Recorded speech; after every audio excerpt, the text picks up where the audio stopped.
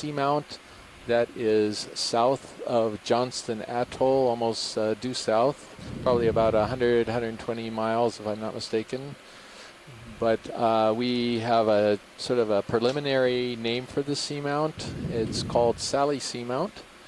And before I go into a little more detail on this, we'll go ahead and introduce ourselves. My name is Chris Kelly. I'm with the University of Hawaii Oceanography Department in the Hawaii Undersea Research Laboratory. And next to me is... And I am Chris Ma from the Department of Invertebrate Zoology at the Smithsonian Institution's National Museum of Natural History. And if you can say that 5 times fast, I owe you $5. As expected.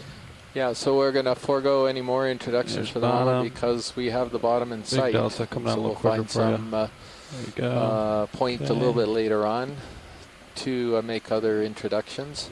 Our depth right now is 2,170 meters. We are on a rift zone ridge, sort of a ridge extending out from the northern end of the seamount. And right now our temperature is about 2 degrees Celsius, so extremely cold, of course. Our oxygen is averaging about 2.2. Stowed, hydraulics are stowed. And what are the little piece of information for those of you who are not on the event log? Our salinity is about 34.6. Get comfortable and get swing arms out, I guess. Copy that. So this is Okeanos Explorer. This is what you're seeing is live research video being broadcast from the Deep Discoverer, which is a robot, essentially a sort of an sort of a truck-sized robot with several high-definition cameras that we're using to broadcast what we visualize on the deep sea floor, and we're able to broadcast that via satellite to everyone from our ship to scientists on shore, to those of you at home, and even those of you at home watching this over the internet. And so this is live, Bridge, this is 9:47 Hawaiian time, but just wanted to let you know we more likely just later bottom, for you if you're and on the wanted to Pacific update or you East on the Coast. payload, which is going to be 090. We currently landed, and we're staring at our beginning research site. What our typical MO is for these dives is we will land first, and as our pilots settle out and orient themselves, we begin. That'll take a few minutes, and then we'll begin to proceed along a slope and look at various points along a transect line that we've established during our planning for the dive.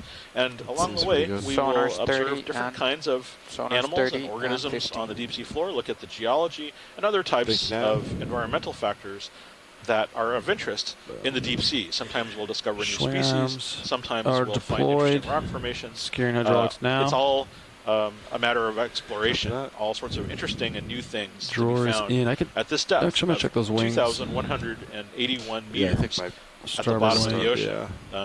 For those of you who are struggling to sort of reconcile that into sort of a more tangible number, that's 1,000 meters is about 5.5 Washington monuments.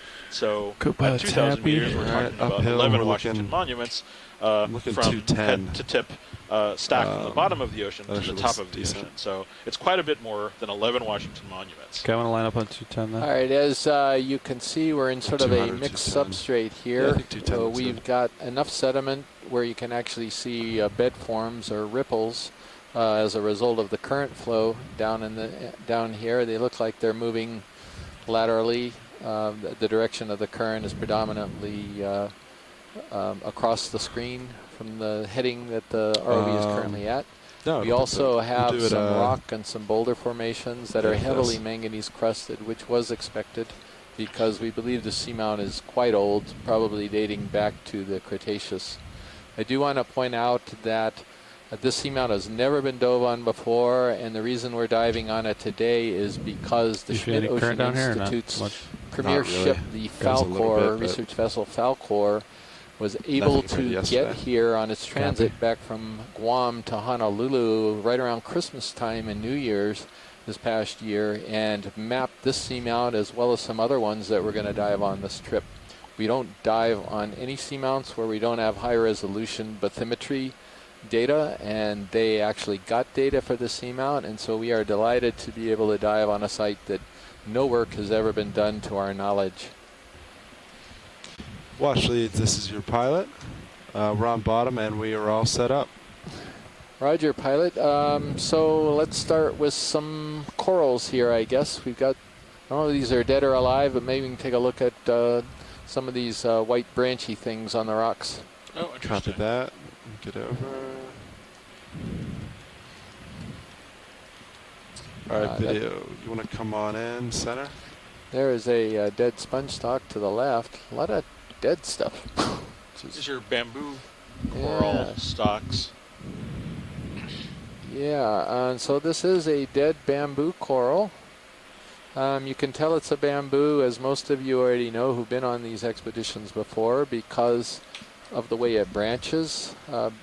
It's also got these sort of black rings periodically on the branches, as you can see, that are called nodes. And how it branches, in some species they branch right at the node, or you see a branch coming right out of one of those black bands. And on other species you see them branch between the nodes. This looks like it, when it was alive, it was branching between the nodes. And so that's informative to the coral biologists studying this group. Copy that. Video, come on out. Thank you very much. Chris, it's interesting to note on this skeleton we're looking at that real quick in front just row. below that lowest branch, and actually on that lowest branch, you can see there's some swellings, and it looks to me like there's been calcium carbonate deposited on top of the nodes, which would have suggested when this was alive it was very old. And it'd be interesting to learn, we can't learn just from looking at them, but how old are these colonies? When were they here alive, and how long have these dead stubs been sitting here? Hundreds of years, thousands of years? We don't know, but it's kind of interesting that we see so many of the skeletons here. Yeah, we're finally seeing a live one, and as maybe the pilot can go over and take a look, they could introduce themselves in the front row. Copy that. Front camera's online. They're sitting pilot Sean Kennison. We are all from the Global Foundation for Ocean Exploration, or GFOE. I'm going to let everyone else on the team introduce themselves, starting with Navigator. Hello, everybody. Sitting as Navigator, Fernando Aragon. Sitting as co-pilot, you have Levi Unima. And back in the back row in the clipping chair is Annie White. Watch it. And in the far front, you got Roland Bryan. Right, so it's not positive to me that this branched one that's right at the lasers is alive, but we're going to find out in a second. The unbranched one to the left is clearly alive. Yes, please zoom at your convenience. I appreciate it. Video, come on in, dead center. And yes, it is alive. So It's alive to me, Chris. Yeah, so Scott France calling in from the University of Louisiana at Lafayette. Scott, you want to tell us what we're looking at? Sure. So you've already said it's a bamboo coral. The branching, it was instructive that, oh, wait, no, hold on. This is a primnoid. So this is not what we were just looking at. This is in the family Primnoidae, another one of the very common deep-sea families of octocorals. And one of the ways that we use to identify the Primnoidae right away, exclusive from the bamboo corals, is the pattern of the sclerites, or the scales that cover the polyps. And you just get a kind of an eye for this, and maybe folks who have been watching this a lot are starting to get the eye themselves. But also there's a very regular pattern to the way that the polyps are typically arranged on a primnoid octocoral. And you can see these are in these little whorls. So we have 2 or 3 polyps that are all arising from close to one another, the bases, that is. It's good now. This looks like something we've seen several times, Chris, but I'm not certain what genus it would be. My guess, Scott, is it's going to be Narella. It looked like it had at least 3 body scales on some of the calyces of the body. I think Calyptrophora usually has 2, and it didn't have enough probably to be Candidella. I think Narella is a reasonable guess at this point, but then I'm not sure anybody can go any further. Certain about what do you think, Scott? Yeah, it's a very reasonable guess. I'm not sure who else is on the phone who can back us up on that. But yeah, in addition to the number of scales, whether they're large scales and the number going from the base of the polyp to the top, also the orientation of the polyps is important. These basically, when they fold up, if they're disturbed, would kind of nod the top end down, curl it downwards. That's another characteristic of the genus Narella. And we could also see a Brittle Star wrapped up on the branch. Chris Ma, I'm not sure if you want to say anything about the Brittle Star. Sure. This is an Okeacanthid. This is a group of brittle stars that we encounter frequently throughout the deep sea, living on octocorals. This one, I believe, is in the genus Ophioplinthaka, which is something that we've seen throughout the area. I think my earliest memory was since Santiago's dive a few months ago. Some of these jumped off of the corals as we approached. This one doesn't seem to be doing that, so perhaps different species. The reason I'm calling it that is because it has the distinct divisions on the disc there. These are quite sharp. You can notice there are also many bristling spines. It's interesting because a lot of the other Ophioplinthaka we've observed usually occur on cleaned branches, and this one is occurring on branches that still have polyps on them. So the coral is still alive, and the surface is still kind of underfoot with all of these nasty coral polyps, when the Brittle Star could be just living without them. Yeah, and so Steve Oskovitz from Temple University noted in the chat lab, and chat room, the chat lab, yeah, that's good, great. The event log. The event log, whatever, chat room.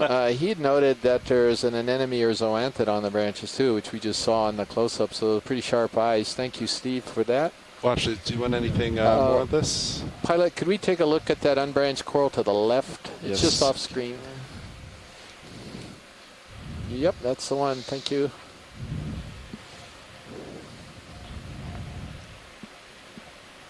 All right, video, come on in.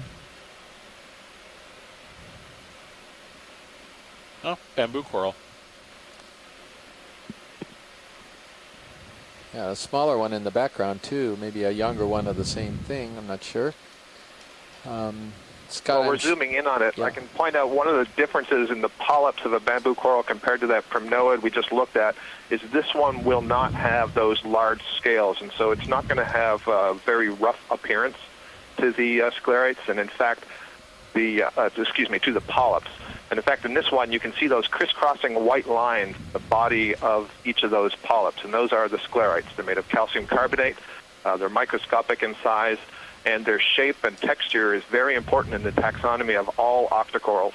And so in this group of bamboo corals that we see very commonly in the deep sea, it's the subfamily Keratoicidinae, those sclerites are always in the shape of needles or short rods or flattish rods, some variation on that theme, whereas in the Primnoidae, they're much more variable. They're usually some kind of flattened scale that has various surface texture and curvature, and it's more like a suit of armor, where here it's like a bunch of needles or rods embedded in the tissue. I can reset. Yeah, so Scott, do you have any idea beyond Keratoicidinae? Do you have any idea about possible clade? Looked like some of the needles in between the tentacles were long, maybe not as long as some species.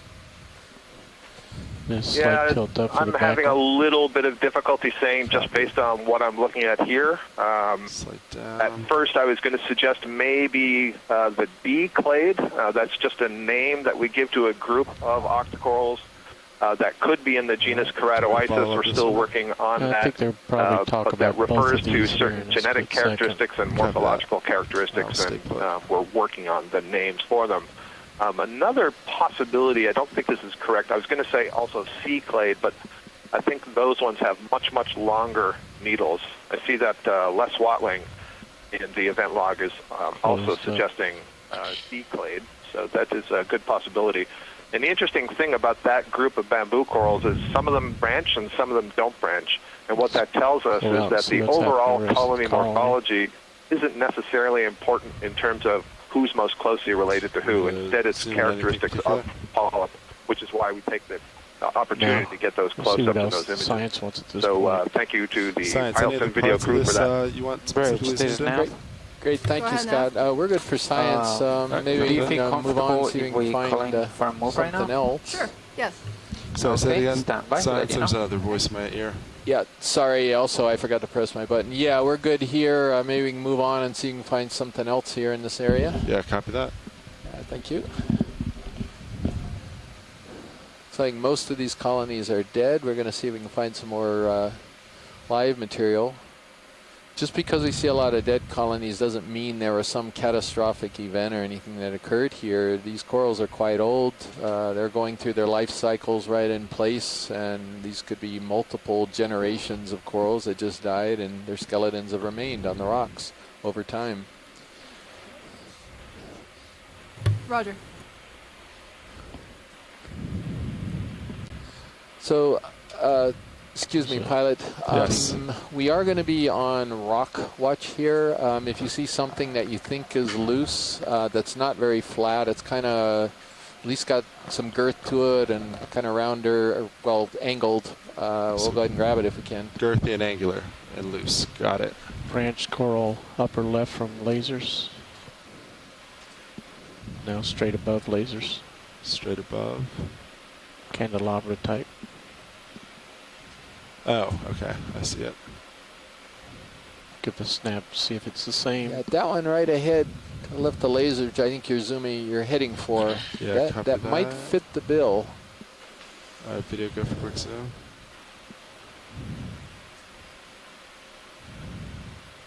Oh, I see. You got a coral here.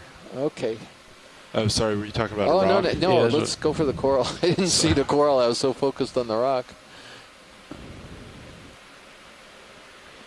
Looks like another primnoid. Yeah, I'd agree, Scott. Yeah, I think. How much tether left? We can do it. Oh, yeah. 15 meter move your way. Maybe the same thing we saw 210. earlier, but I'm not sure about that.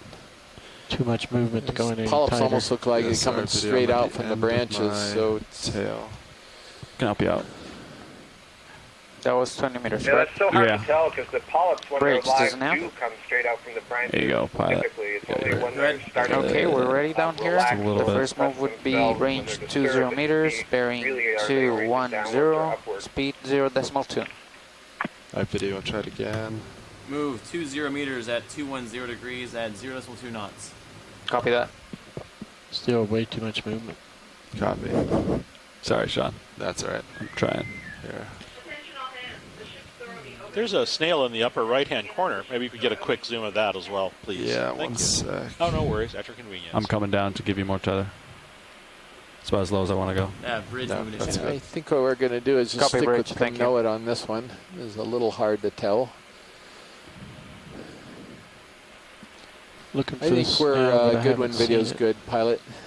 You're happy, Science? Yeah, and then that rock to the left, what do you think about that? It's by your left It's toe. got some girth. It's probably rolled down Video, come on slope a out. little bit, but if it's got some type of a, whoa, it does Ooh, that have, might be a little big. yeah, okay, I never think mind. it's. Yeah, tad big for us, Okay, sorry. but I can use that as a reference for what you're looking for, though. Okay, great, thank you.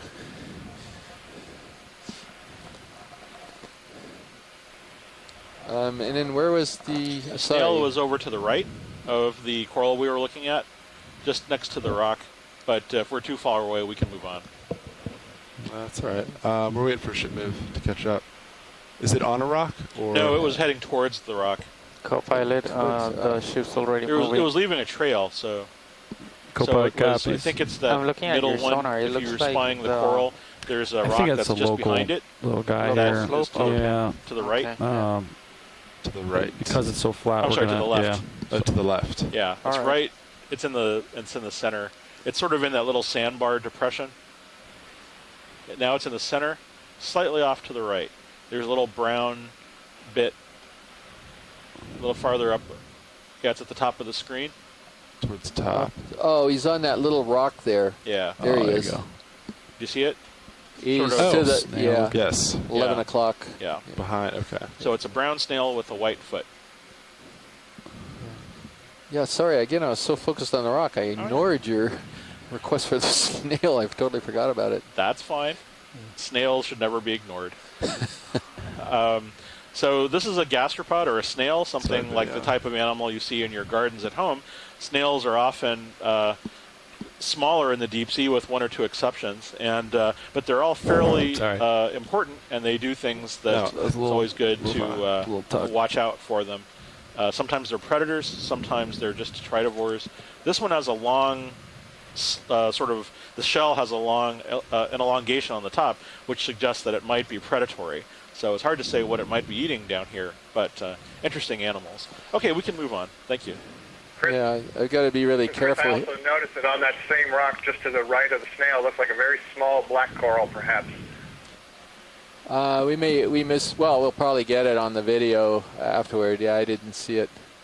I was thinking of my first joke of the day, and that is that, if you ignore a snail and you're sitting next to Chris, you got to watch out or you're going to get slugged. Oh, God. No. So, sorry about that. Okay, that wasn't even worth waiting for. So we're moving along here. We're still at 2180 meters and looking for creatures and interesting things to image.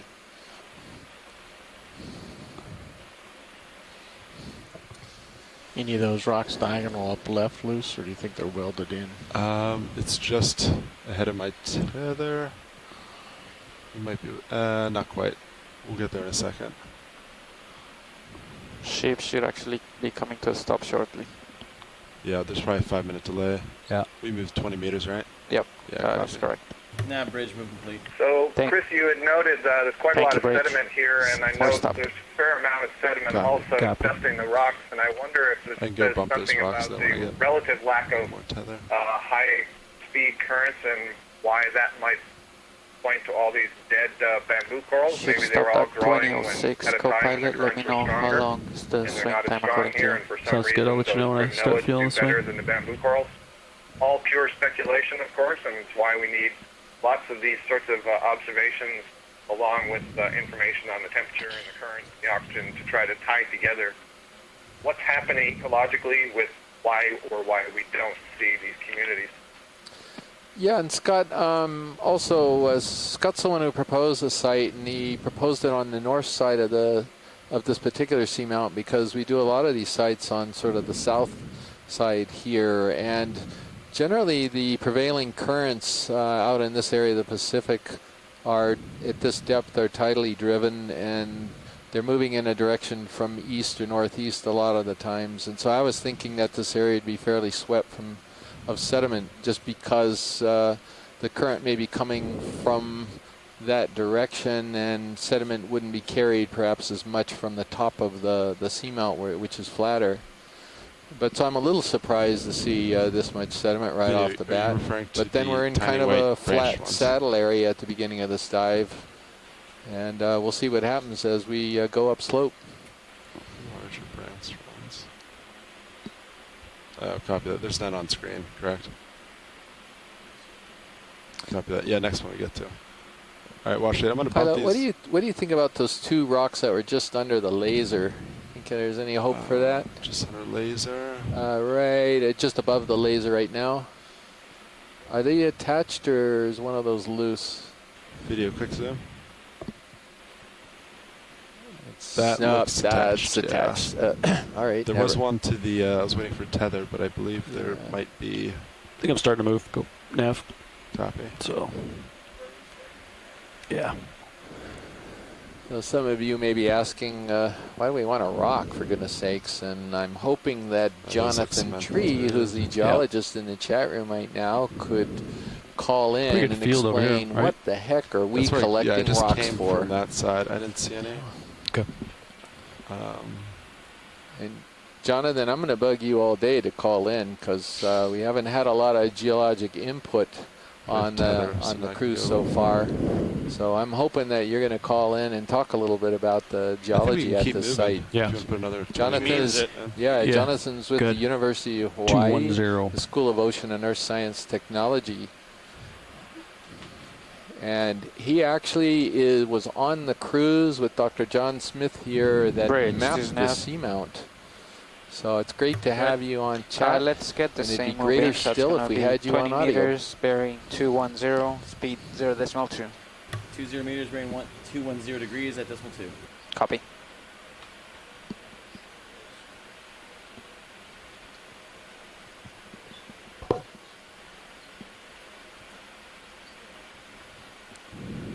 Nav bridge move initiated. Sure, thanks. Copy bridge. Thanks, video.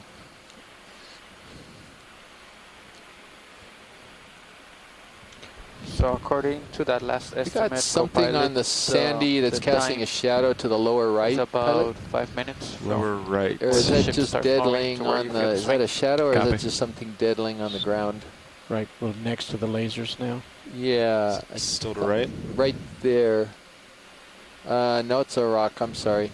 I'm seeing all right. animals. Apologize.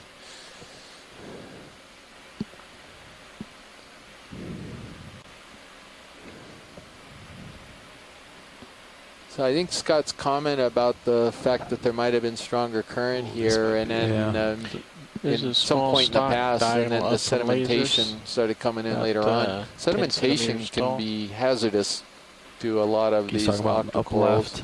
Up left. Yeah, it's between those two quite rocks. possible that there was an increase of sedimentation at the See up site there? Yeah, at some small point stock, in the but past. That Small These, stock these rocks between might, did start might be loose. Right one looks too big, left one looks eroding too this small. Though. community, You if know what I you mean? will. Yeah, we can go over and see. The one Yeah, all the there way is at a the possible top of the black screen. coral on the sediment right to the Oh, upper, video. right there above the lasers. Yeah, copy. Okay, Possible thank you. sea pen, maybe. Never mind. Possible carnivorous sponge, too. See Chris get excited in the back. I think he was talking to you because you like video predation, command. Chris. It You're is the a- sponge one. That's true, but yeah, so we're both interested for different reasons. Okay, Sure. this is not the carnivorous sponge. This is a black coral. And Scott, you want to take a stab at this guy? Maxim. You were going to ask that. I believe this may be the genus Heteropathes. And maybe, Chris, you could look it up on the animal guide. I was just going to start to do that before you ask that question. But yeah, as you said, it's a black coral, so it's related to the octocorals and the stony corals in the sense that they're all members of the class Anthozoa in the phylum Cnidaria. They're all colonial animals, and the little tentacle-like structures that you see arising from those branches are the tentacles of the polyps. And on these black corals, each of the polyps has 6 tentacles. And so if you look in the center, you count multiples of 6.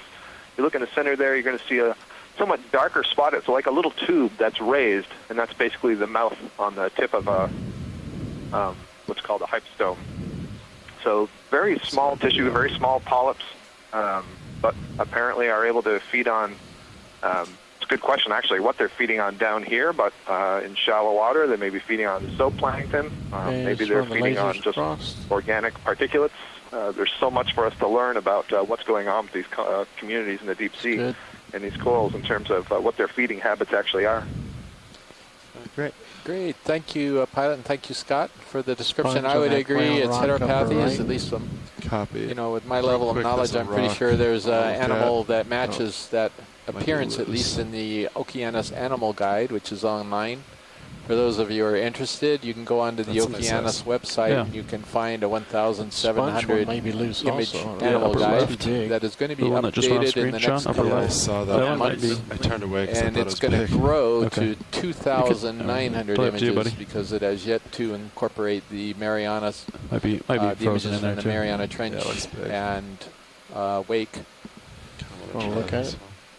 And then the third version yeah, of that over. guide will come out a while after that, and that'll include the South Pacific imagery that Steve just looks a little big Auschwitz to and collect. Amanda Demopoulos and a bunch of people, Matt Jackson and Santiago Herrera were part of, as well as you, Scott. Alright, video, you want to zoom Yeah, in? Chris, and I would just Show 'em the say that sponge, bud. this is such a Sponge. fantastic edition, and I'm really glad that you spearheaded getting this animal guide together. It's really, really valuable and very helpful. Even if it doesn't give us exact identifications, it allows us to make these Hey, Chris. comparisons on the fly to Look at things that. that we've seen before. There's some tiny little dandelion-like sponges on the surface of this rock. Yeah, so that animal we just looked at, I think, was a sponge. I'm not absolutely positive, and I think it was a hexac. Well, I'm not even sure it was a hexactinellid or glass sponge. But Okay. so what was it? Dandelion? There are little dandelion-like structures on the side of that rock. Hold. There's one right between the it was right between the lasers. There's another few of them sort of farther up Yeah, you see the tips are almost circular. Oh, there. Oh, okay. So I do think this is a carnivorous sponge, but we're not really sure. We have collected some of these and sent them to the Smithsonian. I'm not sure anyone has looked at them, and I'm not very good at the demo sponges that the carnivorous cladorhizids are a part of, or members of.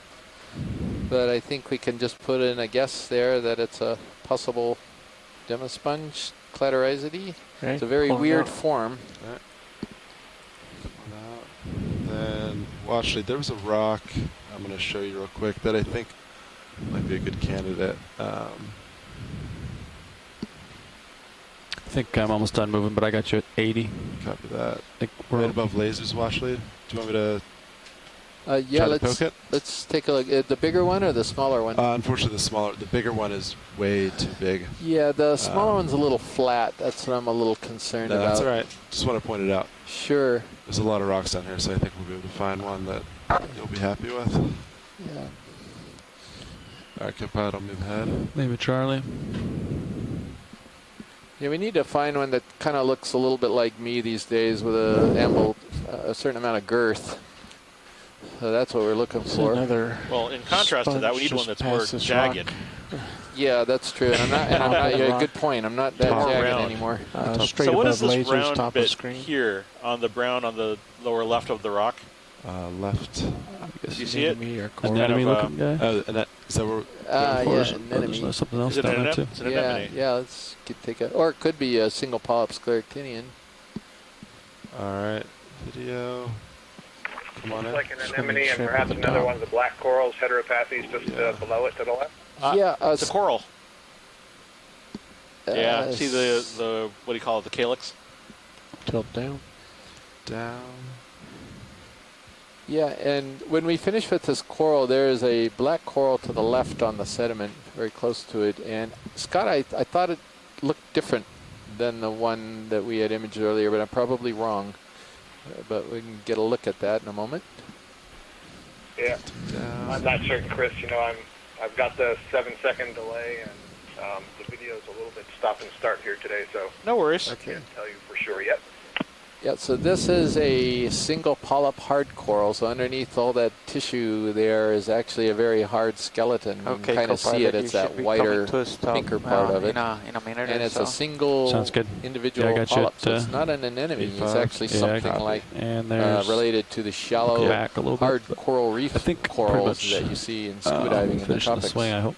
So yeah, let me know if you get uncomfortable. Copy. So we're good for science here, and then it's over to the lower left pilot that we saw something on the sediment there. Copy that. Lower. Right. And there it is, directly below and to the center. That's it.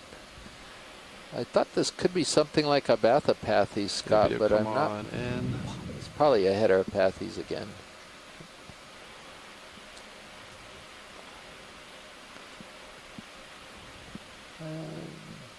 Yeah, of course, the key to separate the heteropathes and the Bathopathes from a distance is how thick it looks in the center along that main stem. But I think you might be right. Well, you got something in the center, Scott, as your video catches up. It looks like there is a set of smaller branches on the opposite side in the center. Yeah. Yeah, totally agree, Chris. So that would make those heteropathes. In the Bathopathes, you would have polyps down the center there, but you wouldn't have those extra spines or mini pinnules or branches, if you will. So that's another what we saw earlier. Tilt up. Stopped. Yeah, so we're good when video's good on that. Video's clear. Copy that. Can we just snap show just below that coral on the top? I think of maybe in a carnivorous sponge. Just let science see it. Yeah, real quick. Snaps him, then I gotta push forward. It's up. It is up. Right below the coral. Right in here? Yeah, a little swinging arm on the left. Oh, very small.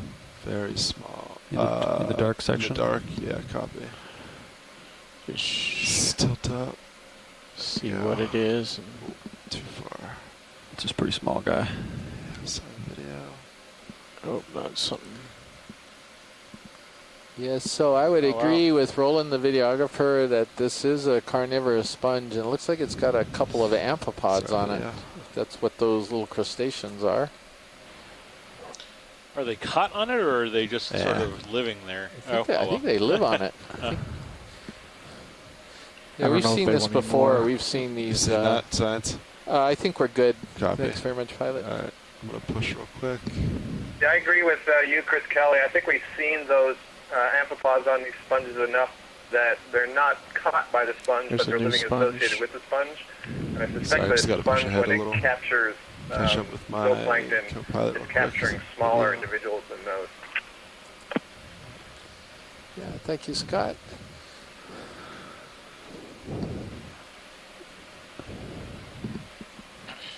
So it looks like Jonathan Tree is going to need some serious prodding here to get on the phone today. Jonathan, I'm not going to... Oh, there's a sponge right there. Do you want to zoom on this? Yes, please, if we could. Just snap zoom will be fine. Yeah, video snap zoom. I think I recognize it. Yep. Tilt down. Okay, this is a sponge that I do recognize pretty readily. This is a glass sponge, Hexactinellida. And this particular one is in the genus Euplectella, and it's in the genus, in the family Euplectellidae, and it's in the genus Bolosoma. And so you can tell by the fact that it's stocked. It's got a osculum on the top, yeah, and it has a scooped out face on the right-hand side of it. Very distinctive looking sponge, and very common in the deep sea. Chris, is that stock like a bunch of fibers, or is it just a solid piece? It's a bunch of fibers that are kind of silicified together to stabilize it a little bit, make it a little bit more durable. So these are actually extremely long spicules or microscopic parts that are modified to form a stalk, and then the very base of it is it's cemented to the rock itself. All right, Science, are you happy with that? Yes, we are. Thank you. Great. Video come wide.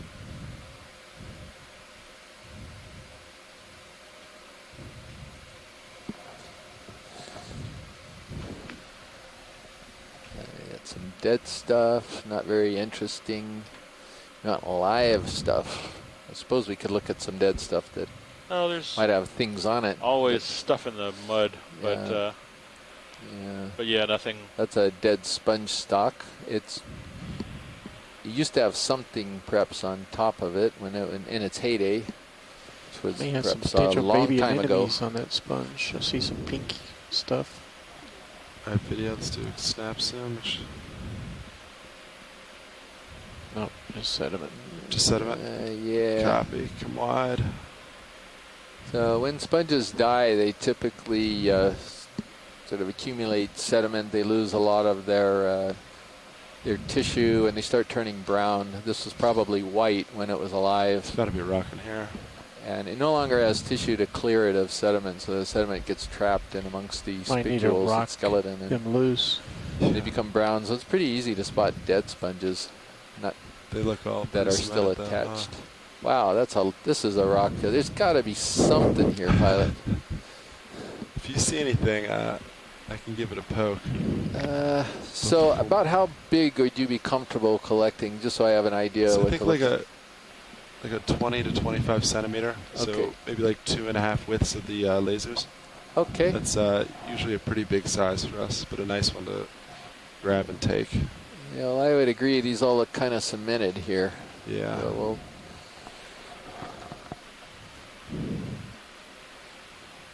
So you didn't want to go for the record? I think it was 154 pounds, I guess. There's a shrimp in the lower right-hand corner there. I think that record. Shrimp at the bottom. Shrimp at the bottom. Oh yeah. And these sort of woody stick-like things on the bottom are dead sponges too. They're not actually branches, of course. That's good. All right, video, come on in. I'll back up as we. Chris, I also wonder if this is an indication that we're starting to move slightly up the slope out of the saddle.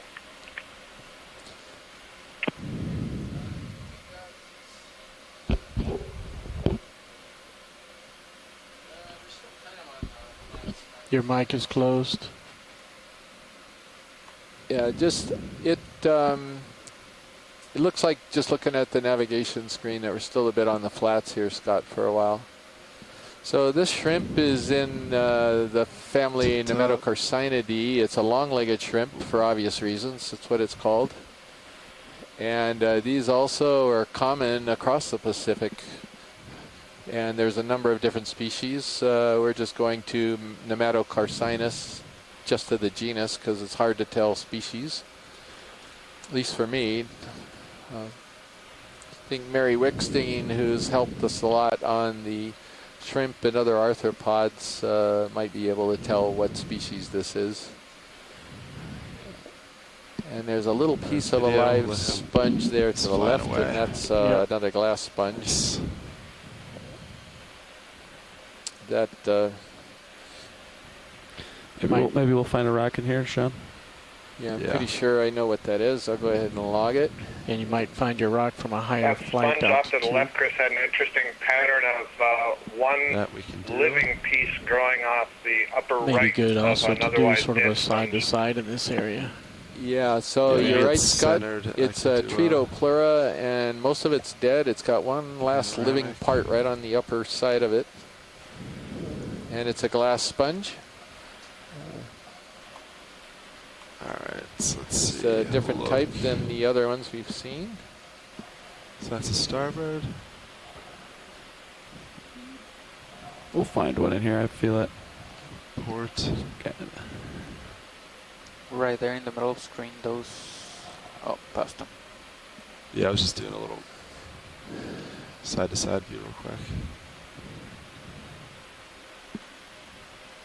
Let's see, where are the lasers? I'm having a hard time seeing the lasers. Are we just too up? There we go. Yeah, there they are.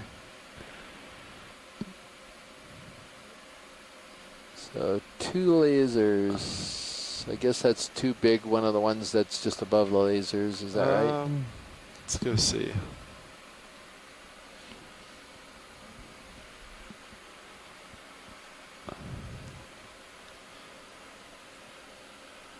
So the one we're on might be okay because it's not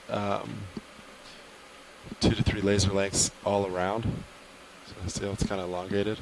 I can poke that if you want, but I don't know. I think it might be stuck though. Yeah. So, okay, we'll just keep going, and I'm sure the right rock will call to us as we move along.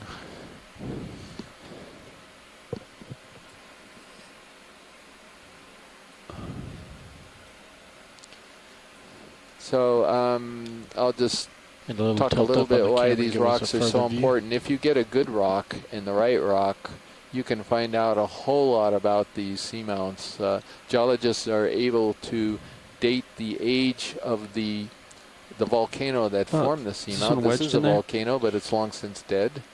And there is a sponge right there that's a little different to the center left. All right. We could get a snap zoom on that one. Yeah, copy that.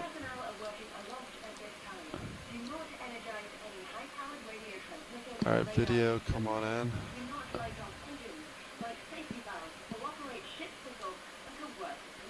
So it's gonna be. So this sponge is another type of glass sponge. So we've seen several varieties of these. This is in the family Pheronomatidae, I'm pretty certain. And I would go as far as to say this is likely to be in the genus Polyopogon. There's a whole variety of forms in that genus and a lot of undescribed species out here. But there are certain features, the scoop face, the way it attaches and so forth, that lead to that tentative identification. Yeah. Thank you very much, pilot. Whenever video is ready, we're good. Go full screen. Go full.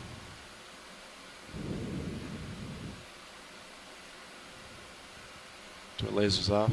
Yeah, one time, please. Co-pilot. Got it. I was talking about why the rocks are so important. Video is clear. Great.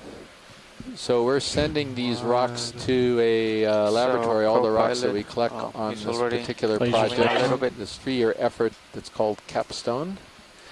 And we're sending them to the Oregon State University repository. A slight interruption. Lasers back on. That is Oh wait, just a being minute, run by Dr. Fernando. I think I Anthony got kind of a little Coppers, rock wall here and situation. He actually does the technique. He's very experienced and a specialist in the technique of dating rocks. It's called argon dating, and I'm not about to try to explain that, even though he told me about it a There's bit. a large coral colony to the left. To the left, copy. And now, Scott, I think we're getting into higher substrate. Top oh, left. yeah, look at that colony. Yeah, Chris, when I said that earlier, I realized that the map didn't show that we were in a steep slope, but the bottom suddenly had less sediment on the rock, and there was more exposed rock, less area of the sediment between the rocks. So I thought we might start to be climbing at least a small feature, and this definitely looks like a large bamboo coral in the distance. And maybe this is a live version of the ones that we saw broken down just below. turning. Okay. He's doing a new. Yeah, it could be as we get closer. We'll take a look at this, Fernando, and then we'll talk a little about worried which way that we a want to lot go. of it's dead, but it looks like it's got live tissue on a fair number of the branches. Yeah, whatever's upslope. At least near the top. Just go upslope. We got an Anapitherium to the right there as well. Interesting question. Oh, there's also a Bathypathes black coral to the right, and we were noting earlier we thought we were looking at a Bathypathes, that classic feather-like appearance. All right, video. That rock wall starts. Yeah, it's interesting. All those broken colonies. You know, you got to wonder. Chris Ma's buddies, judging by sonar, I would say that. That are fond of preying upon these colonies. Actually, comfortable do you feel start with predation After 10 meters this. or the tissue, and then the skeleton breaks down after that, or if there's something else that is occurring to break up the skeleton. I'm not sure what the answer to that is. Scott, I think you actually have it, but the wrong critter. If we could rise a little bit, there's some. I thought I saw some Apocopherans. Yep. Say rise, watch it. Yeah, there we are. Oh, Yeah, look sorry, at that. I wasn't suggesting that it was feeding here. I was just talking in general about predation on tissue, removing tissue, and that then leads to the colonies breaking down, so we see the remnants. But yeah, we're looking at a beautiful Apocopheran mollusk right now, this worm-like snail, and you can see the head end appears to be pointed downwards, I believe. That's the head. These are specialist predators of corals. So are there two of these, Scott, or just one of them here? Yeah, it looks like there's two, aren't there? Kind of coiled together. One's bigger than the other. Yeah, I think there's two. Yeah. Could this be a reproductive like a moment? I'll note that you can see very nicely here the bamboo coral is branching from the nodes, and this is something that we would currently put in the genus Isidella, kind of a classic colony morphology of being more or less planar with branches arising from the nodes, and then other details of the taxonomy would depend on the needle-like sclerites. You can see here some of them are very sharp and extend past where the tentacles arise, and you would think that that would be a defense against things like this Apocopheran mollusk and other predators, but clearly it isn't necessarily effective. Not sure what's going on with that Apocopheran. Scott, do these feed on the bamboo corals with radula the way that garden snails might feed on a plant? Slight down video.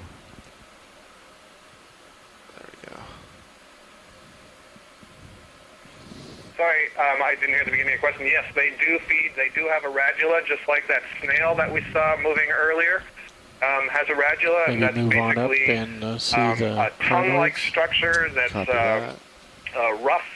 Think of sharp sandpaper, and they can extend that. It's on the top of this very muscular bean-like structure that is extended out of the mouth, and they use it to scrape up whatever sort of food they're feeding on. So in the case of these Apocopherans feeding on these corals, and that's one of the key characteristics that lets us know that it's closely related to other mollusks. Wow.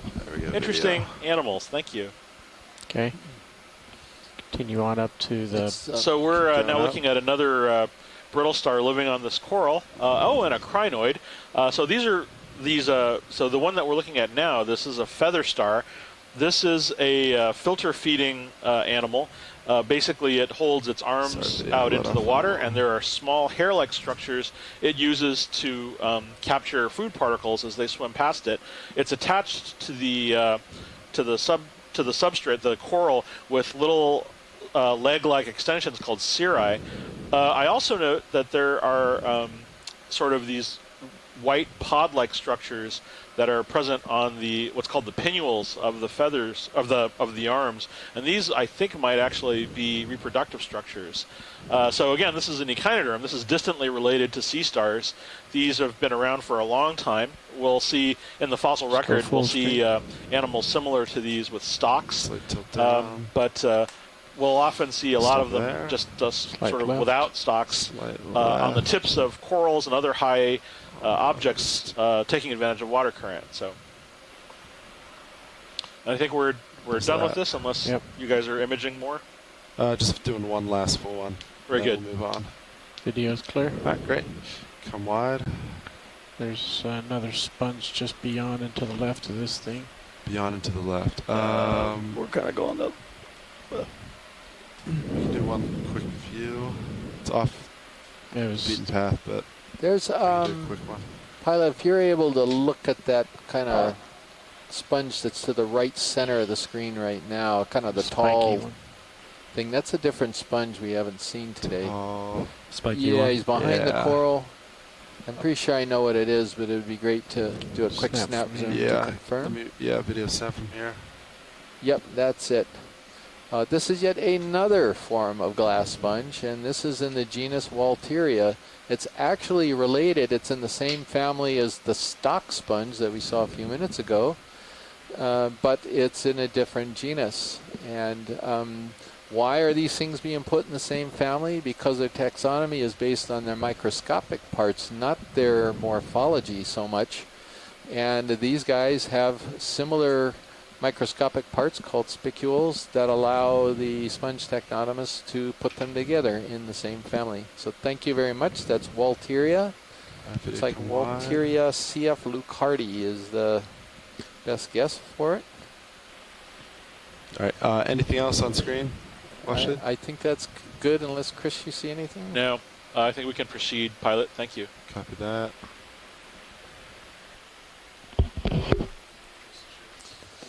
Not a bad sight, Scott. We're seeing a lot of stuff. Except for this little colony that just showed up. Sorry. The little yellow one to the right of the lasers.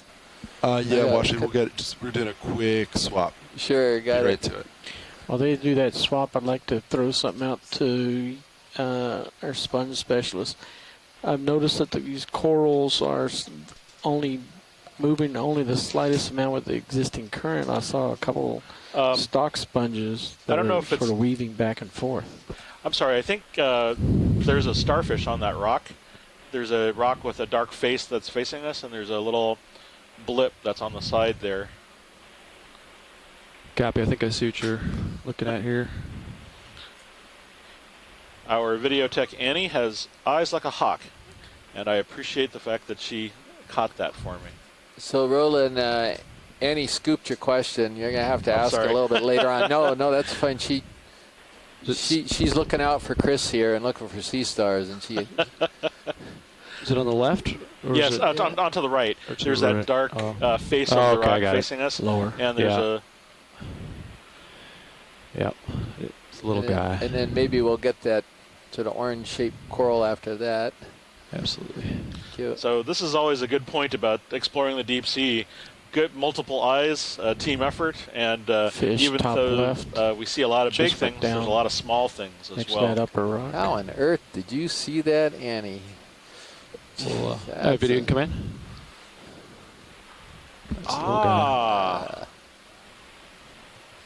Wow, that's amazing.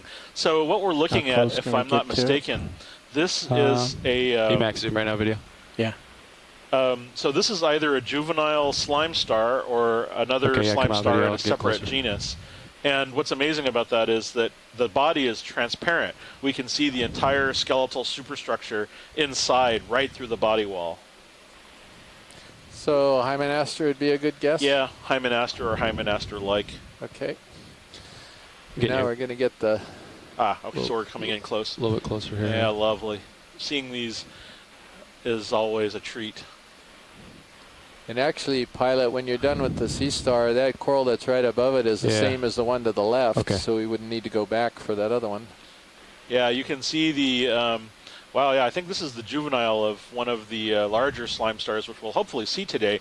But there are kind of fan-like structures that are supporting the kind of slime-like membrane that covers the surface. And that's what you're seeing there. Okay. When they're bigger, the membrane develops, and there's a hole right in the center of the body that they can emit a stream of mucus out through as a defense. Who knows? Maybe we'll get to experience it, and our day will be made. Oh, there we go. Oh, there it goes. So that's a hole called the Osculum, and that hole is where water enters into and out of this sort of secondary skin that covers over the top of the body wall. And so water will flow in and out of that, as well as mucus when they want to defend themselves. Coral after this guy. But that's just beautiful. You can see the spines coming right off of there are ossicles that create the structures that support the tube foot rows, and you can see the spines that come right off of it. Those are those flanges that look like ribs off to the side. But what we're seeing is just essentially a transparent body wall. It's like one of those invisible see-through man models from the 60s, except it's a see-through starfish. And those brown bits might be the rotate up?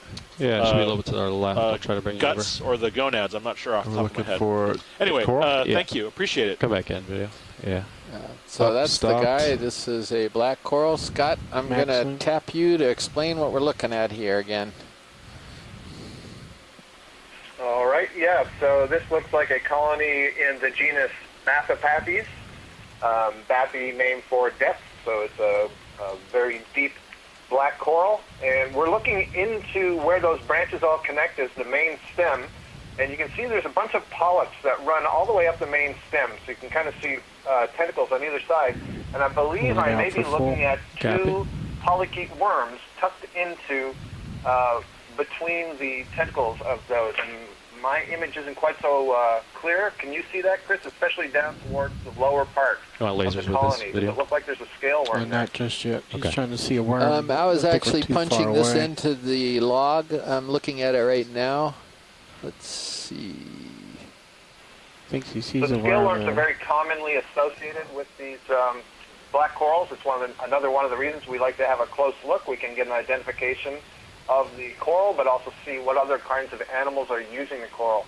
And so I can see a slightly greenish-brown discoloration on the lower part. Actually, it looks like two, lower and upper. And I can't oh, there it is. Worms in there, or if it's just a trick of the eye. No, I think you got it, Scott. We can see now what you're talking about. Boy, that's a tough one. Because you can see that there are no tentacles right there. The worm is in the center of the tentacles there, and Annie was pointing that out. Man, Annie, what, you have like 10 cups of coffee this morning and you're able to get this stuff? Holy cow. Anyway, good eyes, Scott, to you too. And little dots that are the mouths of these polyps that are running right up the center of the main stem, the main axis. Yeah. Great stuff. Yeah, we're good. Good with science there, pilot. All right, let's go with the Thank you very much for that. When you're clear video, you can pull wide. Yeah, video's clear. All right, so we're our list of species is growing quickly. We have a variety of different glass sponges, and now we've got a couple of black corals. We have a couple of bamboo corals, at least like 3 bamboos already. You want to take rotator back? And let's, this is the. I'll keep it for now. Copy. This is the unknown creature. Actually, I call it. Well, I've identified it as a who knows, and I call it who knows 1. Is that the new genus, Chris? Yeah, this is it. Who knows 1? Can you get any tighter? Is that it, video? That's maximum. So this is something that we've seen in the invertebrate guide. We originally believed that it might be a bryozoan, but bryozoan experts have since sort of said no, that isn't a bryozoan. Closer to it? So we don't know what it is, and not really right now. One of these days, we'll find out. That's still going to put the same amount of distance away from your camera.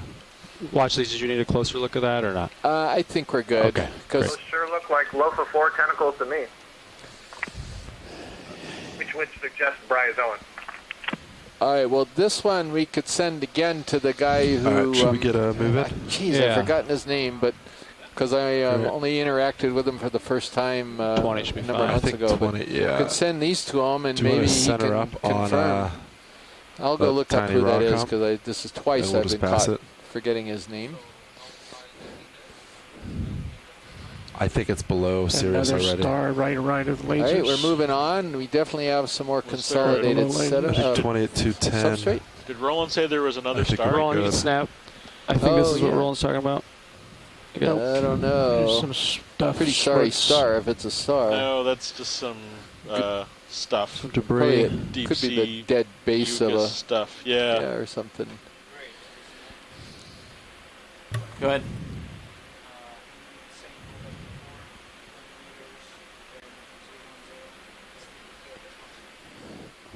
It's an interesting round circle top right. Ship move. Copy that, 20 Roland. meters I think bearing it's a sponge 210 base. degrees at decimal 2. The one we just saw, yeah. Yeah, I think that Oh, and they got another rock coral feature we're coming up looking at here is on the the one in right. front of detail. One Yeah, of the it's pretty Tritoplura nice. glass sponges to the left, but let's go for the corals. Got several colonies there, but another one of these. Maybe the same thing we just imaged. Maybe oh, there's a colony right in front of that Copy coral that, pilot. thank you. That's Yeah. lyrate. Looks like a chandelier, like a Candelabra or candle. something. Yeah. Get This right is on going to top be yet of it. another different species of octocoral. Also a different black coral in there. Got some very sparse branches. All right, and look at the way the animals are picking up now they're on this consolidated substrate, Scott. Good sight. Nice pick here. We're off to a great start. Okay, Copilot, can you check my Thanks. And rotator? also, this looks like it's a video local can't high get point. super close So quite this yet, consolidated substrate but is I also will raised, which is couple another minutes. thing that So you accelerates can the come current, down, and where go you'd for expect that to see the largest of candlestick the guy. special fauna. Do you want to start? Unless, of Yeah, course, yeah. the currents get You too can, strong, they can't get too big. Okay, because just then got the my foot colonies down might so you break. can rotate down a little bit here. Coming down. Yeah, video, you can come in. I think this is what they wanted to look at first. That definitely I is. also saw a spiral So off Is to the it right. centered? Is that where we're? Yeah, Top rotate There it up. is. Yeah. Yeah, go ahead and come in. candelabra looking thing. Yeah, rotate up and come in. Yeah, there you go. Is it still up? Yeah, Yes. keep rotating up. Oh, we're going for that one. Large Copy. colony, Yeah, yeah. I was going for a different Oh, one. sorry. That's all right. There we My go. mistake. Pretty far away here, but once I get more tether, I can get closer. Okay, so this is going to be yet another species of octocoral. It's in the same family as one of the ones we saw earlier, the primnoid family, but this is different. And my best guess on this would be, what would my Calyptrophora angularis? Calyptrophora, you're going to say? Yeah, Calyptrophora and maybe angularis. Scott, what do you think?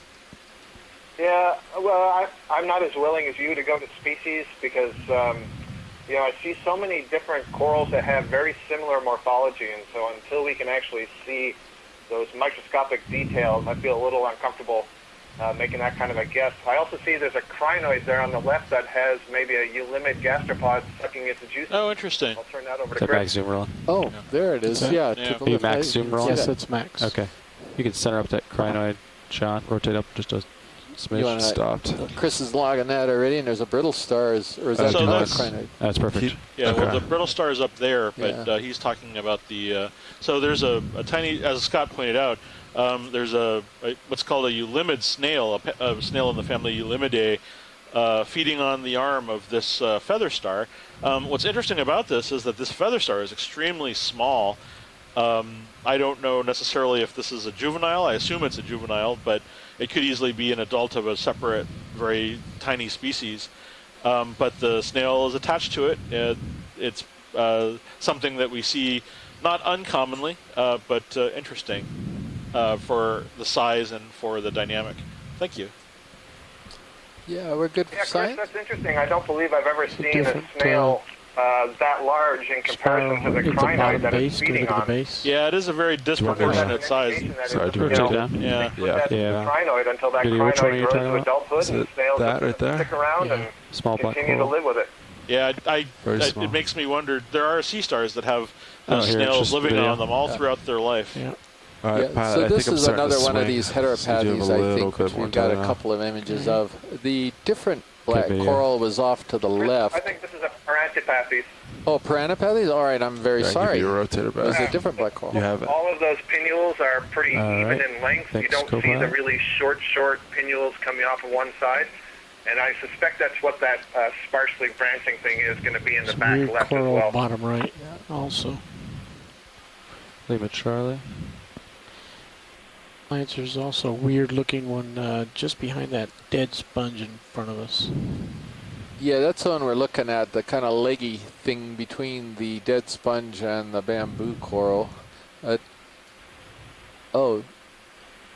I see. Okay. Kind of thinner. Keep going a little bit to the right. Yeah, the thinny, wispy thing. Yeah. Centering up now. Oh, this is a weird one, Scott. Oh, I think I might have an idea. Branching thing in the Maybe foreground? Yeah, could frame it up. this be Bellepathes, Scott? A weird? Well, I don't know. What is this? Still zooming in.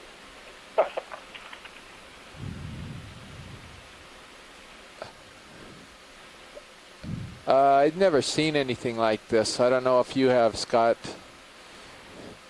Yeah, I don't know. This might be in the Antipathidae. I suppose it could be. I guess it's an Umbellapathes. Maybe we're just looking at it at a funny Slight angle. tilt up. I Yeah. don't know. Copilot, can you rotate me up? Yep. Just Got to the center right up the sub-branching. branches. But it doesn't seem Slight to tilt have up. all the main branches coming out in a Stopped. rotational pattern at the top like we would expect for the genus Umbellapathes. Yeah, but they're not all coming out in a plume, though, Scott. They're coming out in Can you several tilt up? different heights Tilt up. along the main stem. Yeah, go for it. Right, that's what I'm saying. They're Yeah. not coming out in that Hold pattern there. Stopped. of a ring near the top. So I'm going to throw this out because you need to go fast on this. Is this a collection possibility for folks? Anyone like to weigh in on this? At least from my point of view, I've never seen a black coral like this. Tina, unfortunately, is not on the line. Tina Molitsova. But what do you think, Scott? Do you think this is kind of common, or is this new enough to warrant? No, it's not common. I don't recognize it. I'm having a little bit of trouble placing it right now. It's got elements that remind me Tilt down of full screen. Slight maybe down. Lillipathes, but Do a slight. the color is off. Maybe it's just a really young one, That but back. I think it's worthy of a collection. It's not something. I think we're okay to Pin collect. down easily. I mean, Tina I'll is probably on the right over line. top of you, but Excuse me. I just there's see her, nothing and to run she's into, suggesting so. Lillipathes. Tina, what's your opinion here, and how about from some of the other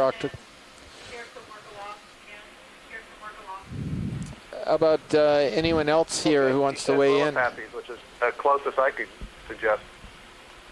Yeah, we're still waiting for a consensus. Sako Matsumoto's on the line, another I think ahead octocoral of time. If you specialist, Les turn, Watling. Now we might got be a able whole to bunch open of up your people in box without the lifting chat it up. room. Sticking out loud. We have. What do I you gotcha. think, guys? Is this a good candidate? Let's get some Or more if you're opinions stable like going. this, I'll just grab it. I think I'd have to I'm gonna move closer to it if I was gonna grab it. Yeah, copy. Maybe pivot, turn left, lateral right. Can we look at the branch to the right? Absolutely. Video coming right. It's the one that's closest to us. This one. That one, yes. Max zoom. Copy. Well, Scott, we're not getting a whole lot of other responses here, and we have to make a decision pretty fast. So I think it's worthy if the pilots can. Pulling out full If wide. they're in a position to grab this thing, I think. Yeah, this if you could want, be we good. can certainly give it a go. I'll get set up for it. Yeah, we're waiting for Tina Molitsova, who just got on the event log. She's at the Shirshov Institute in Moscow, and she's a specialist in these black corals, and she's looking at it very closely right now, which I think is why why we're waiting to hear from her. She's thinking about it. Les Watling thinks it should be collected. Looks very strange, and Tina says yes, perhaps if we could grab it. certainly never seen this type of black coral, I don't think, in the Hawaii Johnston area. I can't remember ever seeing anything like it. And we don't have anything in the animal guide that looks like this. Scott had thrown out, let's see, he's actually looking in the guide right now, the Okeanos online guide. And I'm clicking on his link. Yeah, video, you can frame it up if you'd like. Make sure I'm not moving. Yeah, what I sent you would be a much older colony than what we're looking at here, but you can see the coloration is different in terms of polyps, and I don't know if that's just an effect of age or feeding. Well, but you know, that's the closest I can might be able to get a little drawer open. I don't know what how we're much. looking at. Okay. I could try pivoting around. Yeah, so Tina said it is quite possibly new, and those are the magical words that we love to hear. Really anything for you to run into, too. So it's up to you. Folks, those of you who are watching in the public, we may be looking at a brand new species of science here, so we're going to go ahead and collect it. We won't know until it's given a very thorough examination in the laboratory. But what camera? You may be seeing it for the first time as we are. Zeus, right camera, right video. Zeus, you got it. Okay, watch this. We're gonna go for the collection. You want? I'm thinking just snip the top portion. Yeah, maybe about halfway down. Halfway down. Yeah. So. Okay, I'll get close to it, and then you'll. Yeah, just make sure we get enough tissue here to craft for sure. Because we need a bunch of these branch points on it as well. Yeah, I think that's well said, Chris. Some of those branching points are going to be important, but try to leave at least the lower branches so that this thing can continue to grow. So upper branches, leave some lowers.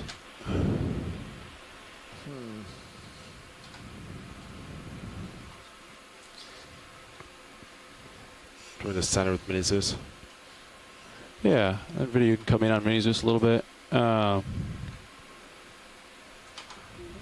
Yeah. Okay, so maybe you might. Yeah, that's what I'm. Did you guys get the science description about leaving the lower branches for regrowth? So we're going to try to leave. Yeah, I think that looks like a good height. Well, actually, does this look like a good position to trim from here? Yes. I think that'd give you enough.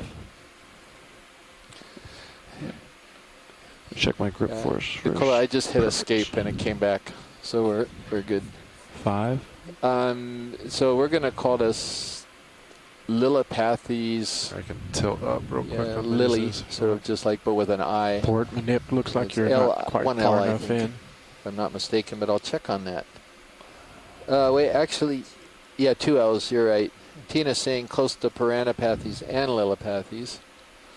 We'll just call it Lillipathes a question mark. And then, Pilot, do you know what box you're thinking of putting this in? Not yet. Okay.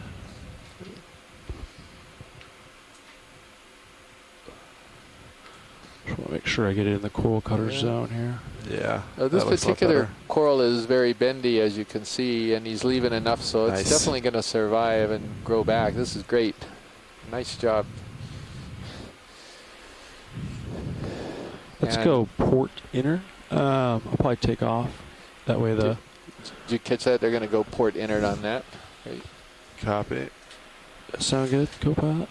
So you're hearing us talk a little bit here in the background. So what's happening is at the very moment of collection, then we've got a screen up in front of us, and we're putting in some information, a specimen number, where it's actually going, a tentative field ID, and then once it is secure in the box, let me know when you're ready. We press a button, and it captures the longitude and depth and all types of information with this collection.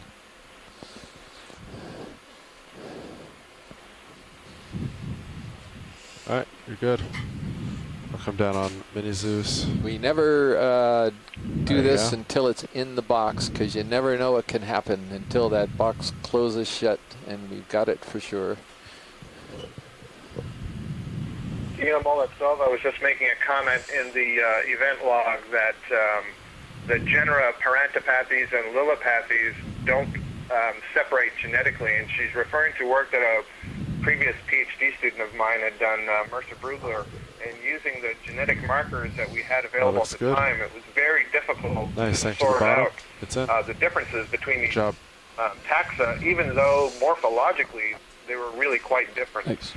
So we're still investigating the genetics of that. Yeah, thank you. It is in the box, folks. We've got it. And it's, at least for the moment, it's stumping the coral biologists out there. So this is great. This is the type of animal we do like to try to find. So thank you very much, pilot. Excellent job. Yeah, thank you.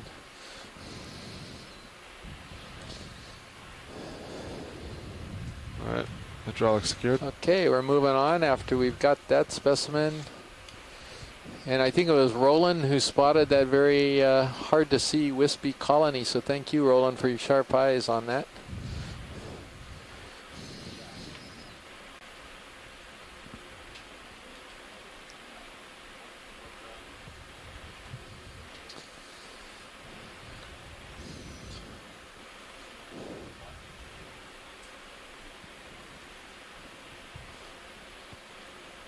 There's a little bit of a different sponge there. Copy that. To the left. It's the first time we've seen this variety of glass sponge. A snap zoom would be sufficient, I think.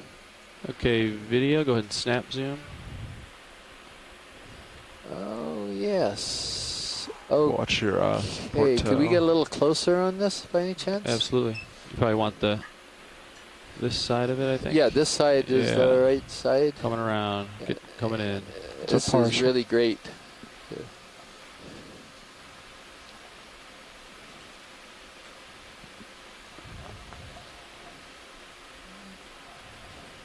Some other colonies below me, so I probably won't sit down for this one. Okay. Is this close enough? We have additional zoom here. So just a quick additional zoom. Yeah, video. That's it.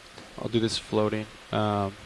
And that's, well, there's a little critter in there. Amphipod, I'm guessing. Yeah, so this is actually in what we call hard sponge group. I think it's in the family Phareidae, and it could be something that's called Spidoscopulia. This identification, if it's correct, is coming, if I'm looking at the same thing, is coming from Dr. Konstantin Tabachnik, who's also at the Shirshov Institute in Moscow with Tina Molotsova. And so thank you very much. That's as good as we can get on this. There's a little ophiurite, isn't it? Yeah, I think so. Looks like it's hanging on the outside. Is there anything you'd like a closer look at of this specimen, or? No, thank you. Okay. That shows me what I need for the identification. All right, video. Yeah, we'll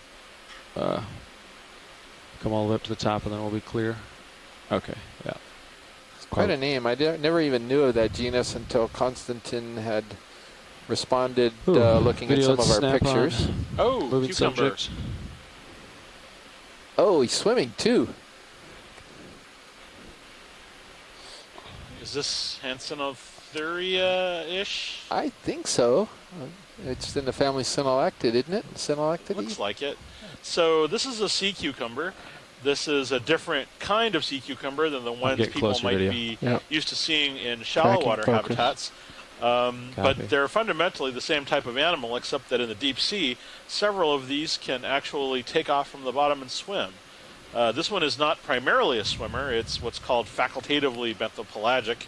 That is to say, it lives on the bottom and can take off into the water when it wants to find, presumably, newer foods to eat. You can actually see the food it's been digesting through its body wall because the body is transparent, and you can literally look at the gut contents in the gut. And so that's what that kind of gold tube is. So after swimming, it's now sort of settling out. And I don't want to back into anything. Tilt. That's about as far as I could swim too, so I'd be pretty tired. Well, I think it needs to sort of let it go, video. Swimming crinoid bottom screen. Leave its Oh, and wow, there's all sorts of swimming echinoderms today. Well, so here's a swimming feather star, also called a crinoid. These are also rotate slightly forward to keep you in view. Sort of, they're not primarily swimmers, at least as far as we know. Lasers are clear. But they will, when provoked, start undulating their arms and kind of achieve some kind of lift as they swim up into the water column. This one might be doing so in reaction to our presence. It's not hard. It's not clear. But it's thought that this swimming behavior might have been evolved as an adaptation to similarly slow predators, such as sea urchins.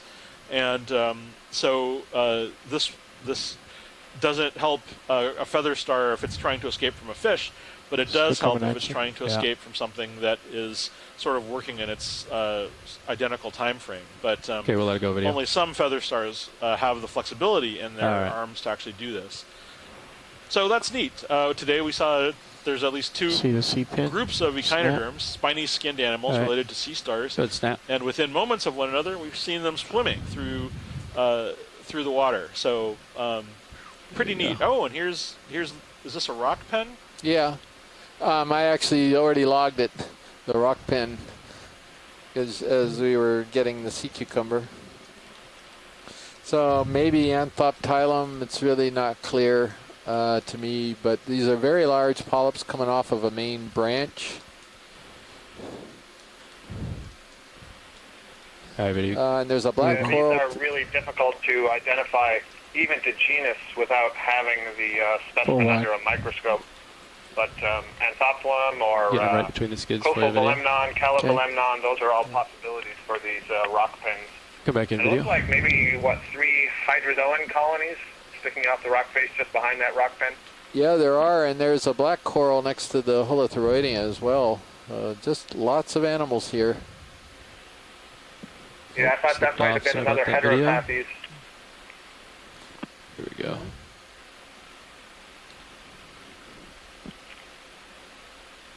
Nice view of the kind of suction base of the rock pen there. Yeah, and there's a beautiful view of the Holothroidean right now showing, those are pseudopodia, is that what you call them? Or what do you call those are the tube feet. Tube feet, yeah, sort of looks like they're around the fringe. And it looks like we're getting a classic view of where the sea cucumber deposits its sediment when it's done with it. But what do you call these things on the top? I think those are actually, I don't know what they're called, but they're modified tube feet, if I remember correctly. Okay. Okay, we're clear. All right. Let's pull wide. Yeah. Thank you very much. Looks like there's a worm or something on that black coral as well in the background. I wonder if it's another Aplacophorus or if it's just another scale worm. Scale worms are more commonly observed on the black coral. Which black coral? Very small white. We need to come back in. We can. Yeah, we can do a quick snap zoom on it. So you got video? Know what that is. Maybe a snail even? Is that full zoom video? Yeah, give me full zoom and I'll try that. Oh, there we go. All right. Stand by 1 as I center it up. Copilot, rotate up a bump for me. Rotating up. Stopped. Ooh. Rotate down. Is it a worm maybe? Stopped. It's it's a worm, I think. Slide up. Isn't it? Slide. Yeah, polychaete. Sure. Yeah, so it looks like a little tiny polychaete worm living on this black coral. Okay, video, come wide when you're clear. Saw some similar to that on, putting my was foot it the on? Hemicorallium or was it the thanks for Chrysogorgia that we collected the other Not day? ideal. Yeah, it's Chrysogorgia. I rotated due south, yeah. about 25 degrees to port. Leaving Charlie. Yeah, there's a family of polychaetes, if you center with me, I'll just kind of rotate. That are the more commonly called the scale worm, center. that have a lot of species that are associated with many different kinds of corals and with many other kinds of invertebrates as well. They have some specializations that allow them to live very closely associated with other animals. We have some big bamboos in the background already, so the density of animals is definitely picking up here. All right, we're back on track here. Is it possible Bolosoma? Yes, I think. Yeah, maybe. Not so sure. We could do at least a snap zoom on this guy too. Yeah, yeah, I think you're right. Way to go. We can go snap on this, just to get an idea. Yeah, it is. It's kind of a little bit weirder texture, kind of more bumpy. Coming in for landing. That's a weird bolosoma. It's got some very large osculum on the surface of it. Here's another one of these little tiny crinoids, these feather stars, that's living on this one as well. But yeah, I completely agree. Bolosomini in that subfamily, the stalked euplectellids, and bolosoma is a pretty good guess to the species.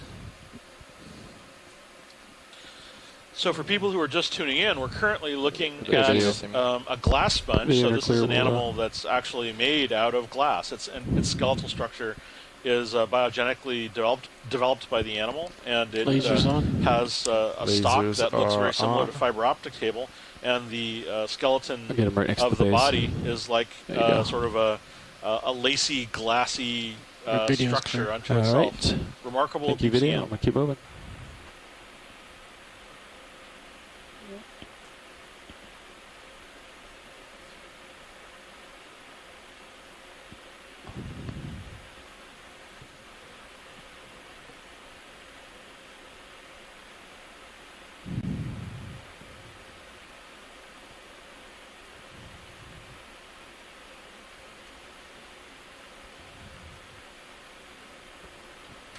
See a couple large colonies up here on my left. Yeah, do you want me to rotate? Yeah, I think they're going to want to see these. Agree, pilot. Thank you. Yeah, definitely. Copy. Rotating. Think I got enough tether to get there? You might. I can come down a little bit as you go forward. All right. Let me know, co-pilot, if you're thinking about another ship move.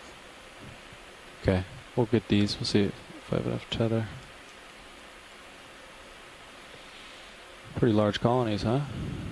Do we have lasers as to how big they are? They are, yeah. I'd say the base of the center one is about 10. Here's the lasers. I'll bring them over to the white zone there. Gives you an idea. Yeah. Obviously a good place to live up here on the top of this feature. It's good to be one of the things we're often wondering is, when you see these really, really large colonies, what are all the factors that went into allowing them to survive here? So their currents must be strong enough to deliver them food. They must have been good enough for the larvae to get here in the first place and not get buried. That co-pilot video, you can I wonder, are these come in, maybe we'll get the related to each black other, or are they all background, independent contrast. colonizations? And I'm looking at these two large bamboo corals in the foreground. I'm also looking at the background to the right, and I'm wondering if that one in the right is a different species from this. It has much more angular branches in the background. Maybe a little closer. Okay. This one is also. Oh, this is branching from the internodes, I see. So they are definitely different species. Let's get another move in. It's going to be 10 meters, bearing 200, speed 0.2. So which one is this, Scott? Well, we would put it in the genus Keratoisis for the time being, range but those 10 meters, are going bearing to be modified 200, because we now know that speed there are actually 0.2. several different That is genera range 10 that are meters, subsumed within bearing that one 200, name. speed 0.2. That And is correct. as we're kind of looking over here, get a clue from the Sclerites themselves to see if I can give you any further clues. So everybody can look with me. I'm not seeing the really sharp needles protruding between the tentacles, and I am seeing what look like shorter rods in the body of the polyp, and so those are important clues. RV nav bridge, move of 10 meters, bearing 200, speed 0.2 initiated. Thank you, Bridge. All right, co-pilot, can you grab my rotator? Absolutely. Let's just come up slow all the way to the top. Coming up slow. Looking for little spikes. Well, it's possible this is in what we would call the B clade. Okay, the D clade. But B as in boy, B as in Bob. B. Bamboo. Anything There there? we You go. want to keep coming? Yeah, let's come up to get to the tippy top. But yeah, tough for me to say right now. So, what do these eat exactly? I mean, it looks like they've got mouths So everywhere. that's good. Is it just organics, or do they actually feed on things? Video's happy, I'm happy. Yeah, so every one of these polyps has its own mouth and its own tentacles that are presumably used to grasp things. And it's something that, we've asked ourselves a lot. What do they feed on? Because we never get to observe a predation event. We sure would like to. And there have not been that many studies that have directly tried to assess what they're feeding on, at least in the deep sea. And so studies have to rely on either comparison to shallow water, where they are zoom out a little known bit, to see if we feed see on, any associates on this. and when I say they, Thank you. I mean Only associate I've seen was a very small little crawler on it. very small zooplankton. Yeah, I think I saw him as we were coming up, or rotating up. Huh. But nothing. Les Watling, one of his Something on students, that Les left Watling ear. at I think I'm see what you're saying. University Slightly of red in Hawaii, color at the one of tip his of a students, when branch. he was at the University of Centering Maine, it was up doing now. some studies on reproduction in these deep-sea See if I octocorals. don't lose So it. she collected a lot of polyps and then embedded them and did some spin sections. And we saw in some of those spin sections Rotate down small about. crustaceans in the guts. Rotating. So we Small know red in they color. can feed, at least some of them can feed come on down. zooplankton. But there's a question about, maybe they're just feeding on organics, Yeah. Stopped. That bacteria, situation. and all. Looks like That's a really good question. Hey, Scott. We're coming up on some benthic Genopours here. Copy. Coming to. Oh, wonderful. Might be So, yeah, if we... Sorry, go on. Go ahead, Chris. I don't know if you want to describe them or if you want me to. Oh, no, please go ahead. Well, so Genopours are very commonly observed in the water column. They're sometimes called sea Go ahead and take it to the gooseberries. far They're right edge of the screen so you can little see the tentacle. jellyfish-like animals that far as swim possible. using Oh, they're pretty cilia, long, aren't rows of they? cilia that beat Off kind of screen like right the now. rows, the oars Yeah, of a boat. I'll try that. But this group of Genopours, called the platytenid Okay. Genopours, are specialized to actually you still be wanna benthic. keep That the- is, they are sitting on the surface of the bottom. Usually they're sitting on some kind of animal, and it's not unusual for us to see them on corals or on sponges. I don't actually recognize the morphology of these species, but one of the things you can see, there are these little orange structures back there, and you see there's an extension, kind of like a little chimney coming from them, and then there's a fine line coming out of that chimney. So those are, the chimneys are called tentacle sheaths. There's that other and colony all in the Genopours, foreground right or now, most Genopours fortunately, have these but tentacle sheaths. And then they extend the tentacles kind of like fishing line, and embedded in the tentacles are specialized cells that have structures called coloblast, and it's kind of like little packets of glue, so that things that are swimming by and intercept those tentacles will cause those glue packets to fire, and then the tentacles can be withdrawn and they feed on them. So Interestingly, the mouth is it's more like a actually sticky... undefined against the colony it's- itself. So it's sticky packets, not stinging cells.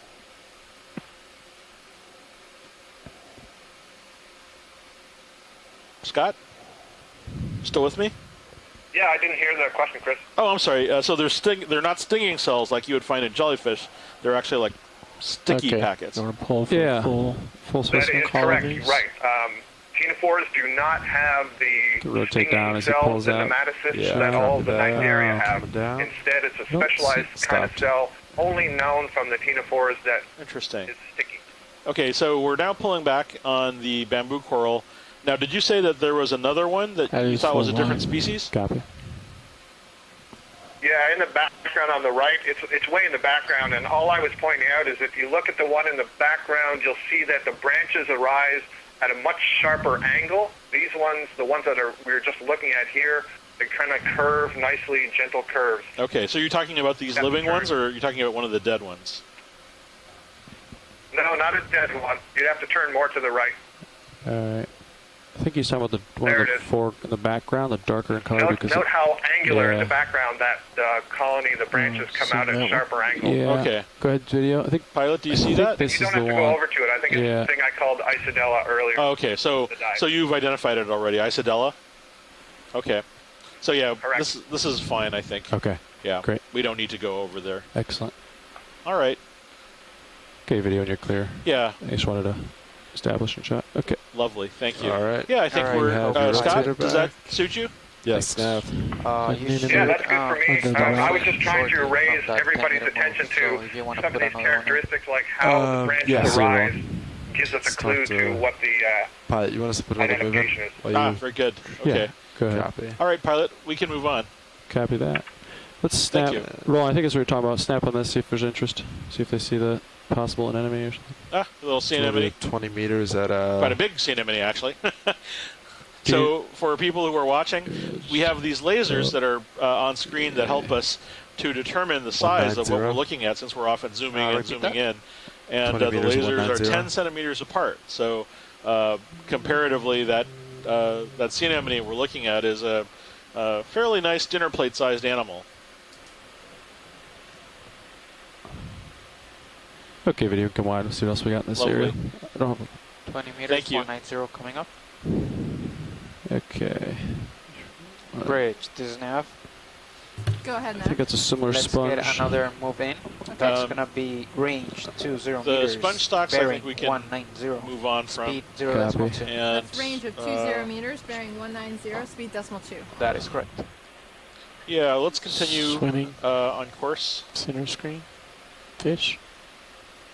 Oh, we kind of pushed. Zoom out Will rolling, but I think he's gonna be gone pretty soon. Go ahead, rolling. Yeah, he's not cooperating. RV nav bridge move of 20 meters, bearing 190, speed decimal 2. Typical fish, initiated. all uncooperative. Copy, bridge. Thank Yeah. you. You're welcome. We'll let it go, Ron. Yeah. Unless it comes back in the view or something. But Okay, co-pilot. the second starting fish I've mode, seen should today. Feel the swing probably at 21-24. Copy that. Thank you. okay, this is the direction of movement here. I'm lined up with you. Yep, it's pretty good.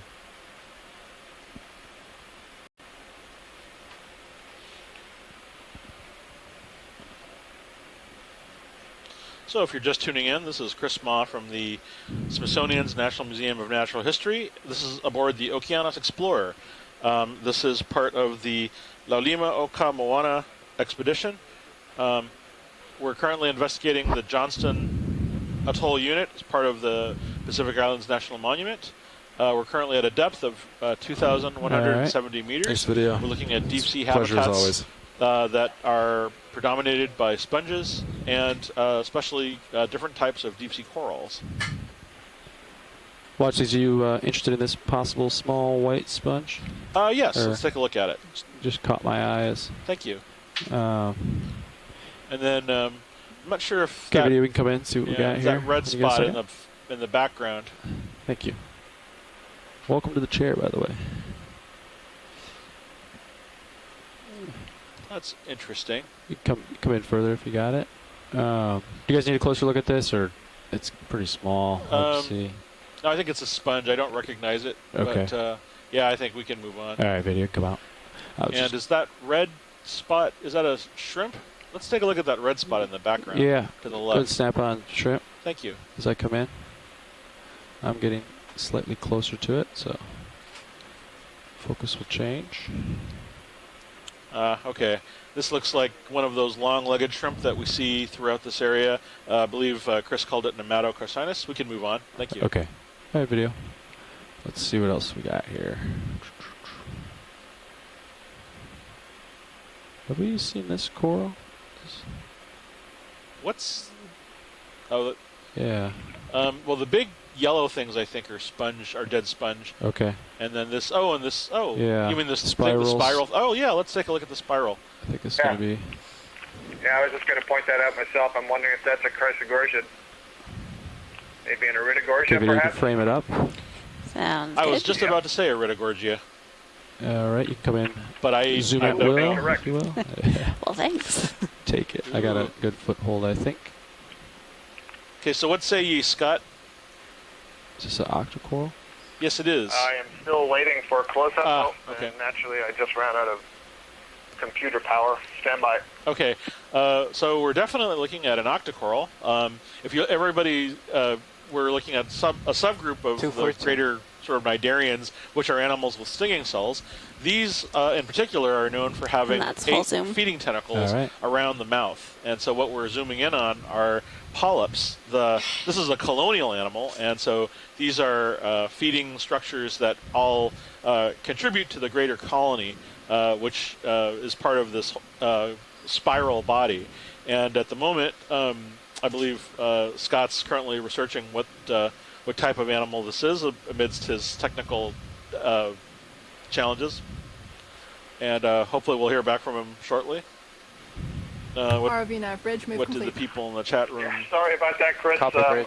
I was working off a laptop and I forgot to plug it in, and naturally it went off right at the wrong time. So yes, indeed, this is in the family Chrysogorgiidae, which translates to the golden corals because of the nature of the skeleton. And this is in the genus All right, Copa, you can take our rotator, which maybe is find the top of characterized it. by having this Got it. nice Seen this zone pretty good, I think. Maybe spiraling there's main associates. axis with Coming then out. these individual there's a little- ridges feeding, coming yeah. off the almost. axis. Yeah, You can see the look at that. polyps are kind of Follow that delicately little arrayed guy, on John. top of these side branches. One of the things I always find interesting about that Chrysogorgiidae is that the tissue that covers the skeleton is extremely Yeah, thin, trace and so the polyps small really movement subject, stand out. And that's true also of a action lot of shots. the bamboo corals, but it's not true of some of the other sea fens that hopefully we'll get to see later in the dive. This, I think, is the first one that we've seen, possibly, on this expedition. Yeah, I don't think I've seen. Well, I think we've seen Iridogorgia before, but I don't know if we've seen it today or even recently. Oh, it looks like it's actually caught a little crustacean. We were just asking about how they feed. Wish I was closer. We're max zoom, huh? Yeah, that's That is as fantastic. far as I I see can what you go. mean. Copy. I did see the crustacean swimming, and I saw a couple of the tentacles curl in over it. Yes, I think it's, what, the third polyp from the main stem on that upper branch? correct. And I think Wow. it escaped one of the others, which is closed now, the one that was on the bottom. But I think that third polyp there has held Sorry, it fast, rotate and Cirrus real quick. we're seeing. All right. This might be one of the first times we've ever seen this species feed. That is crazy. This is so funny because we were talking about never seeing it. Yeah, Maybe we should just rotator keep again. on talking about the Alright. stuff we've never seen before. Still centered, right? Yeah, we need to continue to mention Yeah. other things that we haven't He's seen. stuck so in that the will polyp. happen. The polyp got him. Carnivorous.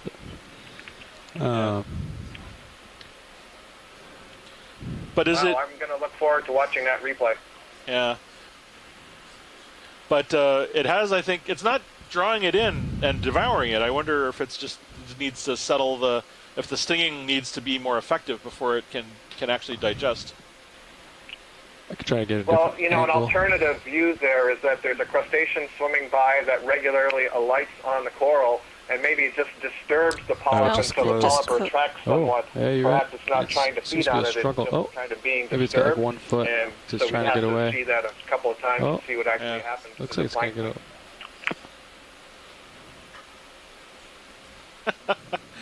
What is this thing in the background? Also, or in the foreground, I think there's something on this polyp. That Yeah, the pink thing? yeah, it's sort of just Oh, there. extended from the. Yeah. What is that? I am not sure. It's not in focus to me. We're at max zoom. I could reset, okay. get closer, but Oh, I think it's good to. Chris, do you see this? It sort of looks like Yeah, a I leech. saw that, and yeah. it's another Try one to of these who knows, rotate up. probably who knows Come 2 on. for today. Yeah, Good. Thanks. yeah, you're welcome. I'm glad to The help. polyps on that branch all closed too. Yeah. Huh.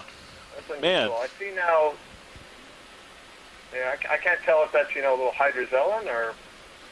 It looks like it's emerging from the mouth. Huh.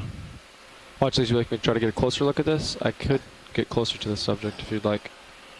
Sure. Yes, yeah. please. Thank Have you. Come wide as I. This is All like a very happening Iridogorgia today. We're full wide. All right. You frankly, it rotator. looked like it was sticking its tongue out at us, but I'm not really sure. Polyps don't have tongues, do they? I don't think so. You I think don't it's think they do. pretty much a straight shot to the stomach in there. I think you're right. Okay, video, come back in. All right. It's about as close as we're gonna get here. Do I take a rotator? Yeah, go ahead, take rotator. So for people who are tuning in, this is a really interesting microcosm of coral biology Rotating life down. here.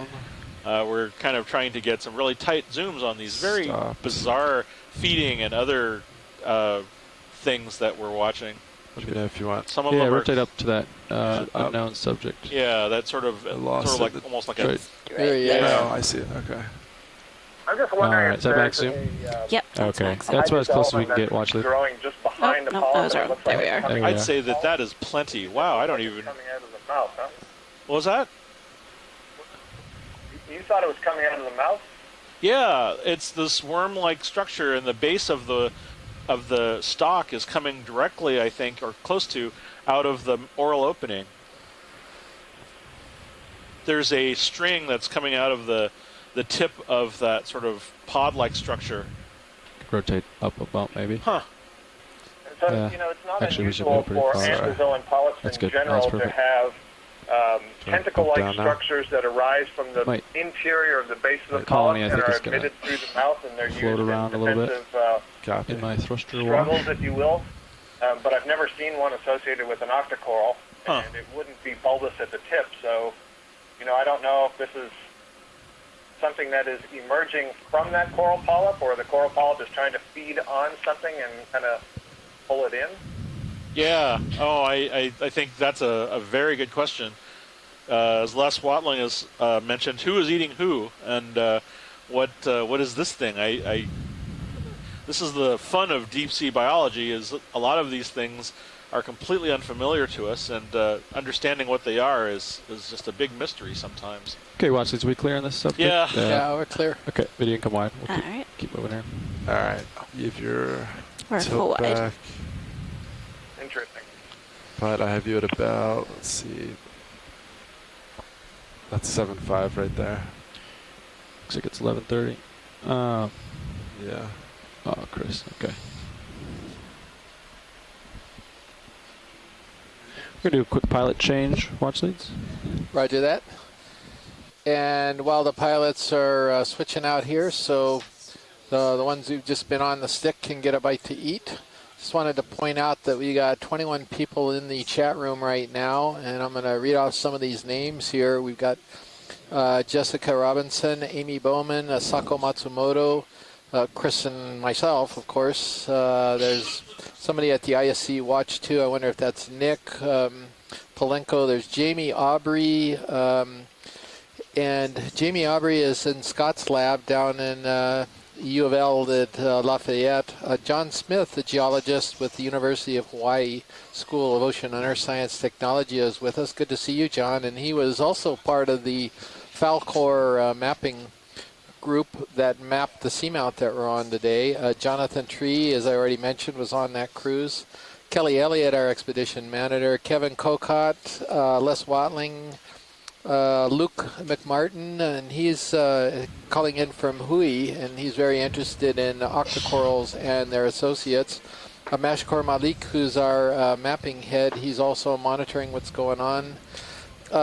Nicola Rodriguez, who's to my left here, who's just been fantastic with annotations and helping with specimen processing and all types of things.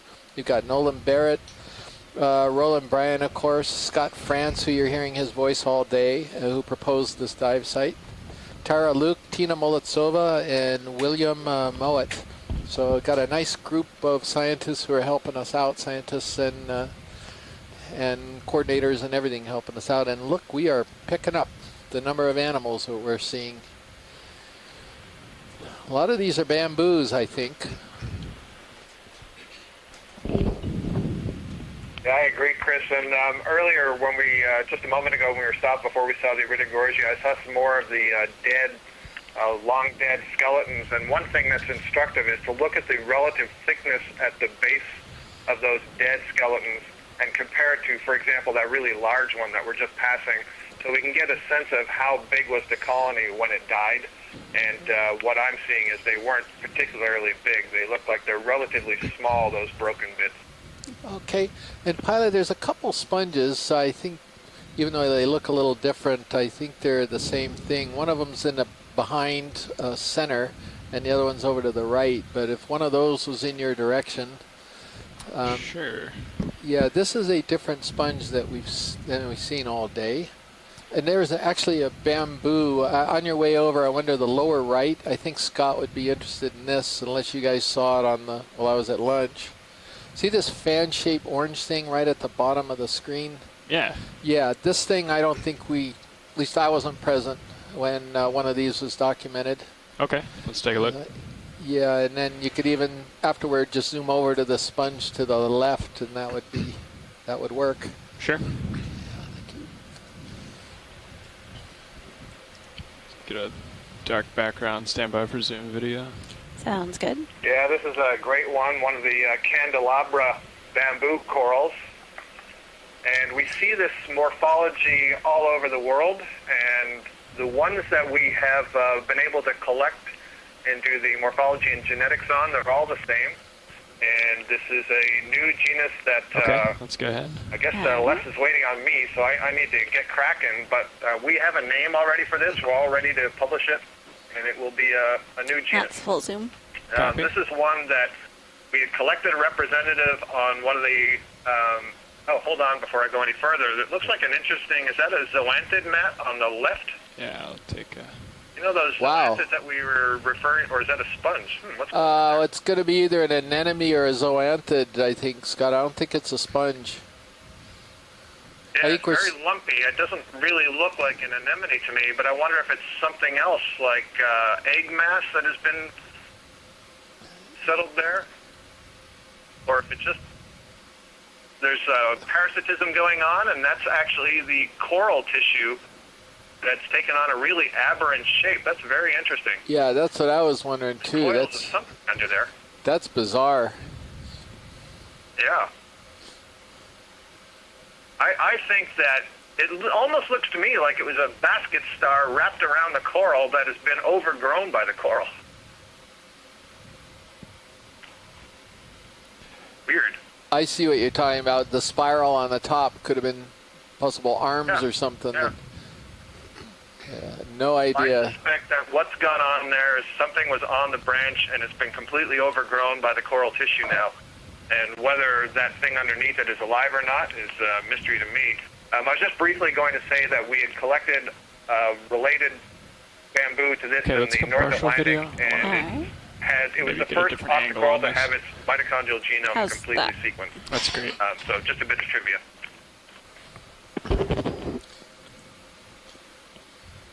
So we are logging this as unknown. I'll refrain from calling it Who Knows 3. All right, we're good. We're good for science. Okay, copy that. Let's come back in. Just. Oh yeah. Okay. Sorry. Just wanted to get a little bit of a different angle. It's not smack zoom. I'm not sure it's gonna. I'm not sure it's gonna help. Yeah. This is weird. Okay. Well, whenever you're clear video, we can do a full specimen. It looks like it could be the tissue, Scott. It's got a little bit of that kind of yellow-brown tint to it like the rest of the tissue. So overgrowing something. So that sponge was to the left? Correct, And there he is. There. And or full wide. Copy. I believe this is So Chris, as we're zooming, you're probably ahead of me, but I was just going to say all those what look like lines or grooves that actually look like a fingerprint on the tissue. So, I suspect those were the mesenteries of the octocoral. And mesenteries are these kind of like little curtains that subdivide the inside of the polyp. Very interesting. Due east 090. Due east. There is light wind there's over the bow. probably an isodella to the right there. I'm just going to guess as to what that is. Copy and that, thanks. This is, I think, a Lefroyella, but I'm not 100% certain. I'm not seeing the anemones that you usually see on that type of glass sponge. But then Konstantin Tabachnik at the Shirshov Institute, I sent him some pictures, and he said the anemones were not necessary to go to that genus. It's more ridging and the actual structure that's really important. But I do see anemones, and they're on the other side. If you look at the edge, you can see the tentacles bobbing right on the edge on the right-hand side. You can't see the anemones themselves, but you see their tentacles. So this is definitely Lefroyella. I think pretty comfortable. Do you want to go to the other side, Botch Lead, or? Well, it might be a treat for some of the public that have never seen this sponge. Looking for those anemones is it says how close a relationship there is between these anemones and this Come on when you're sponge. finished video. Clearly, this is something that has occurred over evolutionary time, and we see it again and again. It's not just a random big branching of those anemones on something up and off to your port.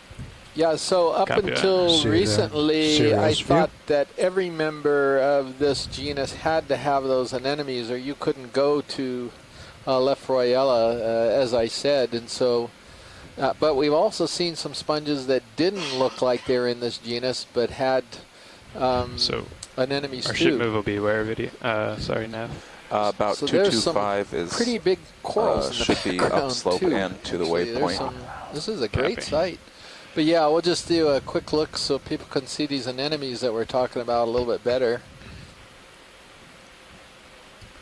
Okay, let's start to come in video. We're just going to do a snap zoom. I'm not going to sit down. Alright. And you have to go in tight to spot. That's a weird kind of morphology for the colony. Oh, okay. But Just hold there, video. Okay. and you'll see in a moment what we're talking about when they get a little closer. There's one weird Lefroyella. The other way the stalk is kind of almost leafy, but you can definitely see the anemones down on the stalk in particular.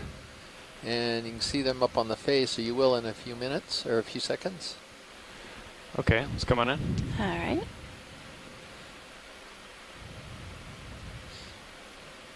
And there they are. You can see their tentacles all, it's easiest to see them right on the edge.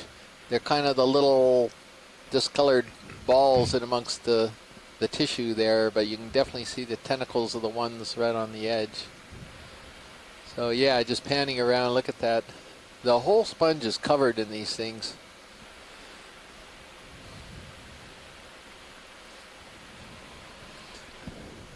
Okay, let me know when you're all set, video. All right. Yeah, I thank think you very video's much clear. for that. I really appreciate it.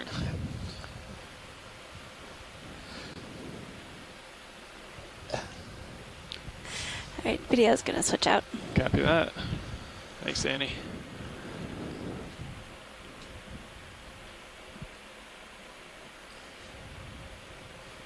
So So we're based gonna on ship Sirius sonar, it looks like 200 is upslope rather than. Chris, I should have said 225. earlier when we were looking at it and you were making a notation in the event Okay. log, but that we could bamboo do coral that that has or that somewhere in between. candelabra-like pattern is a new genus, but it's what we've been referring to as clade I4. doesn't matter to me. Like they've So been if you want to moving stay around consistent 200. with Maybe the maybe names that are in 210 if we the get animal rid of this. guide, Sounds clade good. I4. It's 30 meters. Great, Okay. thanks, Scott. And Nicola's going to update that. I just went Ready to for new that now? genus. I didn't have the animal guide open right at that time. Yeah, but I think thank you so. very much. Let's see what they want to So, do here. are these some different Previous co-pilots said they've been bamboos? Scott, I'm not stopping sure a lot, we've so seen maybe 30 is this too much. particular one. Yeah, I think these are the ones we were imaging a little while ago. You may not have been Okay. there, but we did see I two could very probably large do 20 bamboos. right now, just based on three how of them stretched actually out you close are. together. Copy that. Possibly the D clade or the B clade. Bridge, ROV There's nav. another Iridogorgia in the background, spiraling away Yeah. from us. Okay, thank you very much. This is the bridge. Go ahead. You know, I don't see like any to ship move, Chris's please. beasts on any of these so far. Oftentimes you 20 find sea meters, stars predating bearing on these type of 210, corals, but we haven't speed seen that 0.2 knots. so far today, or even on this cruise, except for That's that 20 shallow dive meters, we did. bearing 210, speed Yeah, it's really 0 interesting you decimal say that, Chris, because I remember in 2015, Les Watling and I saying we were amazed at how many of those predaceous sea stars we were seeing on the corals, far more than we saw in the Atlantic. So I'm a little bit surprised that so far we haven't seen any.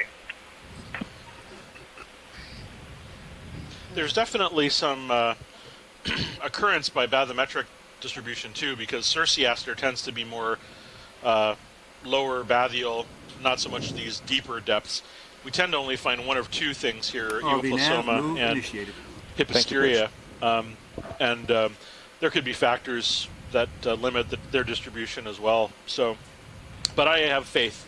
We will see predation today, I'm sure. 220. Yeah, 210. 210. Chris, when we were down here in 2015, you know, we were typically down at these depths, and I'm pretty sure we saw them feeding here, but maybe I'm mistaken with what was going on in let's get Papahanamo, Sirius over there. I'll just note the bamboo corals we passed there, they're really quite large. The base of those colonies, the thickness of the branch tells us that that has been growing for a very long period of time.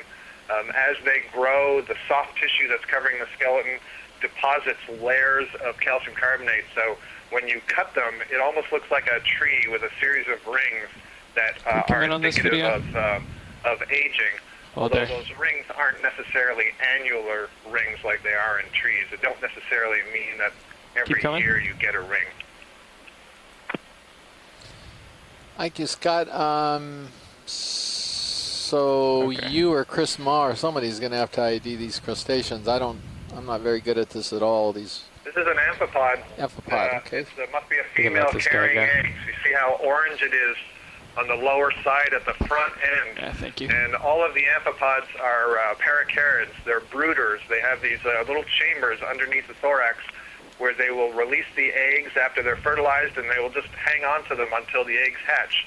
And so then all the juveniles swim away. So they do have a form of parental care. Looking for a rock. That's what you're Scott, looking is at that there. midwater, or is that Okay. sort of a bottom swimming Yeah, thing? we are. Okay. Yeah, sorry. I thought you said we are. That would have been a benthic one related to the benthos, so it was just Keep my moving up eyes off out. the bottom, but Yeah. that was not midwater form, not like one of the Hyperions. Interesting. Thank you. Yeah. Pilot, watch lead. Go ahead.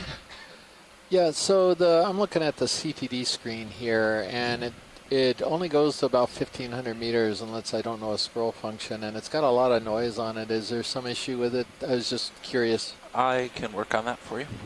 Okay, thank you. Nav will get you straightened out. Ooh, yeah, there's quite a bit of noise on oxygen on D2. I'll work on that for you. Yeah, thank you, Dave. You guys can introduce yourselves since you're a new group when you have a chance. Sure, we got a good chance right now. We're actually waiting on a ship move to catch up to us. So, my name is Chris Ritter. I am currently piloting. To my left, we have Dave Casagrande. He's nav. Don, you want to introduce yourself? Yeah, I'm Don Liberatore. I'm co-pilot today. And to my right, we have... And down in the corner, Bob Knott, GFOE. I'm on video. And in the back, you got Roll O'Brien doing Clip Me. And we are all with the Global Foundation for Ocean Exploration. Great, thank you very much. And your hosts today are myself, Chris Ma, from the Smithsonian's National Museum of Natural History. And I'm Chris Kelly. I'm from the University of Hawaii School of Ocean Inner Science Technology. And to my left is... Nicola Rodriguez from UH Hilo. So that's your control room team right at the moment. And of course, we have a lot more people involved in this dive or in other labs. And of course, the whole ship's crew of the Okeanos Explorer. If you just joined us, we are on Sally Seamount. Seamount that was mapped just earlier this year, right in January, late December of 2016, early January of 2017, by the Falcor, the Schmidt Institute, Ocean Institute's ship.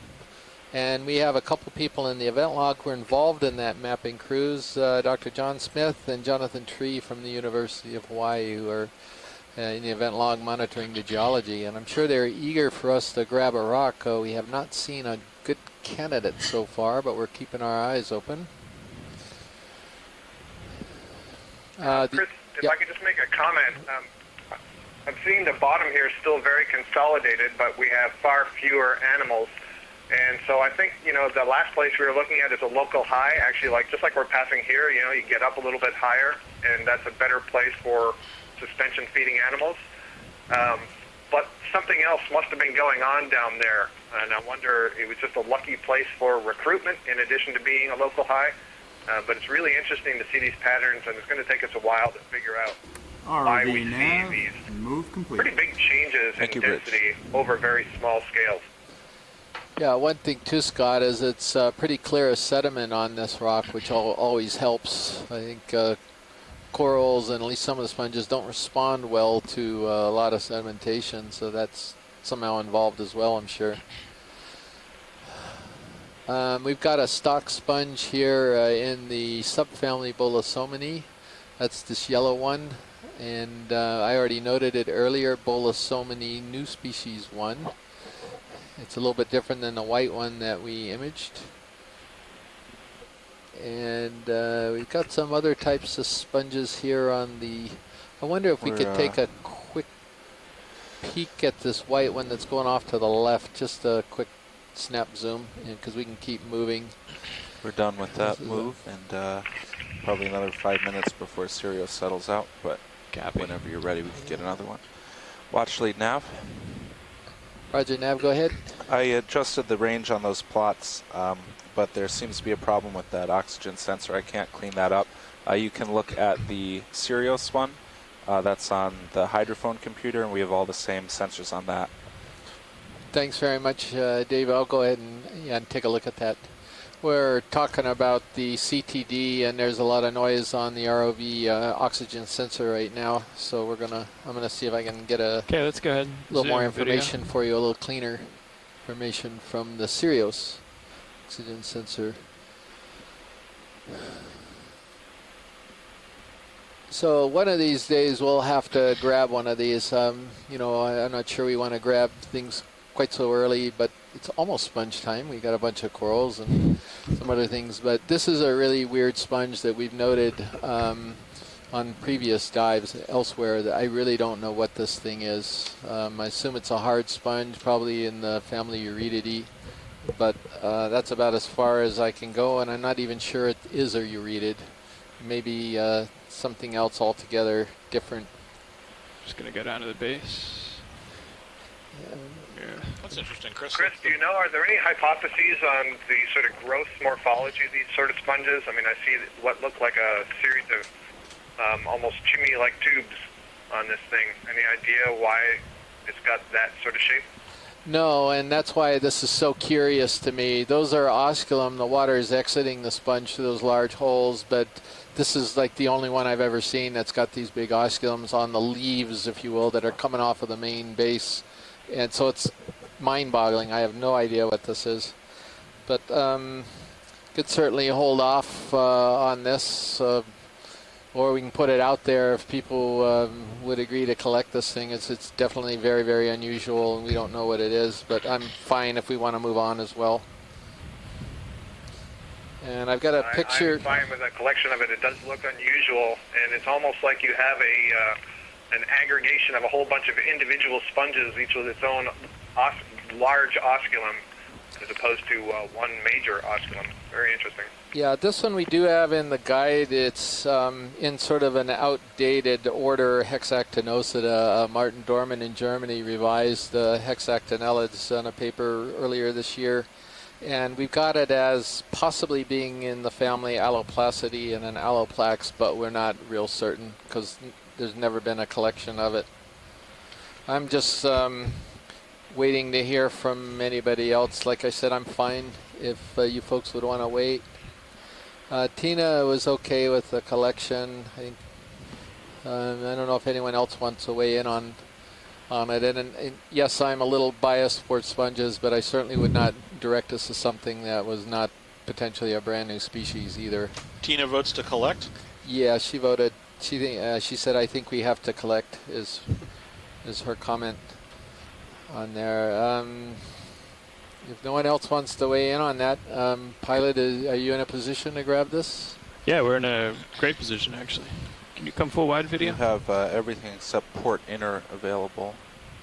So Scott also noted he's never seen a sponge like this. For 5 minutes, so we should be yeah, it's stable. it's on my it was on my list of things to look out for, guys. I don't understand it at all, and I can probably do if we get a piece of this, I can probably do a bleach prep tonight and get close at least to what family it's in, which would be extremely informative.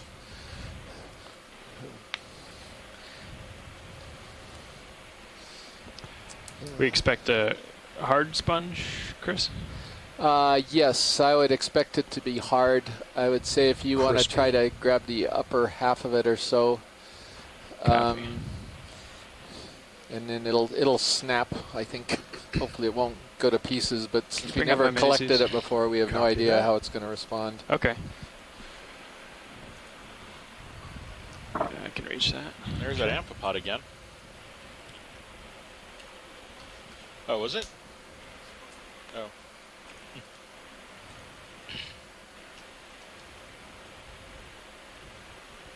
Okay, Miles spun up there. Yep, you are.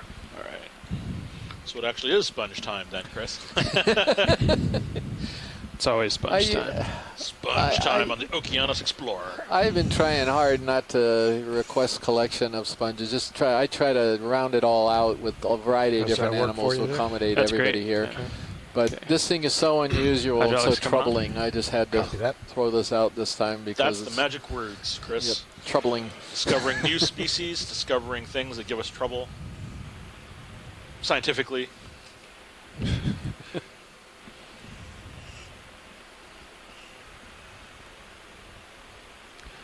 Okay, how much are we talking here, Chris? As much as we can? About below the wings of it that are sticking out, if you could. Yeah, as much as you can. Okay. It's probably going to be looked at by a bunch of people, I think, or at least a couple of people.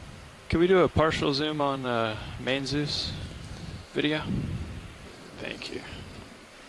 Okay, that's good there. Okay, well, it's about as wide as the jaws. So I'll just go underneath that first wing there. What do you think? As good as any.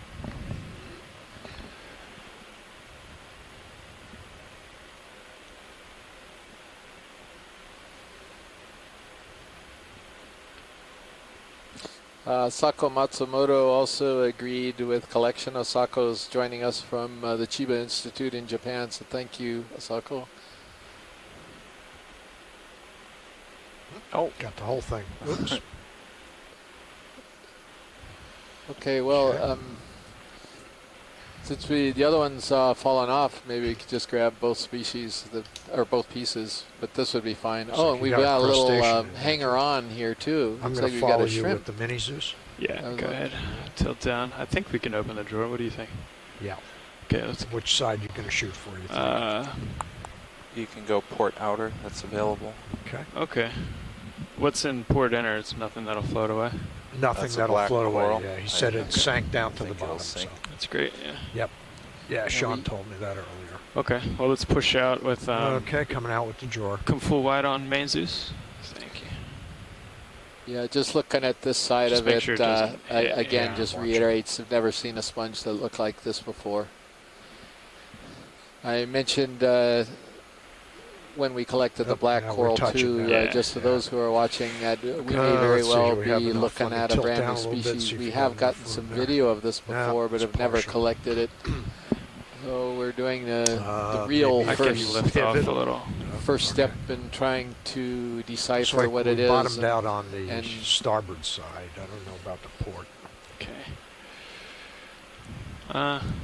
How much further does it need to go?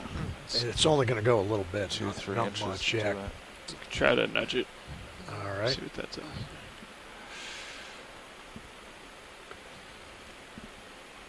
Okay. Yeah. Good enough? Yeah, that's good. Okay.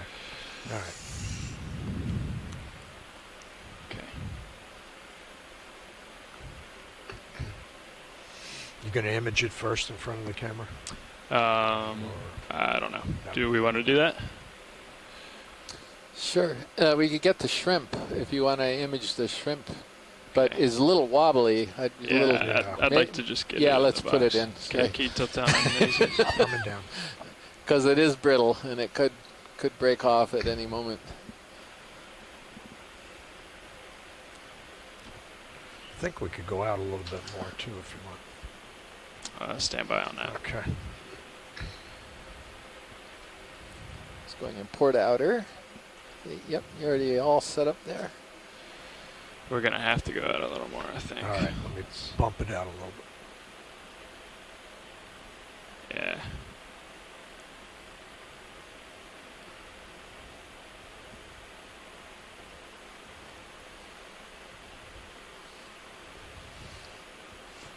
That's all the way. It broke off. Yeah. Right, maybe you can just bump it in there with the arm. Slow up.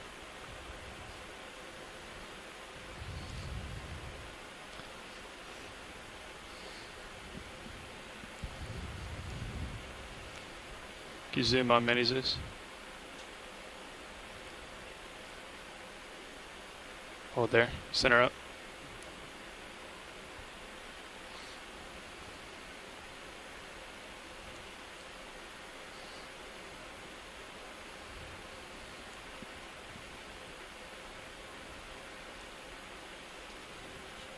Just let it fall. Yeah. Nicely done. Okay, I can breathe now. Fantastic. Great job, Chris and crew up there, Don and Dave.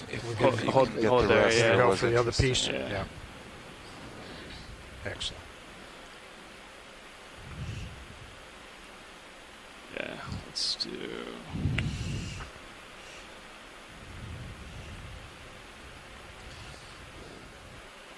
Yeah, thanks.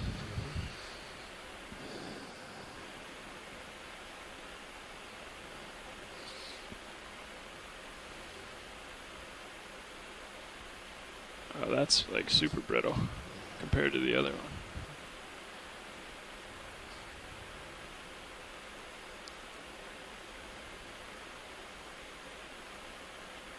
Got it.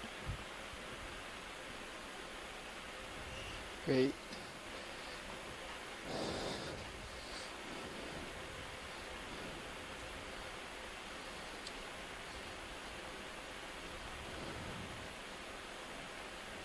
That is just fantastic. Okay, draw coming Thanks close. very much, guys. There we go. Cool. You got it. Okay. Get you over here so you can see. Yeah, perfect.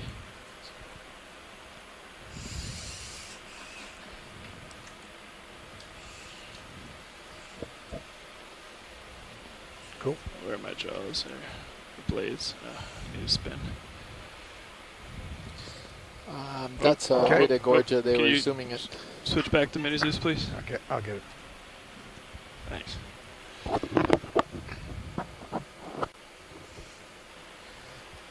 Yeah, it's a type of chrysogorgid. Okay. Okay. We're good. All right. Hydraulics off. Thanks for the help, Don. No problem. And okay. Yeah, sorry about that. That's all right. That's the price of a salvo. So that's all right. So Scott is in the event log here, and he says, I don't think I've ever heard why the Seamount is tentatively named Sally. And I'm not going to tell you, Scott, because I need Jonathan Tree or John Smith to call in and tell us about the names of these seamounts we're going to be diving on. And if they don't call in, then you're never going to know. And you can blame them and send them emails. I'll send you their email addresses push so ahead. you can We're get on looking them down about it. Copy that. I think we can go ahead and get that move in, Yep. yeah. Yeah. Is 210 still good? Yeah. Should point out today that you have the special triumvirate of Chris's running your Okeanos Explorer expedition. Chris piloting, and the two Chris's in the back. Yeah, and John Right, Smith, I'll just to ask let you for, know, Scott says he already has your email address, 30 pal. meters, 20, So, 30, let's do 30. okay, if you don't want 30 him is good. bugging you about this, you need to do Bridge, it. You need to nav. call in. So we have Bridge, go ahead. another We'd like black another coral, move, I please. think, that orange. 30 meters, bearing 210, speed 0.2. Which subject Yeah, here? Range 30 meters, bearing 210, speed Maybe 0.2. which one Good copy. would you think? There's actually 3 black corals right in a line here. Which one should we shoot at here? Center one, the yellowish one. You catch that, pilot? The center one where Sure. your lasers are right now? Yeah, sounds good. I think actually also in the foreground on the lower left, maybe a Metallogorgia or a Chrysogorgia. Very faint. We just passed it in front of that bamboo whip. Okay, let's go ahead and push in video. Okay. This looks like 2 Bassapathes type black corals next to each other. The one that the lasers are on, it's kind of orangey yellow in color. And then the lighter one to its right. I think they may both be the same genus, possibly different species. It'll be interesting to see if Tina Molosova agrees with that.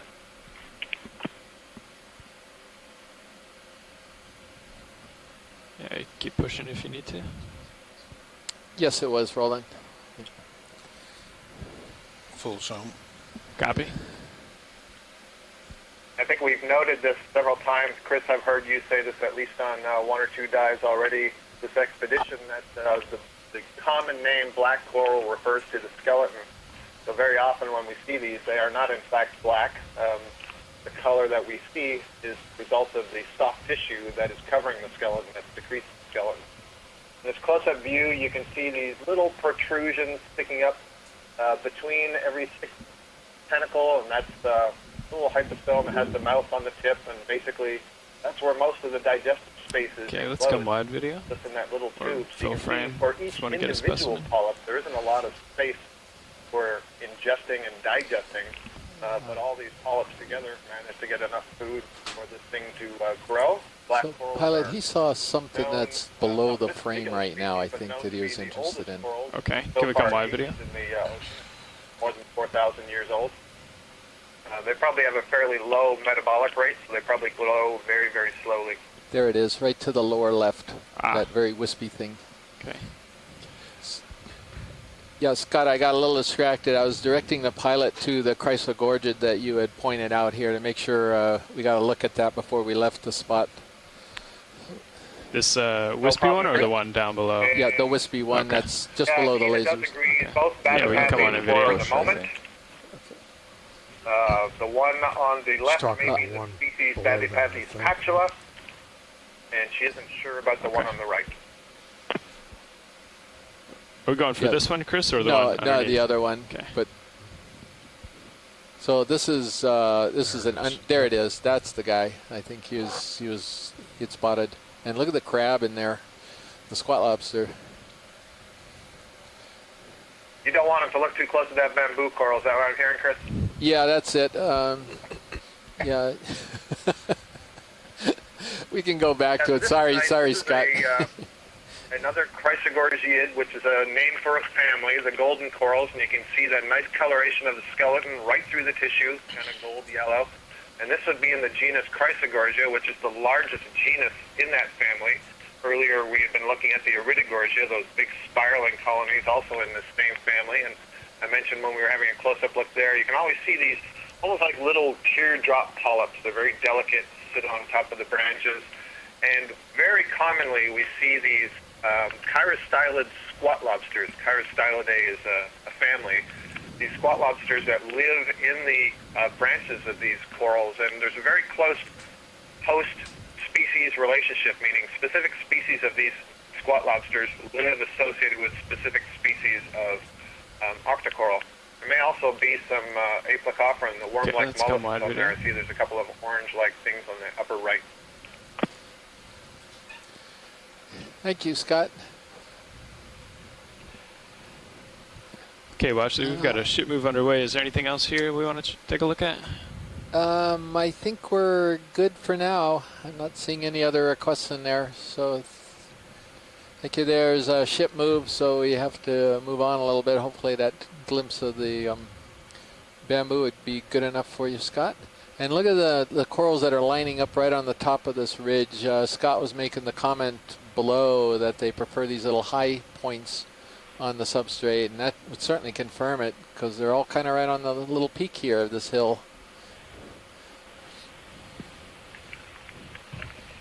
I'm seeing something in the distance, Chris. It looks like it's much rounder and brown. Is that just another one of the Bathypathes? Maybe it is. Yeah, that's it. It's another one that we just imaged.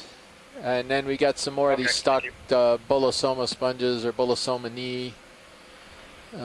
Some more of the smaller bamboos, the fan-shaped bamboos. But nice little community here right on the top. A really nice example here of how the local high point is the key preferred area for these suspension feeders. And you can also see that many of these fan-like colonies are oriented in the same plane, which is suggesting that the current is moving across this area. And so that the widest part of the fan is oriented to the direction of the current. Yeah, good observation. And some of these corals that can't really change their directions, they can be indicators of the predominant current, exactly or prevailing current flow. So let's see, your heading right now is what? It's 210 degrees. Yeah. So that would mean we're almost about perpendicular, 90 degrees from the face of the sponges, right? So Thank you, Bridge. Correct, yeah. So it's the current would be roughly southeast to northwest. Sure, it'd be nice if you're about to say that this correlates with the direction of this main ridge arm that's coming out of the seamount. Yeah, so Chris said it would make the big. current southeast to northwest, which is maybe very likely why we're seeing a nice grouping of corals, because it's coming up and across this ridge, which we've seen in other locations. I'm sure across it's just trying to trick you. A current that's running across the crest of a ridge has been pretty productive. Yeah, Chris, you can see the particles and marine and you snow made that flowing observation by. that, these are fairly slow growing, so they can't simply just change their Chris. orientation, at least not these species that we're looking at now. Some of the unbranched whips and other coiled forms are much more flexible and can perhaps move. But one thing that's interesting, we have seen this in some places, is that if the dominant current does change direction through the lifetime of the coral, you can actually see a shift in the way that the colony is growing, such that later branches grow in a different orientation from lower branches. And that very often happens if a larva, for example, will settle on the side of a rock. It'll grow out for some time, and then it'll reorient so that it grows upwards. But you can also see that if the major current changes. That felt solid. Pretty big. Yeah, you would go for that, Chris? freebie. Could you? I don't know. I mean, it just looks you big. could That's grab all. his- I mean, just those barely lasers fit could in be the- off. They could be 5 centimeters, couldn't they? Those lasers are 10.00. Dave, are you absolutely sure? It looks a little large, unfortunately. Oh. What do you guys think? I think it's Your too call. big. There's It's another one pretty up big. there, though. Looks like it may be free. Okay, Oh. moving on. Yeah, sorry. I guess they calibrated their lasers correct. What do you think about that one? A little bit too big. That That would one have looks been like it might be loose. You can't Yeah, it really. might be. You can't really cry over rocks and not collect it, I suppose.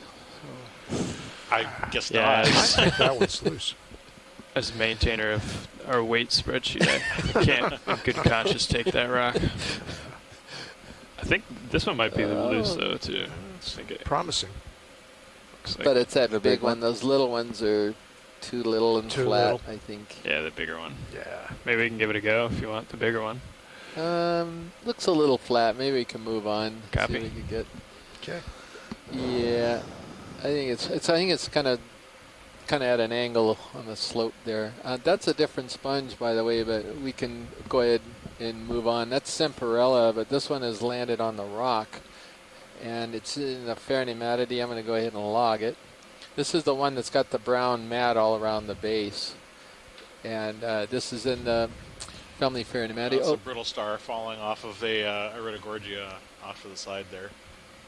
There's also another type of black coral that we have. Well, how about a snap zoom on the sponge and then a snap zoom Okay, come on, on NVIDIA. the black coral to the right? Is that another stalk that isn't? And behind the Yeah, some type of Chris, dead is that stock. a bottle brush Chrysogorgia? Yeah, that's what we're going to... Well, there was a bottle brush, like a Trisopathes or something to the right that we were going to try to get on. I didn't see the bottle brush Chrysogorgia, though. But this is Semperella we're looking at right now. It's a glass sponge, often is seen in sediment, but every once in a while we see them on rocks. And it's attached to the rock with a very matte, fibrous type of base that you see all around it.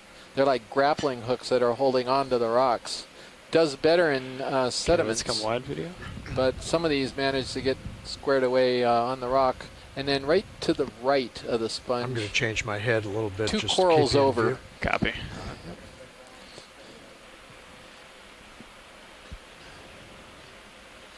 Right here? That's the guy, right where the lasers are. Copy.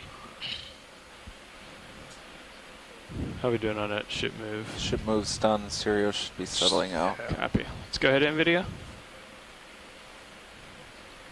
I see the one you're talking about, Scott, the Chrysogorgia. Sorry, I didn't see it earlier. So we're going to maybe see if we can take a look at that after this. Okay, care to... No problem. You want to give this a go, Scott? Not really. Sorry, just kidding. So what do we think here? Maybe Trissopathes or? Tilt up slightly. Not as familiar. I'm guessing it's some kind of Trissopathes, and so it is a black coral, and we can tell that from the very small shape of the very small size of the polyps and the shape of the tentacles of the. And the fact that you have these really, really short branches or pinnules in between the longer ones, and the fact that this is multi-branched, suggests it's in the genus Trissopathes, and I could not go farther to try to put it into a species. Okay, well, Tina Molitsova has supported your identification, Scott. She agrees that it's Trissopathes, so we're good for science whenever Copy. video is done. Just let me know video. And if you were going this Copy. way, I'm not sure which way you're going, other than sort of straight ahead. Yep. But see that bottle brush that's between the two bamboos? It's just to the left of this yellow large bamboo in the background. I do, yes. Yeah. He expressed interest in that one, I believe. Copy that. Yeah, we're going that way. Yeah, I don't think this is one we've seen on the dive yet, so just make a note of it. I'm pretty sure that it will end up being in the genus Chrysogorgia. And there are many what we call bottle brush type morphologies in that genus. I said earlier that there are a lot of species in that genus. There's more than 60 described species in the genus Chrysogorgia, so it's really quite diverse. So this is some primnoid in the background, Chris. That thing that's almost V-shaped. Just go ahead and put another one in. Right. Yeah, there's two of them that look like there's some type of a calyptrophora or paracalyptrophora. There's one off screen on the right, and then right directly behind what we're about to zoom in on is another one. I'm going to look in the guide. Bridge now. I think we collected a piece of this. The Chrysogorgia we noted earlier when we had a look at it had a squat lobster meters, in it, a little bearing 200, speed 0.2. To see if there's one in this colony. As I say, right there. They're very often associated with these Chrysogorgia, genus Chrysogorgia. And I do believe I see at least one in there. There's one in the upper part of the view. And I think I saw a second one lower down in this colony. So these squat lobsters seem to like living associated with various species of Chrysogorgia. They're also found on other kinds of corals, but very commonly on these Chrysogorgias. Take a look for that other guy.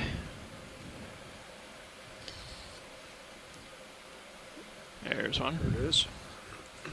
So Scott, in our guide, those lyrate primnoids that we were talking about, we imaged one of these earlier on. Steve Cairns at the Smithsonian believes these are Calyptrophora angularis. We collected a piece of one of these last year off of Wake, and I'm pretty sure, I'm trying to find it in here, but I think that's what he thought it was, at least Calyptrophora. Well, Steve Cairns is not somebody I would want to try to overrule when we're talking about primnoids, him being the expert on that group. All right. Let's come full wide.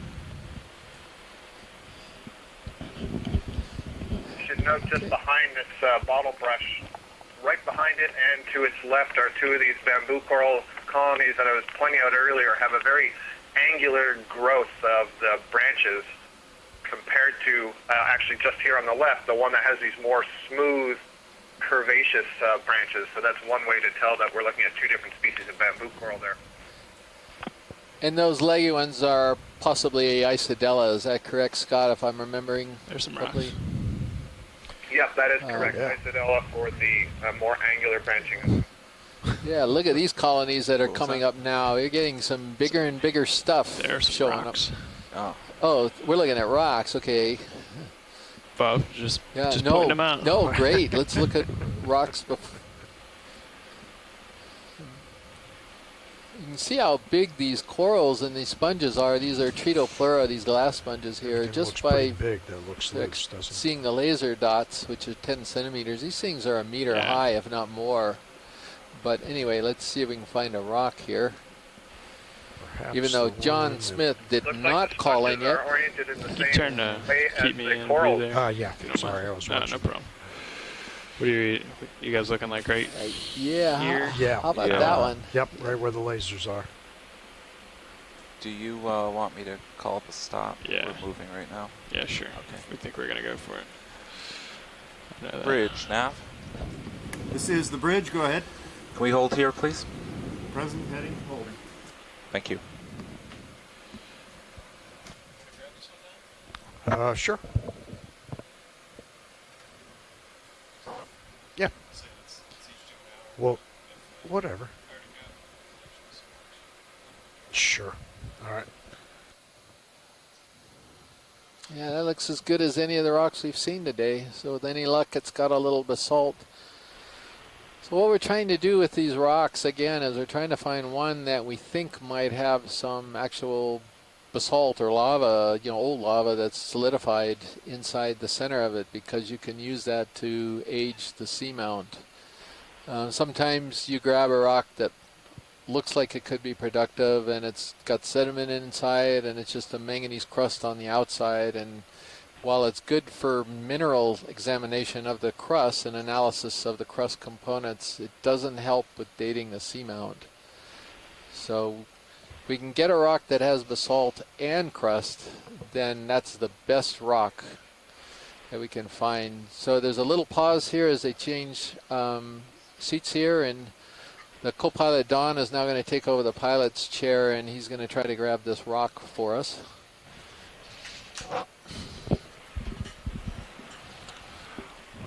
Okay. Alright, I'll keep an eye on Sirius. I'm just gonna come up over you if we swing.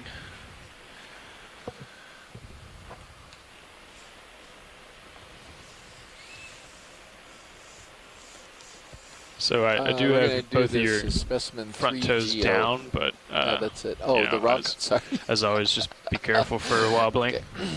All right.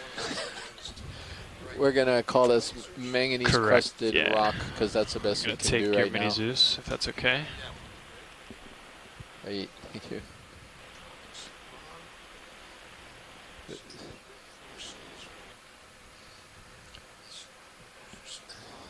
Yeah, I think it was at 5, but yeah, sure.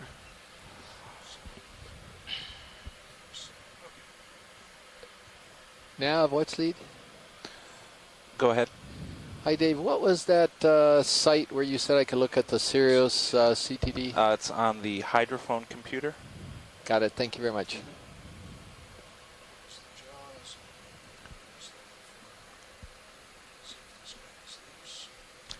I think you're within reach. You should be able to. Okay. That's cleaner trace. So I just switched over to look at the Sirius CTD, and I'll just give a little, while he's grabbing this rock, I'll give a little comment about the oxygen. Looks to me like the oxygen minimum took place at,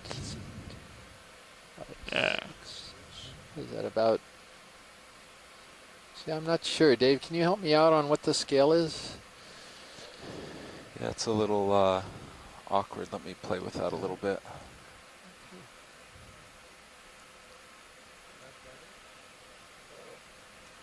Go ahead, dry lap.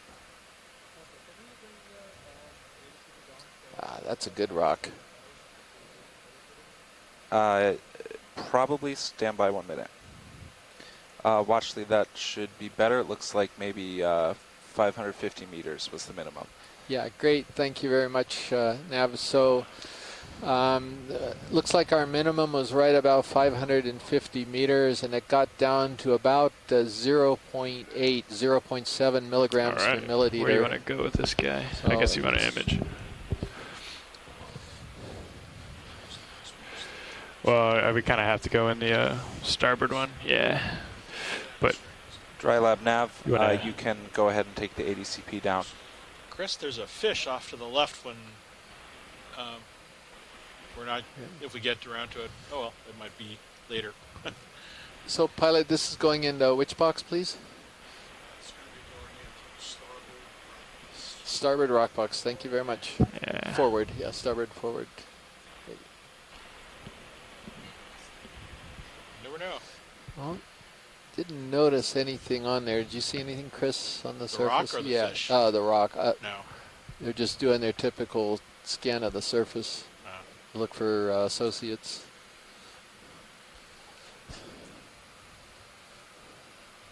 Okay. All right. Whoops, whoops, whoops.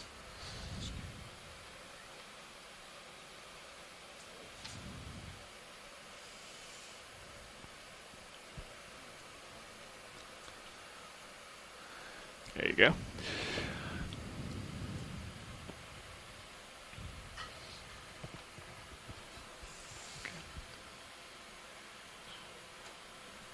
Sure.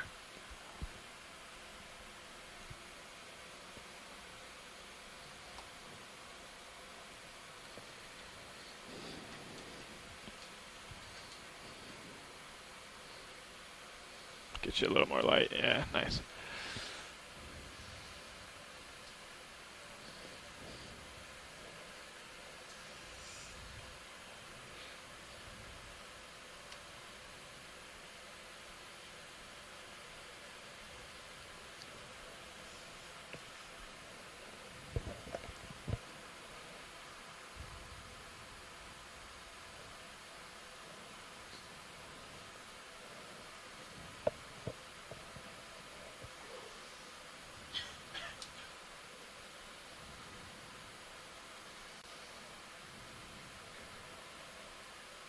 There it is. Great.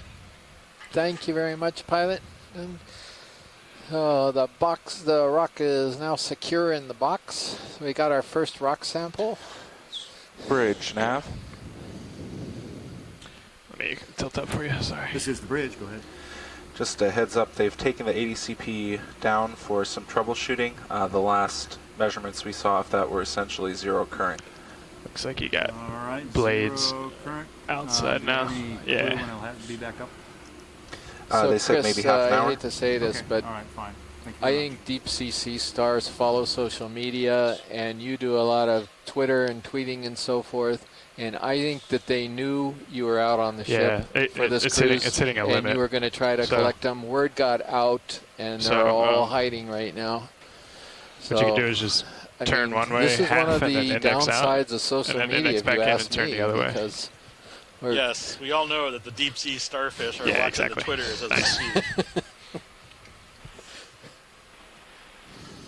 That's what they call the deep net. Yes. And that was kind of an opening to try to explain why we have seen so few sea stars on this cruise, except for Nice. that one shallow dive. Oh. We always see more than this. Copy that. Distribution is patchy, You so got it. I think we'll see it eventually. We'll see one eventually. We saw one today. We just haven't seen I need any to reposition coral devouring sea stars. starboard lower, but I'll do that. I think we will as we move on. We've been in this patch for quite a while, so I think as we diversify and sample more of this area, we'll certainly encounter them. So pilot, if you missed that, they've taken the ADCP offline for some troubleshooting, but there's essentially no current, so we're fine without it for now. All right.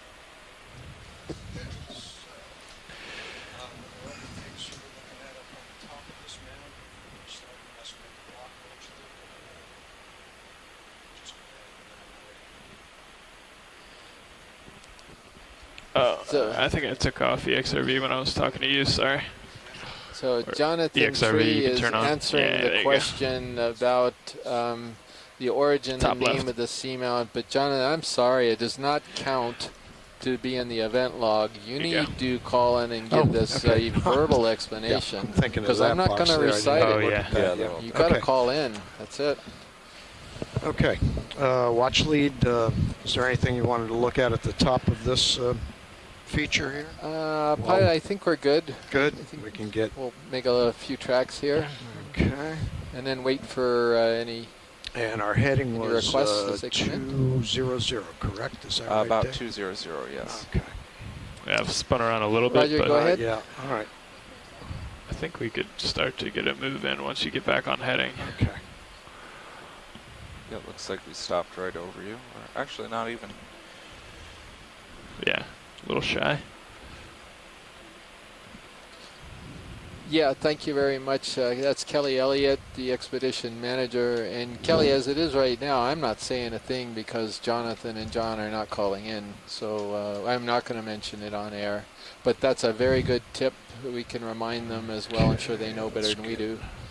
But, Go yeah, around so I don't plow these over.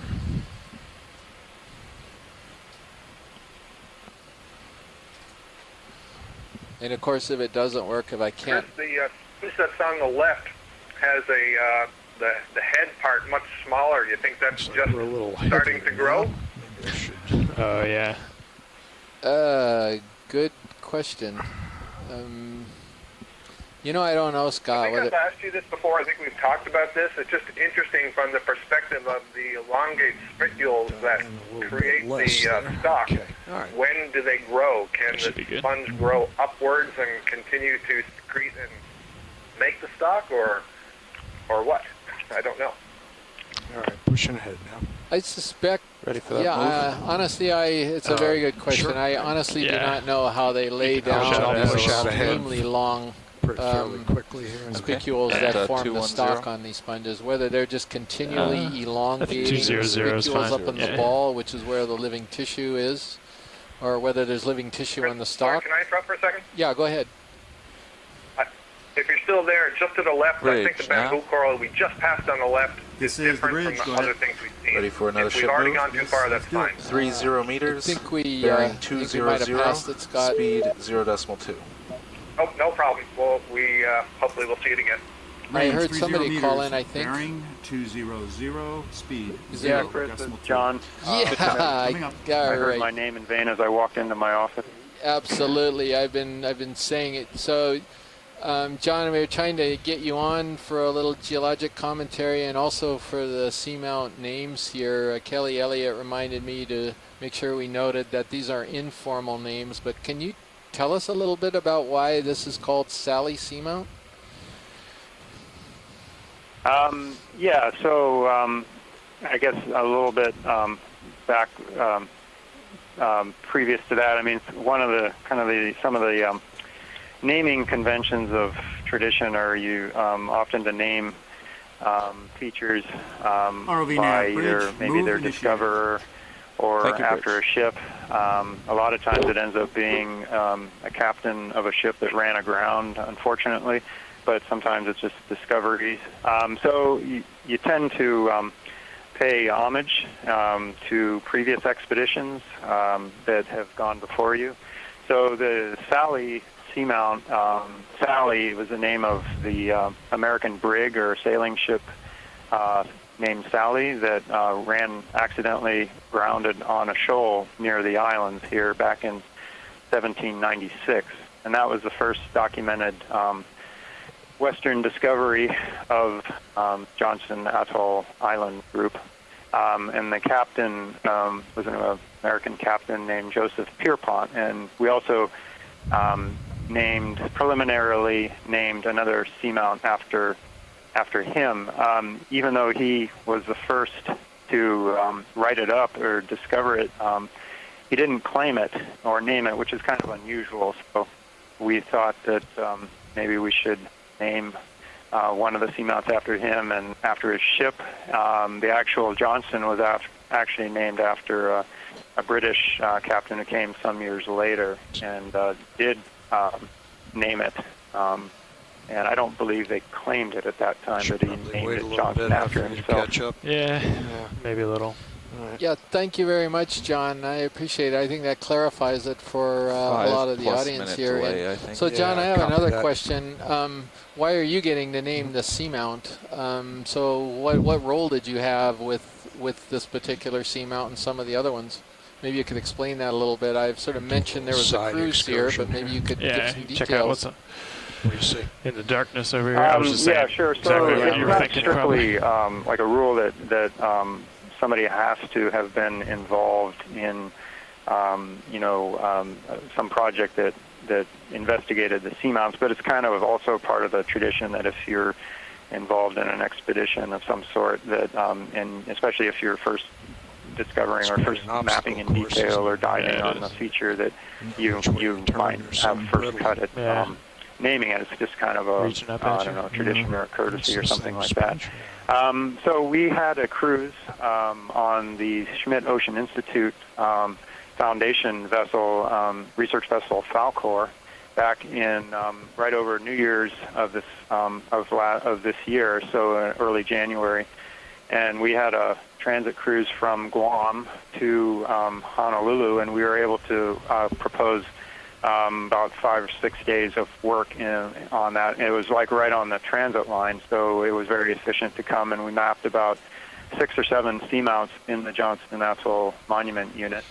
And so those were the first, they had been previously basically no mapping data of any significance, no modern multi-beam mapping data, so they were very just the kind of global topography, satellite-derived imagery, very kind of like the mushy part of Google Earth if you zoom into something that hasn't been mapped in detail. So as I said, we mapped those, so it was kind of left up to us to propose some names, at least names that could be used while we knew Okeanos was coming here later in the year, and they'd probably want to dive on some of those features. So there's a little bit of a push there to get some good names. All right, John, the final thing, since we got you on board on the line and you're a geologist, you want to say anything about the geology we're seeing here today? Yeah, that's kind of typical for what you'd expect for a seamount here. It's fish right to your left there. Low relief, I don't think we've seen many. lava lobes that are covered in this manganese crust and this botryoidal texture, which is this lumpy, small, looks like little peas, or actually the word means grapey. Up a little bit. I think it's a Greek word, means grapey texture. Are you still a little heavy? You can imagine I think so. A bunch of grapes, and then with the sediment in between. Yeah, we see fish. I'm trying to kind of come around bumpy on like. I gotta get a little. And so that's what I've seen so bring far. out the of course, background with in sediment in between the kind of the lava features, the low relief lava features. Just off to the right. I kind of expect that for a feature that's tens of millions of years old. Great. Thank you very much. And that was the voice of Dr. John Smith calling in from the School of Ocean and Earth Science Technology at the University of Hawaii. Thanks so much, John. I appreciate it, and hope to hear your voice again as this maybe this dive, or at least on another dive on one of these seamounts that you and Jonathan Tree and the Schmidt group were responsible for mapping. So thanks again. Okay. And, yeah, well, I'll have some more comment on the naming when we get to one of the other seamounts. It's kind of a interesting thing when you look back into it, back into the history. It's kind of a history lesson. You have to research as well as doing your... Well, I'm gonna bug you about each seamount that you guys have got a proposed name out for. So you expect to get more prodding in the next few days. All right. Thanks again, John. Appreciate it. Chris, can I ask, we passed a few of these really leggy bamboo corals. There's one in the frame now that's got like 3 very elongate branches coming from a base. Either that one or a little bit, if you're going up towards the left there's another one. The distance might be easier to see. But I think these are all different from the other bamboo corals we've observed. The one dead center? Which one are you talking about, Scott? I think it's to the right. Is that right? Or I think that's the one you're talking about. The one I'm talking about right now is behind everything else. Oh. So you can't really see it. All right, I'll go around. So not these fans in the foreground. Right under me. Okay. The pilot's going to go around a little bit, see if he can spot the one you're talking about. Copy. Yeah, I mean, if your direction was basically to the left, that's fine. Just keep going that direction. There was another one coming up. Oh, okay. Actually, we're going more to the right. We're going to the right, and we need to move because Sirius is above us and still moving. So, got it. I'll Thanks. try to find this one here he was talking about. So it's behind. Yeah, Scott. So he needs to move. Oh, I think I see. Yeah, he's just 3 singular ones, sort of. Well, that's good. The direction you're going now is favorable. You're going to see when you pass these colonies.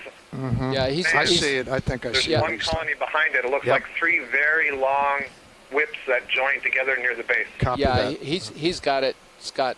So I think he's going to be able to get over there and take a look.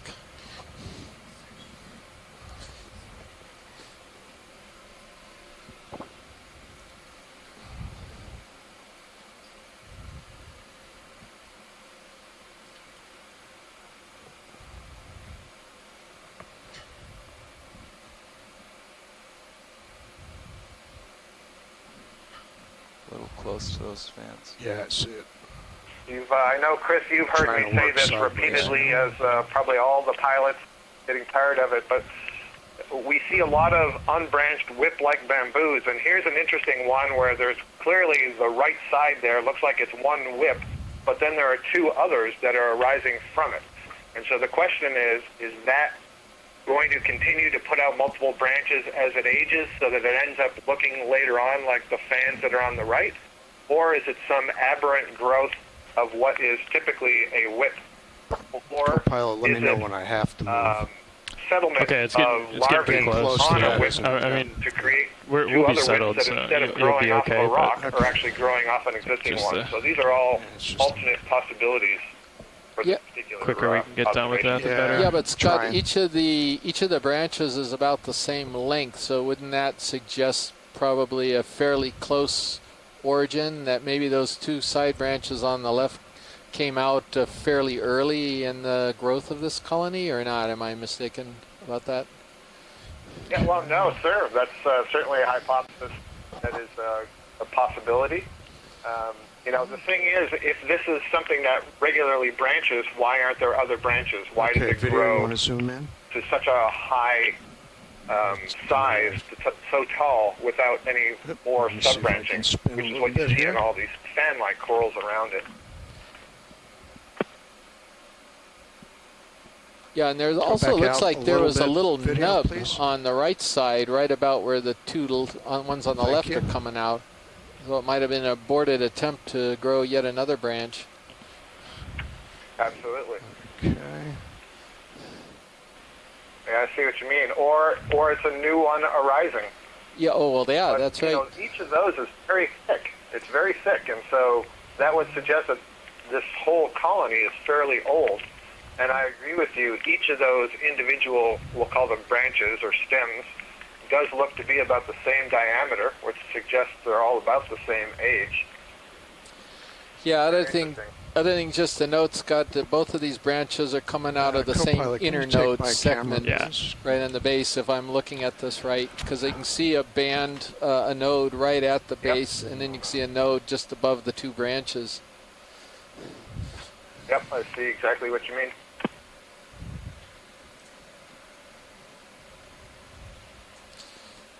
So can we do better than bamboo on this, Scott? You got anything, a clade or anything else that you can say about this? All right, let's get done with this one. Okay. All right, watch lead. We're going to have to move now. I'm looking at the Sclerites now. Roger, thank you, pilot. Okay, copy that. Okay. All right. Yeah, they got to move. It's probably going to be down in that D clade. D as Your a dog. camera's back. Okay, thank you. Okay, I'll put it as D clade. Actually, coming up. Subclades in there, D1 and D2, and there are lots of taxa in there, and that's where keratoisis and ecnomysis, they're all sort of mixed in together. To starboard. Yeah. Okay, thank you. Yeah, If you had to go, we've got the other vehicle moving off, so it's about the only look he could give you, but hopefully that'll be enough. Yeah, and, you can see your lights. A little cucumber here on the way over. Where is it? Oh, yeah, there he is. Looks like another Hansenopteria. Yep, okay. Gonna throw an annotation out for that one. Let's see if I can back up a little bit. There we go.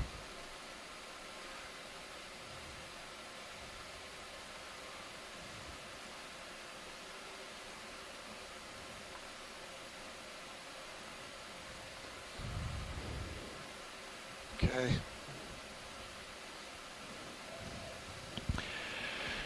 Nav, That's about 20 centimeters long. Okay. Is there an Is gotta there keep moving, an extreme watch desire this. to reach a certain depth?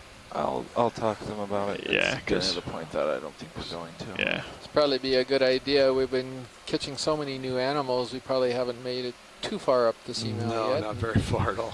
Yeah, okay. Maybe we can go for a while, and then I'll just wait to hear if Scott or someone else has got another request. Copy that. Or I suppose when Come we a little see more sea starboard. star, we Come could starboard, stop. roger that. We see anything at this point, I'll mention it if it's not a coral. I'd like to just speed along. Okay. So I'll wait Chris is until we saying get is he's got a case of straightened coralitis out. right now, an inflammation of the coral. At this stage, I'm going to go down there and eat coral, just so that I can.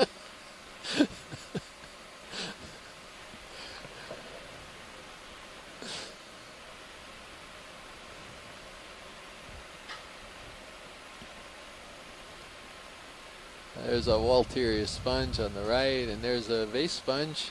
Scott had noted that there could be a regadrella, and that's very possibly what we just saw. And that'll be coming up for those of you who are on a little bit of a delay.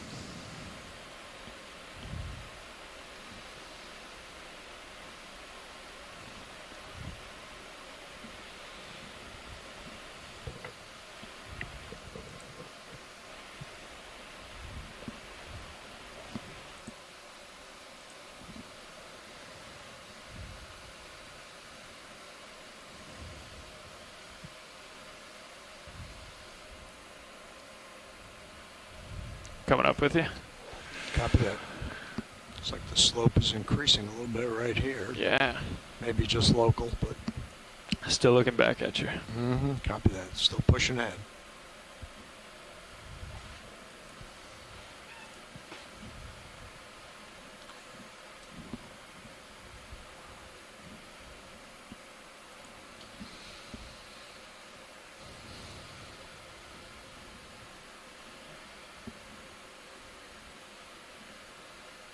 Oh, there's another sea cucumber on the right here.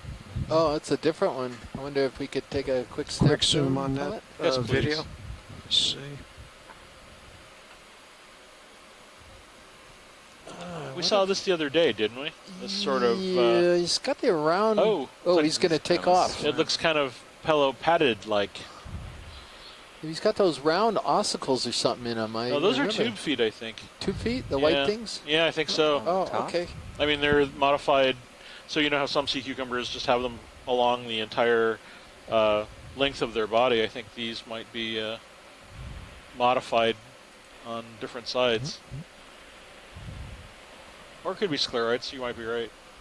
Huh, interesting. It's got that fringe around the edge. Sort of reared up for a minute, but... Yeah. Okay, video. You want to Yeah, I back think out? we're...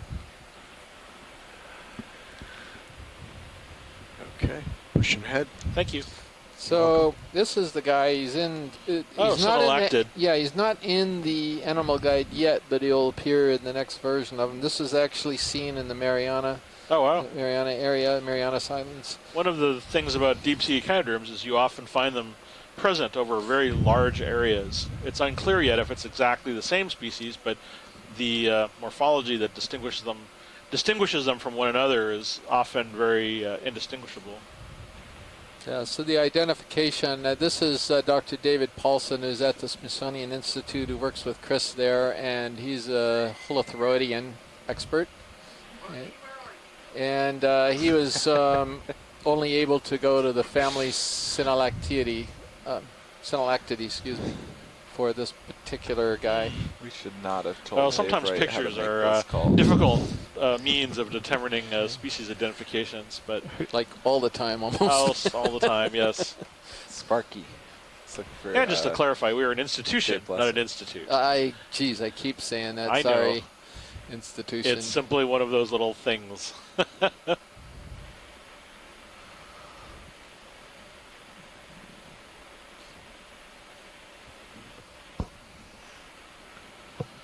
Whenever you think you're far enough out ahead, try to a little start bit covering more, some ground. Try to get a us centered couple up more here too. sponges up ahead, and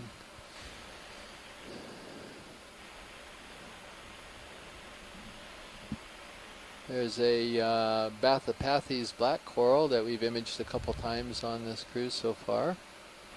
That's the orange one that you'll be seeing at home there in just a few seconds. I think we'll want to do a little more west, maybe like 220. Maybe the more west, the this is better the my sort of waypoint. leafy one that's standing upright. Looks like okay. It looks like more a straight shot up. Looks like a bunch of weird things going on the 22 tip of it. Yeah, 225. Sure. Yeah, pilot, would we be able to do a snap zoom on the tip of the sponge? Sure. Thank you. I think you go ahead and get it in, Dave. All right. Just do a quick Okay, zoom. video. Zoom in. Let's see if I can. Bridge nav. Oh, hydrozoans, I guess. Interesting. Yeah. This is the bridge. See if I can hold this here. Another move, please. So, 30 meters. Bearing we've discussed in the past how many of these corals and sponges are kind of themselves homes for other animals, especially when they die and their skeletons are left behind and sort of inert. This is one of the many types of animals that finds itself sort of colonizing other animals. These are hydroids or hydrozoans. These are the same type of animal that you find in your sort of dish of water at a freshwater pond, except in the deep sea.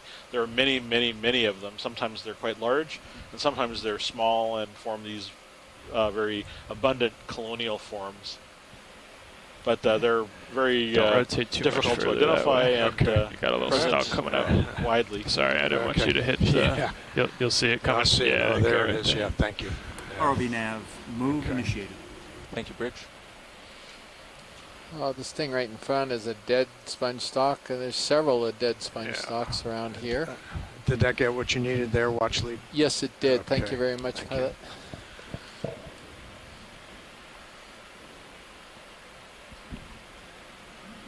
Thanks, Chris.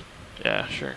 Tina Molodtsova from the Shirshov Oceanographic Institute identifies those hydroids as something like the genus Solandaria. So what did we say it was 220? 225. 225. Okay, Yep. copy that. I'll That's head a over pretty to that long right now. sponge stock there that's fallen down, long dead animal. So sometimes these sponges can get quite high before they finally either topple over or die, or who knows what happens to them. I'm right on 225 for reference. Copy that. Is that just a rock There's a formation weird to the left, or texture is it- down there, Yeah, pilot. it looks like a dead sponge. But it's a huge It's dead big, yeah. sponge. If you were headed that I'm way. going over that way. Okay. Wow. It's not going to beat the minivan sponge, though. Ain't going to beat that. Oh, the one that we saw in a 2015. few years ago. Yeah. Wow. That's quite large, isn't it? This is maybe more Volkswagen buggish, I suppose, than Yeah. maybe not quite that big. Slight exaggeration. Maybe it's And a it may even meter. be two sponges here. Is it alive still? No, Or is it it's dead. Yeah. Video, you want a partial zoom? There's the lasers. Wow.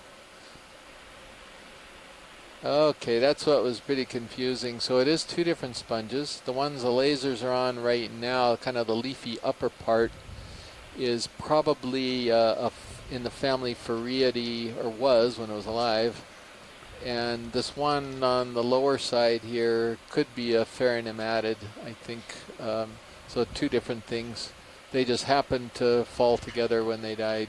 Or probably the leafy one fell on top of the other one. The other one probably didn't fall. If it's possible to zoom in on those white branching structures on the surface of the mitt side, if you will. Do you see them? On the right side? Yeah, on the right side. There are these tiny Let little... me turn a little bit. I see what you're looking at. They look like those branching Is that foraminiferans again to me. zoomed in all the way video or partial?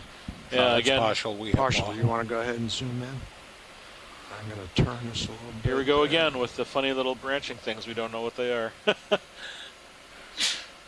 All right. So this might be something similar to what we saw before. These, I think we thought that they might have been bryozoans before, but some specialists had said that they were not. And so without an answer, I can't tell you what these funny little white branching things are.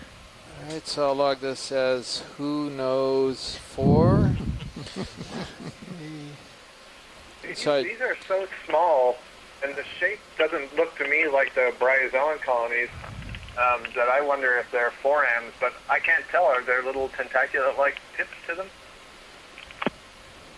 I guess you could call them that, yeah.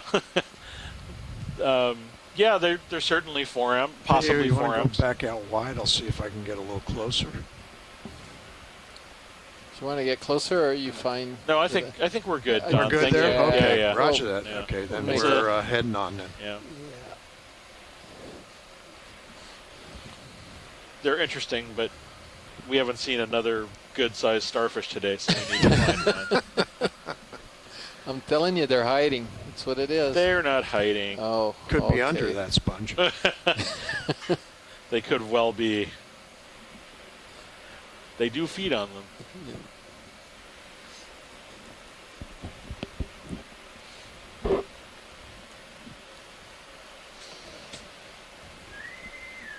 Attention all hands. There will be a spill response team meeting held in the forward lounge in 10 minutes. Again, that's a spill response team meeting held in the forward lounge in 10 minutes.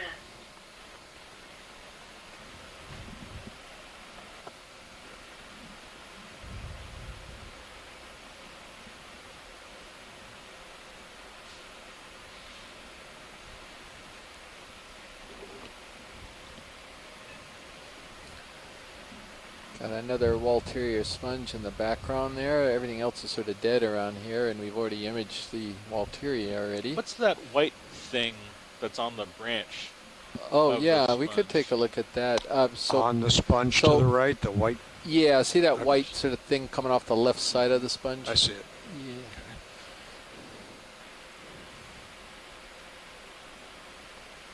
Yeah. It's another black coral that could be Trisopathes in front of the sponge. This is RV nav bridge, move complete. Thank you, Bridge. Tina makes a sponge, I think, a Munidopsis. I mean, a crab, I'm sorry. Yeah. Maybe a Munidopsis. Tina makes an interesting point So, that co-pilot, she's to be joking, on but pace, you should call in the next reason we have year. so many bamboos is From because now. it's a beast-free seamount. Way to go, way to go, Tina. She may have an interesting point there that there could, for whatever reason, there could literally be no sea stars here, which might be why so many of these colonial Cnidarians are so abundant. Yeah, I think go ahead and get it. I'm sure that'll be a temporary situation, That's an however. interesting topic to follow, and I won't right now because we're looking at a squat lobster, but I am going to say that this looks to me like a type of muted squat lobster, not something that we usually see up on a coral or a sponge. So I'm a little bit surprised to see it perched in this location. Yeah, Scott, this sure looks like Munidopsis to me. The very white, large size, the very long spine coming out of it. And if you look at the front claws, if they can zoom a little tighter on the front claws, they tend to be more robust in the genus Munidopsis than in some of the Chirostylids and Munida.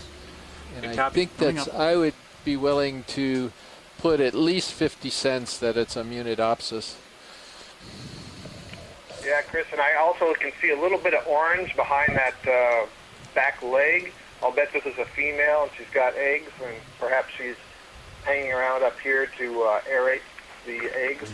There's a Brittle Star on there, That'd too. be kind of interesting if they're in incubation mode, they actually try to climb up on things to do exactly what you're talking about, to provide more aeration, oxygenation to the eggs underneath their tail.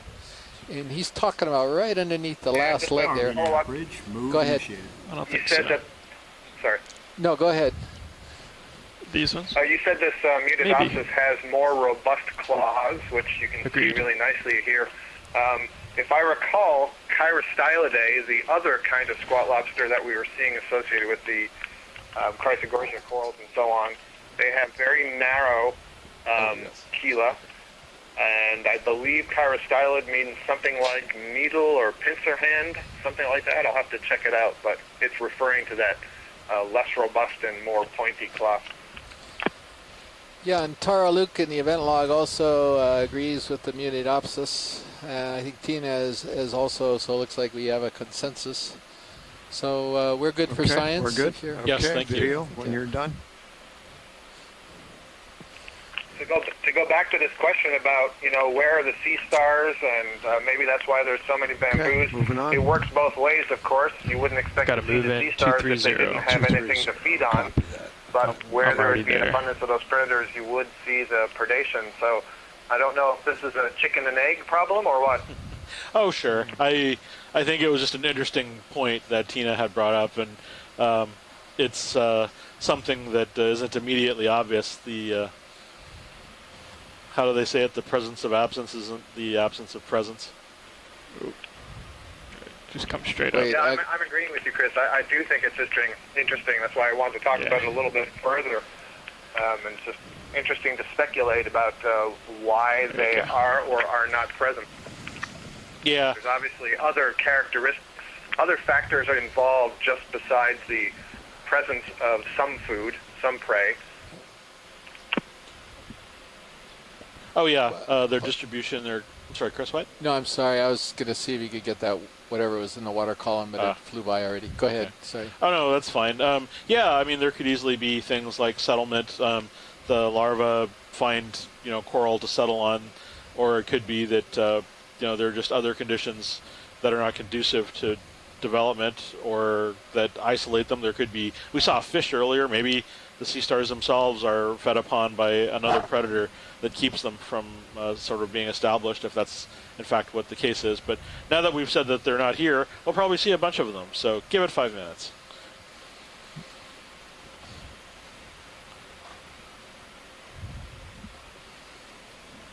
Now you have sort of a coral-free zone, so at least they're giving you a break here, Chris, from corals. Or you threaten them by going down and eating some yourself, so it's something's going on. A little more sedimentation here too, so maybe that's part of it.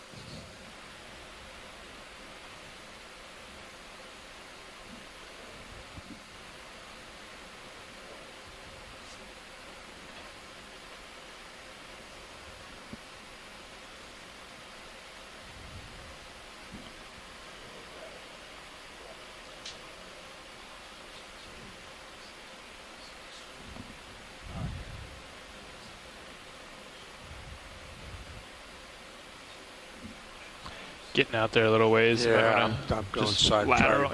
Sideways right now. There you go. Let's see. We had to move in. Little we haven't started to catch reminder up yet. of what's going on here. We're on the NOAA ship Okeanos Explorer. Are going a little quicker. Okay. We're on a Seamount that is tentatively identified as Sally T-mount. That name is under review right now. Drifting with the current. And there is a little bit of current. Depth is 2,100 and about 46 meters, 35 meters. And this cruise, we're on a cruise here. We're on a seamount just south of Johnson Atoll. The cruise is La Lima o Okamoana, which means partnership of the sea. And we've got a whole bunch of people in our event log helping us out. You done? I'm Chris Kelly. Next to me is Chris Ma. We got Nicola Rodriguez next to me. And then I think we got some new front row squatters here, if I'm not mistaken. I wonder if they could give their names when they get a chance. Yeah, this is Dan Rogers, just temporarily filling in for Chris on co-pilot.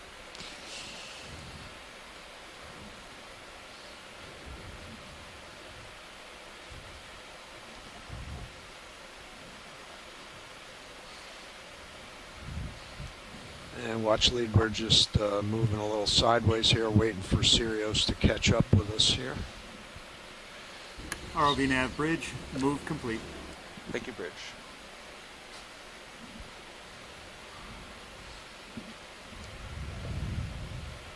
Alrighty.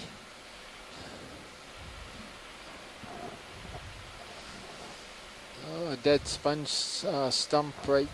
That black thing. There's another black coral that we tentatively identified as Trisopathes. These are some things that we've been seeing already today.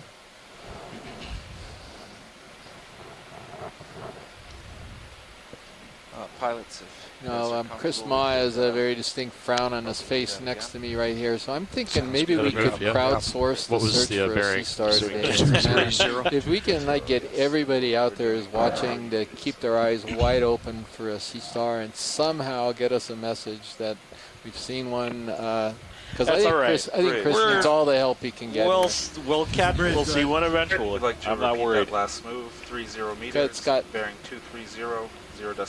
I may be too late. I was going to say, if you just started hanging out here waiting for Sirius, there was a black blob on the bottom, but it's now back some ways to the right. Oh yeah, I saw that. I think that might have just been a rock. A rock, okay, thank you. Or a broken face of the basalt.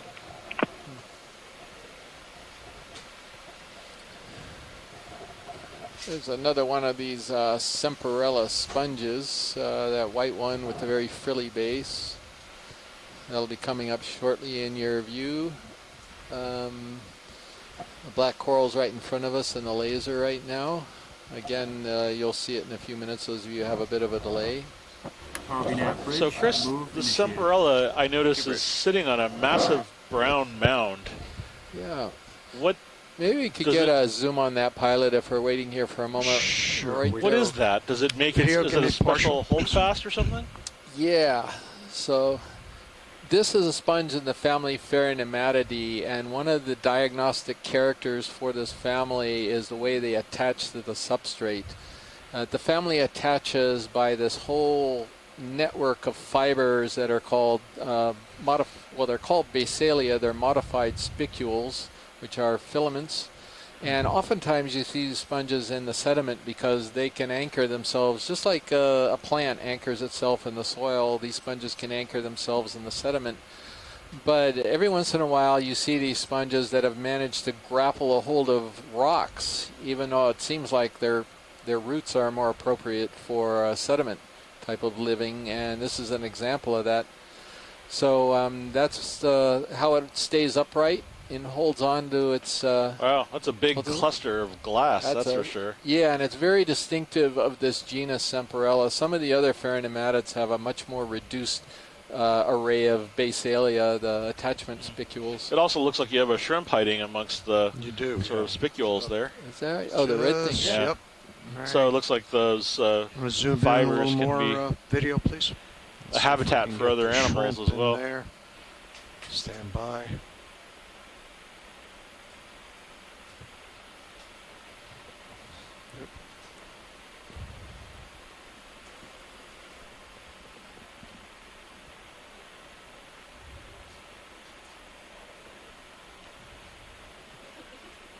Okay, is that good, watch lead?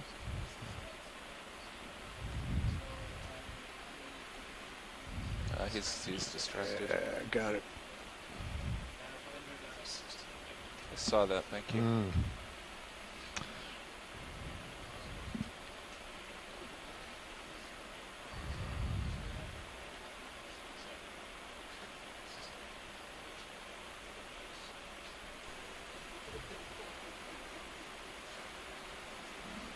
Okay.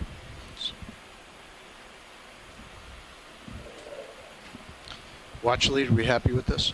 Oh yes, please. Let's move on. Moving on. Okay. So Scott just had a question from the ROV lead here, Dan Rogers. So you happy with the progress here, or you want to keep meandering around and zooming in on interesting things, or would you like us to make a little bit faster tracks? Well, what's your desire here since you proposed this dive? Yeah, I think we're seeing repeated patterns of the same taxa, so let's try to make some headway, get a little farther up slope, and see if it changes as we get to shallower part of the ridge. Copy that. Great. The pilot copies that, so thank you, Scott. Okay, and we have the move in already, right, Nav? Yep. Okay. The last maybe 20 or 30 minutes we've been... Chris, this may be an Acanella right here that now that I've said to move. If we just keep this up, we'll be good. Trichotoma? Yeah, put another one in at 230. No, not Trichotoma. There's another one at 230. I put that in 4 minutes ago. Should be I think almost they just went by it, Scott. I'll keep my eye out for it. I saw what you're looking at. I just wasn't pondering it, I was actually looking at this rise of rocks over on the left. But yeah, I'll see if we can find another one. What was it that he was looking for? It's funny because as we got closer, it may actually have been a primnoid, but it had that whirl, that burst of branches from one point. Okay. Anyway, I know that if we do see an Okeanos, I know what they look like. So so pilot, is that? No, that's a primnoid. Sorry, excuse me. Trying to see if I can find one similar to what he was talking about. These are some more of these Lefroyella glass sponges. It's a little bit different. They form these vases on stalks, which are really interesting. And Chris, I said trichotoma. I meant Weberi, Okeanos Weberi. Right. I don't actually believe it's truly an Okeanos. That is how it is classified, but the genetics say that it is nowhere near Okeanos. Is that something in the water column there? Sirios, or is that a... No, that's a sponge on the bottom, but you do have some sort of ridge dead ahead of me here. Yeah, you're pulling me, so why don't you come back center screen here. So, pilot, I hate to request a other pause here, but there look like there are a lot of collectible rocks here, and it would be nice to get two. This is as good a spot as any to possibly grab another rock. We're looking again. We may have to wait just a minute for Sirios to catch up here because we're pulling him right at the moment. So okay. Then this might be a good standby. Yeah, this might be a good place then. Ship is almost done with that move. Okay. So sorry, Scott. Is that that'll work for you just to get our second rock here, and that'll be our last rock collection for the day? Go down there and set up. Yeah. Okay. Yeah, I have no problem with stopping for a rock. I guess one question I would ask you is. Are we at a significantly different depth compared to where you got the first rock, or does that not matter because we want to have double the chance that we get a good rock as opposed to just some consolidated sediment? Yeah, the latter, Scott. These really, really old seamounts, it's very difficult to get a rock that has basalt in it, so I think we're hedging our bets by getting two, and it doesn't matter whether one's at a slightly different depth than the other. Yep, yeah, I know it. I agree. It's usually so consolidated that it's hard to find anything broken up. So, yeah, please take advantage of what we see here. I'll just go ahead and set up on one. Great, thank you. I know we're looking I wonder at rocks if you get a now. chance. Can you back up just a little bit and turn to the right? There was what looked like a pretty large Iridogorgia magnus spiralis. It just went by the edge of the image, and it would be nice to confirm that. We're pretty far past that, actually. Yeah, so I don't know. We can ask. He saw a coral as we were approaching this rock pile, but maybe we can after we grab the rock. Yeah. Okay. Yeah, he's gonna take a look, Scott, after we grab a rock. Lasers on. Yeah, they're in the. I can see them. A lot of these are. Oh yeah, I got big. them. Yeah, I see them again. Yeah. Let's see. What are we thinking here? Maybe this one in between the two big ones right there. Yeah. What about that Which Let's one? see. No, I lost it. I'm looking at this one here. Stand by. It's just kind of jammed in between these two, right? The laser just on it now. I think that's going to be glued in Glued there, in, Don. you think? Yeah. Okay. Wonder if we can. Let's see what else So we there's got. some possible angular ones that are just a little bit further upslope. Okay. In fact, this is probably too big, but that's clear broken pillow, I think, over on the right. I think it's too big. Oh, I see. Next to the stalk that's laying down there. That's it. It is, isn't it? Too big. Chris, what do you think? That looks a little big, doesn't it? The one at the... Yeah, stand by the lasers. You see that stalk going up there? Yeah, and then this might be able to go dark face there. And, let's see. It may not even be free, but... Think that one's all right? Right there, the laser on it now. Yeah, let's go for it. Okay. That's very likely to be basalt, I think. And if not that one, there's an angular one to the left just going off screen, but let's try this one maybe. Let's try this. Let's see.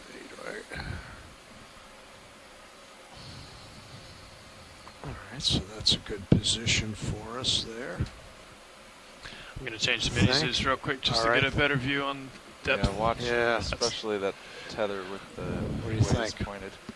Yeah.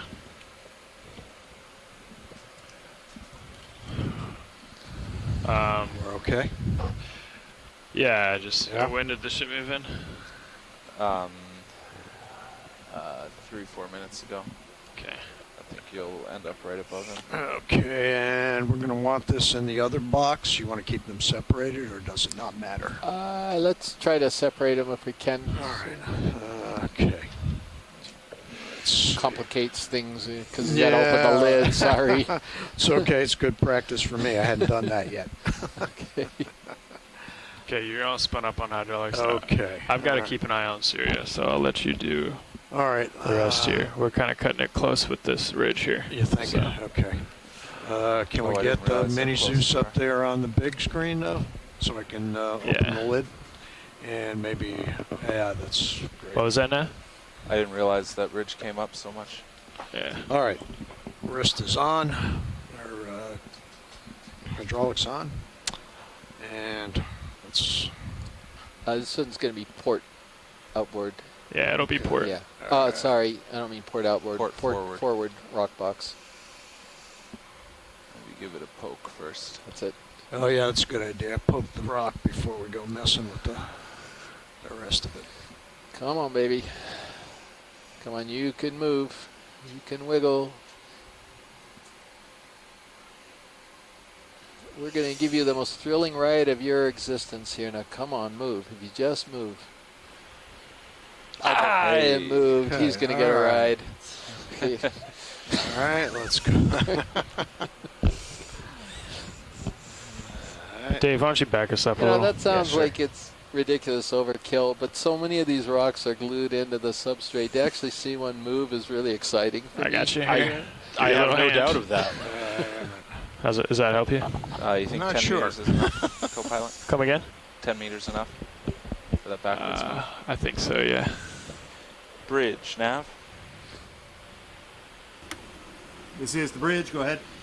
Can we get another ship move, please? 10 meters, bearing 050, speed 0.2. 10 meters range, bearing 050. Let me bring you in a little. Just hold there. 0.2. Good copy. Coming up. Great, thank you. So, Don, I think you are lying that you never did this before. You popped that thing open like an expert. Don't, Yeah. Don't force that. Yeah, open. I thought that fell all the way open. It does. It was hitting. Hitting something over there. Yeah. Okay. All right. Let's get back to where I need to be here now.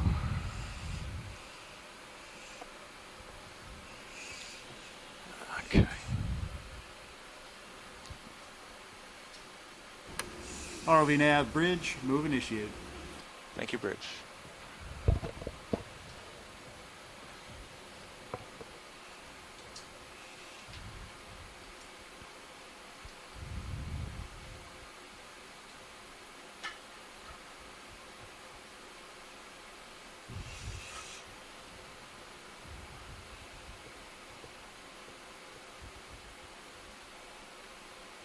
I'm going to have to grab it at this end, right?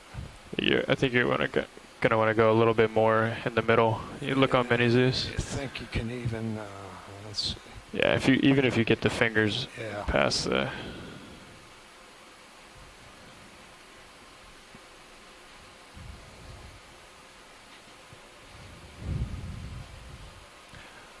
I'm going to turn my head to give you a little more tethering.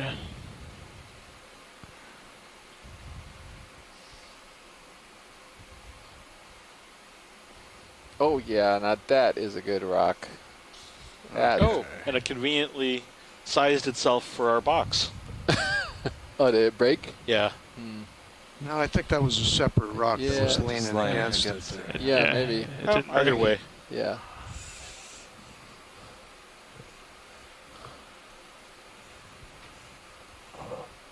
Hey, let's see if maybe there's a baby sea star on it. You never know. There's a bunch of white stuff on it, to be sure. Yeah. a very curiously shaped rock. So. Okay, so. But with any luck, we've got something inside of it.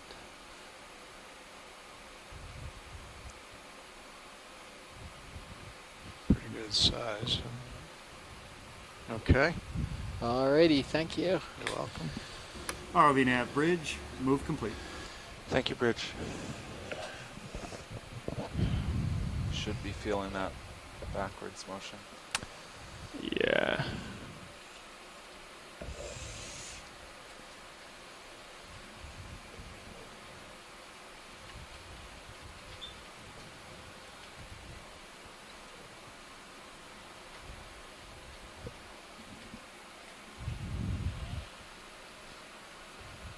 Oh, that's big, Chris. You don't mind carrying that up the stairs, do you, from the RV? I've carried worse. Oh, my back. It's just feeling a little bit sore right now. Let's come down for you, sorry. You know, worst comes to worst, we take that gray bin and we each grab an end of that thing. That's how we've gotten them up before, these big ones. Just ask Sean. That's fine. We'll give us a chance to work off all of that food we've been eating.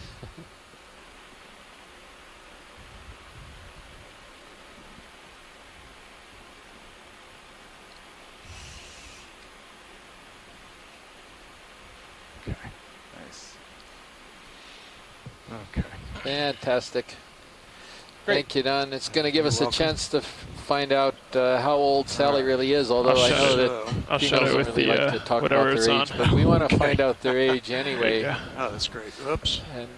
You might need to nudge it a little. Yeah, all right. Yeah. What is it hanging up on? It's a shilling. You got it? Oh. Okay, thank you. So yeah.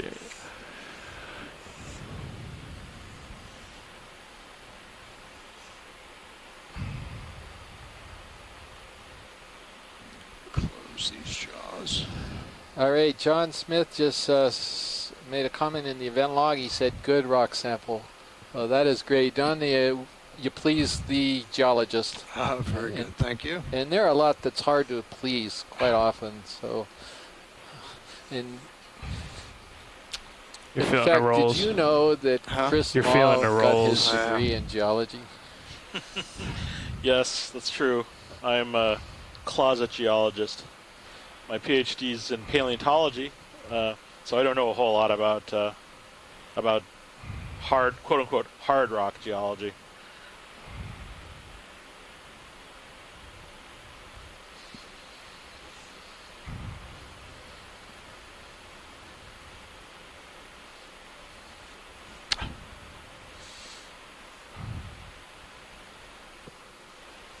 Alright, I think it's stuck on the shilling. Stuck on, yeah. Let's try it again here.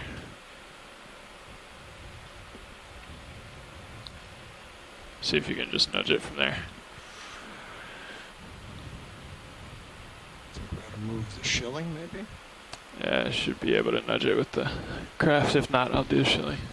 So just I'm not thrilled about where the vehicles are, so if this is going to take a little bit, you're not we watching should what's move. happening on the feed 3, I think. So. There we go.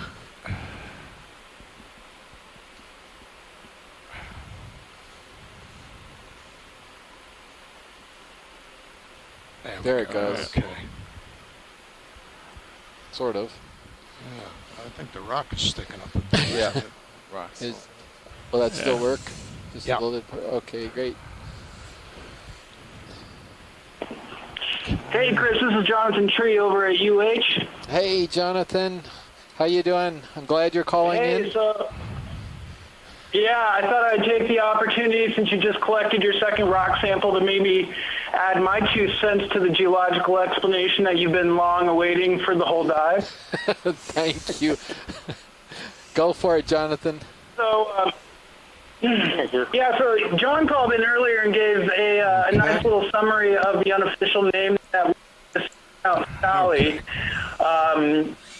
So as far as the geology goes, what these rocks are being collected for, and what a lot of them are going to go into for geochemical analyses, will be their geochemical compositions, which tell us a little bit about the mechanisms in which cause these volcanoes to erupt, and we can also back out an actual age from the geochemical analyses as well. So as far as the age of the seamount goes, back in 2002, some new high-resolution argon-argon radiometric ages were done. I think the rock that was actually collected that has the most relevant age for this seamount was very nearby, was dated around 71 million years old. So the weird thing about Johnston Atoll and the Line Islands themselves, so for those of you who don't know, Johnston Atoll lies at the northern portion of a 4,000 long submarine 4,000 kilometer long submarine volcanic ridge. This ridge has two subparallel submarine ridges that compose the entire Line Islands. But unlike Hawaii, which has a very easily interpreted linear age progression, where the islands from the island of Hawaii, where Kilauea is currently erupting, is the youngest, going to the oldest in the most northwestern portion, and even older as they go north into the Emperor Seamounts. The Line Islands don't share that same age progression. So any more rocks that we can actually obtain and actually get geochemical analyses and ages for these will start piecing together a very complex history for this area. It's kind of weird. So the side of the Line Islands that Johnston Atoll is generally younger than the most eastern line chain.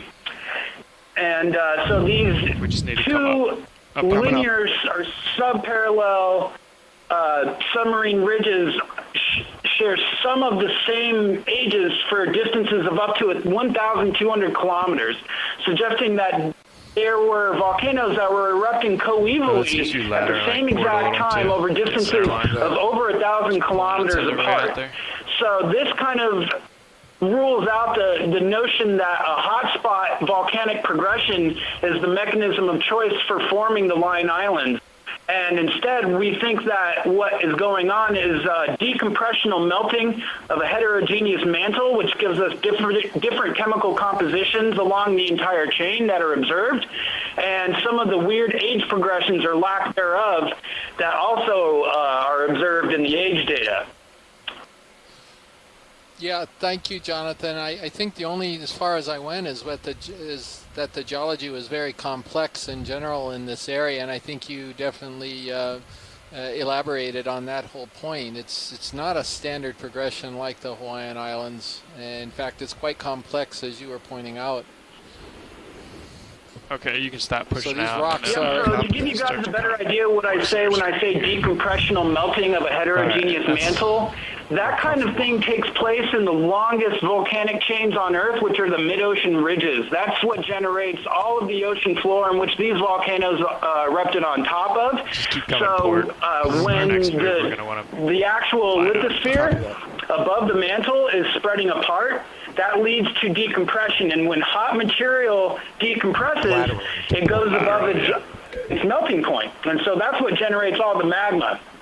So that's the first mechanism that we think is generating most of the magma in this area. The other mechanism, which could be contributing a secondary portion to the magma supply, would be these localized extensional features such as pre-existing weaknesses in the crust, like cracks that were actually formed at these mid-ocean ridges, and then transported along the lithospheric belt, so to speak, over to this localized decompressional melting. So the melt, just like a river, goes downhill, so it follows the path of least resistance is what you have to keep in mind. And these pre-existing cracks in the lithosphere are preferential localizations where magma can then transport itself and erupt at the actual surface. So it's a very complex interaction of lots of different geological processes, and yeah, like you said, much different than the original simple idea of Hawaii and the hotspot model, which generates these long island chains that are sort of comparative in the same distance, but not in the same mechanism. So it's very important that we make good collections and multiple collections in areas like this where there haven't been very many collections at all. So every single rock is going to be invaluable to the geological community once they've been once they've had their chemical analyses completed, and some of that data becomes available to the public for any other interpretations that are possible. What is that small red thing out to the left there? Yeah, so, Jonathan, thank you very much, and we will definitely continue to collect I'll go rocks to as we nav. go from seamount to seamount here. Park it here for you. And as you know, I always like to try to grab 2 rocks in case one of them didn't turn out so good. If you can call in every once in a while, if you see a rock that looks really good, or an area where we might be able to get a really good rock as we proceed on each of these dives, when you have a chance, that would be terrific. Otherwise, we'll do our best to get you a good one. Get all of you folks a good one, that is, all the geologists who are interested in this set of seamounts. Looks kind of shrimp-like. Yeah, so thanks very much for your comments. And we're doing a little bit of musical chairs here in front. Again, Dan thought that the back of his chair over in the co-pilot position was not as comfortable, so he made Dave move, and he bumped him and went over to the nav chair. So I think that's Dave up there is piloting, aren't you, Dave? Yep, that's me, and that's Chris Ritter to my left now is nav. Was it? It's Chris? It's not Dan. All right, it's Chris. Sorry. And that's Don over in co-pilot. Yeah, Same 3, just shuffled a little bit. So Dan was like in and out real quick. Is that right? Earlier? Yeah. Ah, okay. I've been mistaken for worse. So.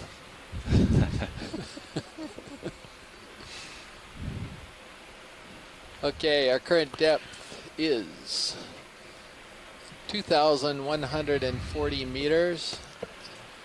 And we have a move in right now, right? Oxygen levels are currently up over 2. They're about 2.1. I just point this out because oxygen is kind of a big deal here in the Johnston Atoll area. Some of you may not have heard the initial pre-dive comments, but we are going to have a mid-water dive at the end of this benthic portion. We're going to go up and do a set of mid-water transects from 800 to 300 meters, starting at 800, I think 700, 600, every 100 meters. Is that right, Chris? I believe so. Yeah. What was their time off bottom to do that today? We're going to see some really cool stuff, some weird jellies, completely different community that we're seeing here on the bottom. And so those of you who are interested in all those jellies and snaggletooth fish and things like that, hang on, because we're going to have an exciting show at the end of this dive. We got a black coral right now. And has Scott fed his dogs, and he's back on, hopefully?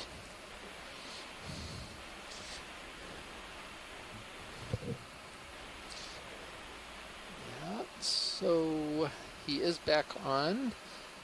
We do have a question, pilot, as to what our off-bottom time is today. Yeah, stand by one watch, so I'll get that for you.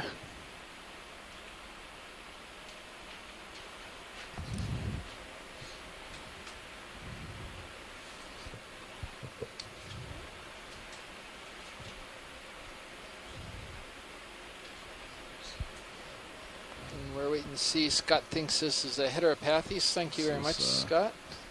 1537 or something. One of those many post-its has it. All right, video, that should do it. Thank you. What was the last heading that you gave the ship? 230. 230. Copy that.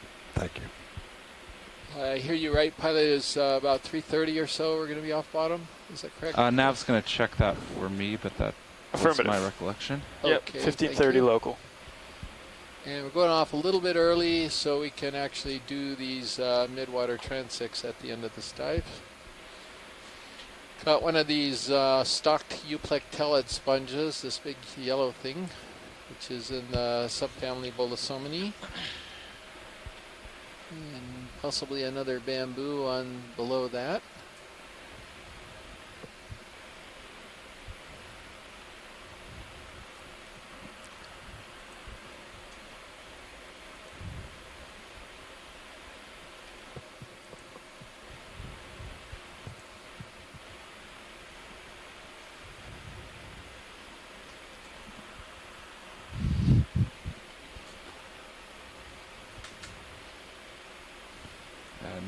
straighten up when I get in there, but.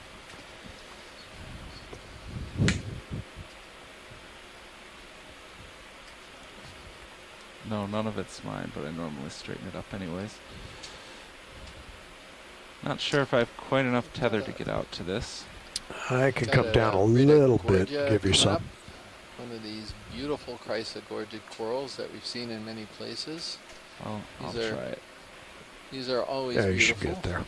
Sometimes they have interesting animals on them too.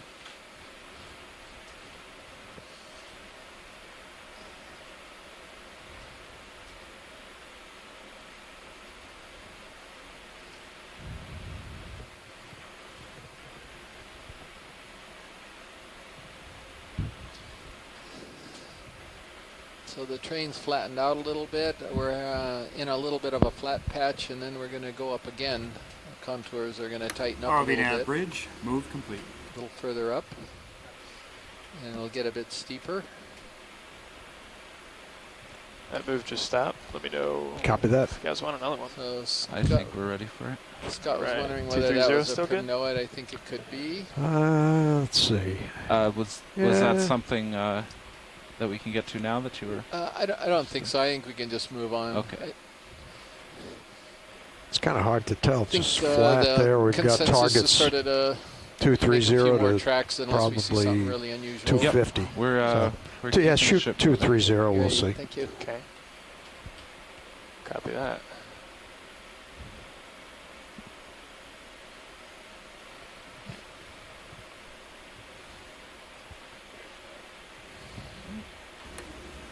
This is the bridge, go ahead. Can we do another ship move, please? Range 30 meters, bearing 230 degrees, speed 0.2 knots. So Range Les 30 Watling meters, bearing 230 degrees, went ahead and speed concurred that we had 0.2 a knots. Ritagorgia magnispiralis, that curlicue I one already that we saw saw that one. a few minutes ago.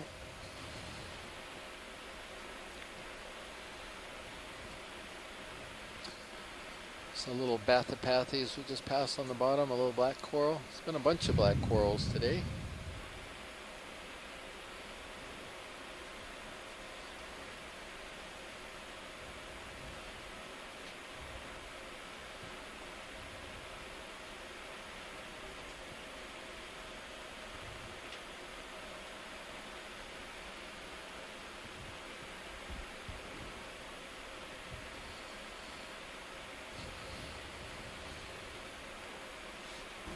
ROV nav, move initiated. Copy bridge.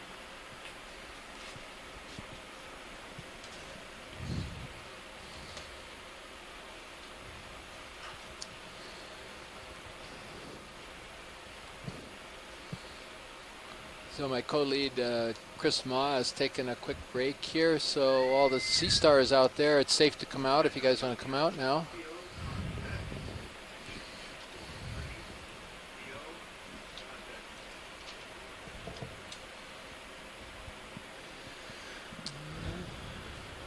Is that one up there?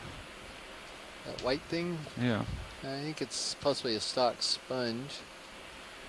Oh, there you are. It is. They're coming out. He's left the room, and there's a sea star. I knew he was inhibiting them. Yeah, we would definitely like to take a look at this, please. All right. If someone can keep an eye on the door, we can lift off as soon as he. They were hiding, right? I told you.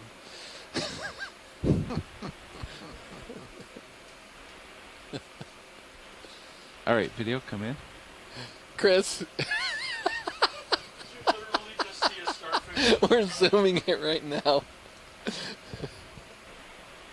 I'm getting a little bit of a tether tug. I don't think there's much you can do about that. Out of the control room, after all day, we see a starfish. So this is Henricia. And I just... There you go. I think you're now. Sorry. All right. So for those of you who might have missed that, zoom in more. We'll get some I details literally here. walked out of the control room after all day and missed the starfish. So this is Henricia. This is a genus of sea stars that is actually found all over the world, sometimes in the Arctic, the Antarctic, and in the deeps. These are actually really hard to identify because they all look alike. And so there are people currently working on this problem, but they're ecologically very significant. They often feed on sponges. They're often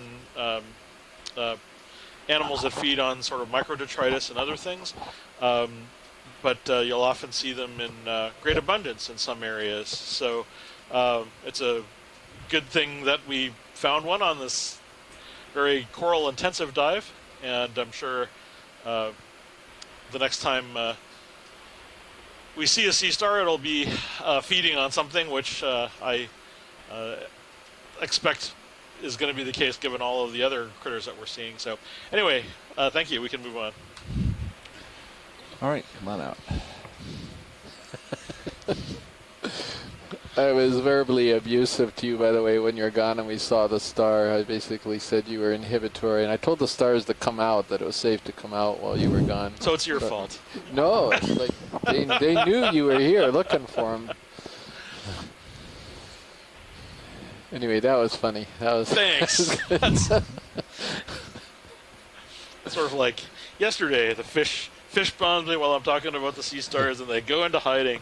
It's just not fair. Oh well. So this is a big farnematid sponge that's sticking out the right side of that rock.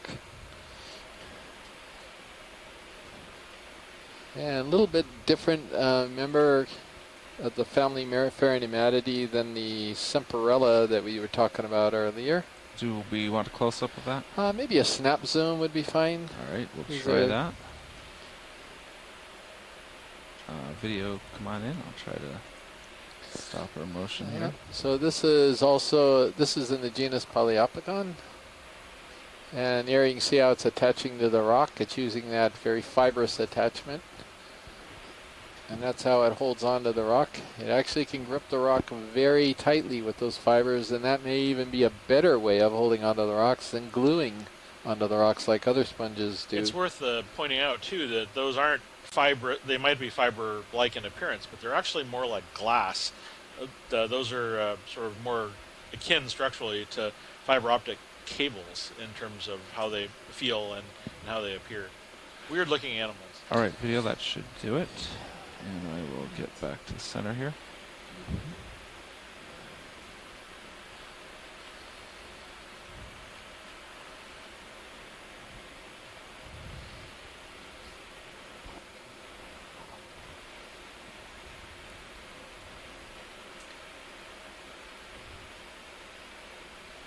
Is that a fish? It's up too high. Carving that bridge. Yeah, the move fish That is little way up there. stock sponge is a little different. The one near the middle? Yeah, right here in the middle, it's right. bobbing. Just Okay, again, snap zoom. It looks like it's one of the common ones that we've seen in many places. Move complete. Copy. Okay, video, snap zoom on this. Yeah, so this is Calophacus. It's in the family Rosellidae. But it's in a very different family than some of the other stock sponges we've seen. Yeah. What's that interesting? Is that there's a little crown-like structure in the background to the right there. It's probably a dead cup coral or something, maybe. Yeah. Okay. And so... video, you want to push to that, maybe cup coral, sorry. I forgot how zoomed in we were. You gonna go down to that? I bet it's a 4am. And I'll bet you're right. So it's good we zoomed in on it. It is not a dead cup coral.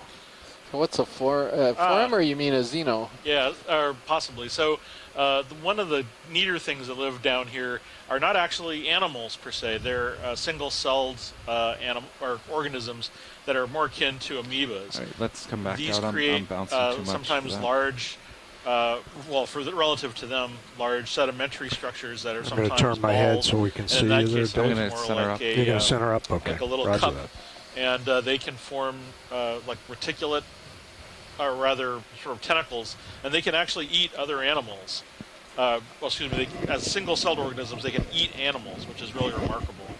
But it's not clear exactly what made it, so it's hard to say, but it's probably something like that.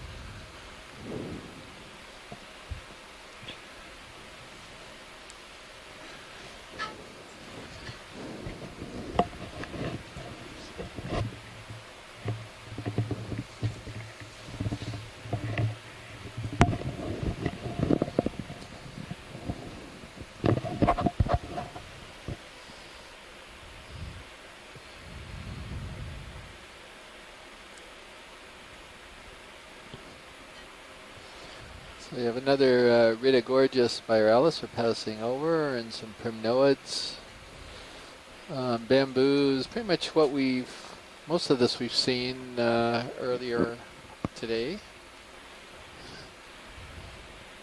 It's very difficult for me to pass in a Ridogorgia without stopping to zoom in, but in the interest of time. Sure, thank you. Bolosoma sponge, two different types there actually. We've seen both of them already today. There's Bolosoma knee, it's in the subfamily Bolosoma, and Bolosoma in the genus. Alright, I'll push out a little bit. We could probably do another. So a lot of this rock is manganese What are you crust, thinking there, it looks Co-pilot? like. Yeah, sure. Breaking up, and it gives you an idea how let's this see, crust more can like form on the rocks down here if you've got enough time. 240? And because, as Jonathan had pointed out, the Seamount is around 70 million years old. I see up around It's had a lot of here, time.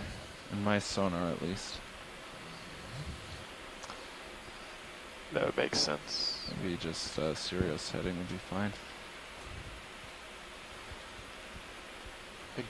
I think that. Maybe that's a little Les too Watling much. has pointed out let's that see. he's seen 225 three size maybe? groups Yeah, of okay, the sure. Ridogorgia magnispiralis, Look up and he's slope suggesting here. that there might have been at least 3 settlement events I'll keep it at 30, but let me that know have if taken place we need to at the cut it site short. for that species. Settlement being events where animals actually recruited to The bridge, this go ahead. location and got established. So thank you, Les. bearing 225 degrees. Les is calling from the University of Hawaii Marine Biology, or the biology program. Range And 30 there's meters, a bearing Chrysogorgia, I 225, think. Maybe we speed can take a 0 quick decimal zoom at that one in the center. Coming to the middle now? Yeah, that's correct. Okay, video, come on in. And then when we finish there, these stick-like things, I think I know what they are in the background on the boulder, but that's going to be new. Yeah. Partial.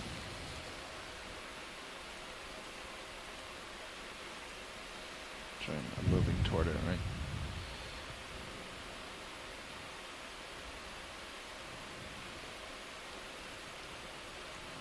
Okay to zoom further? So Sure.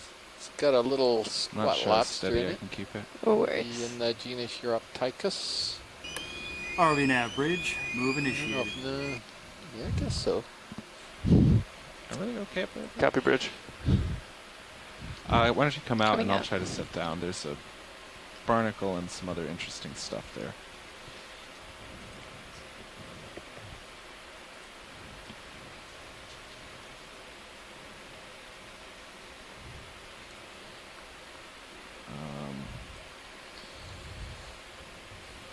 All right, let's try that.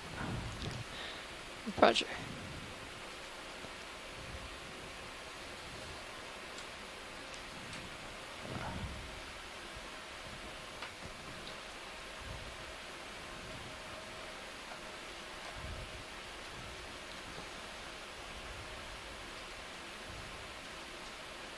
Oh. Okay, I'll go for a little more. Okay, go. That's full zoom.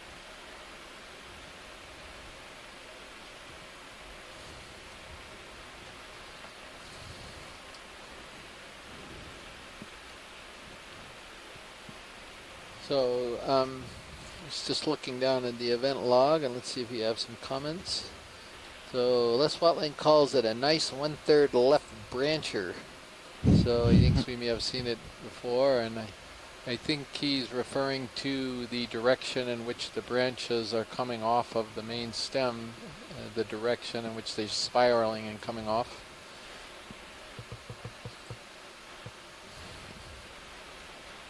And I also think what he means by that is there are 3 branches that I guess would be about 120 degrees separated, so they complete a full circle around the stem.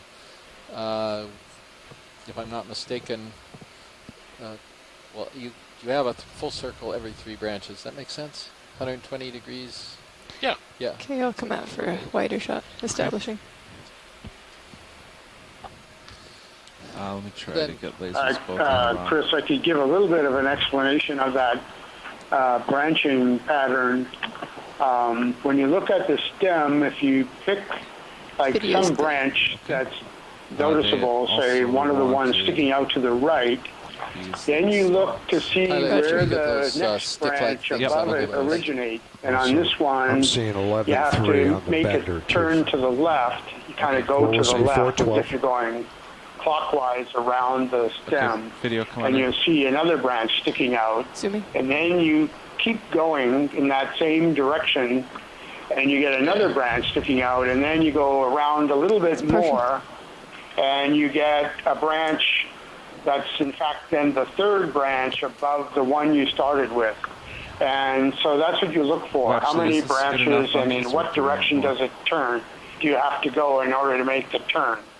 And so in this particular case, it makes one complete revolution with 3 branches. So that's why we call it a 1-3 to the left.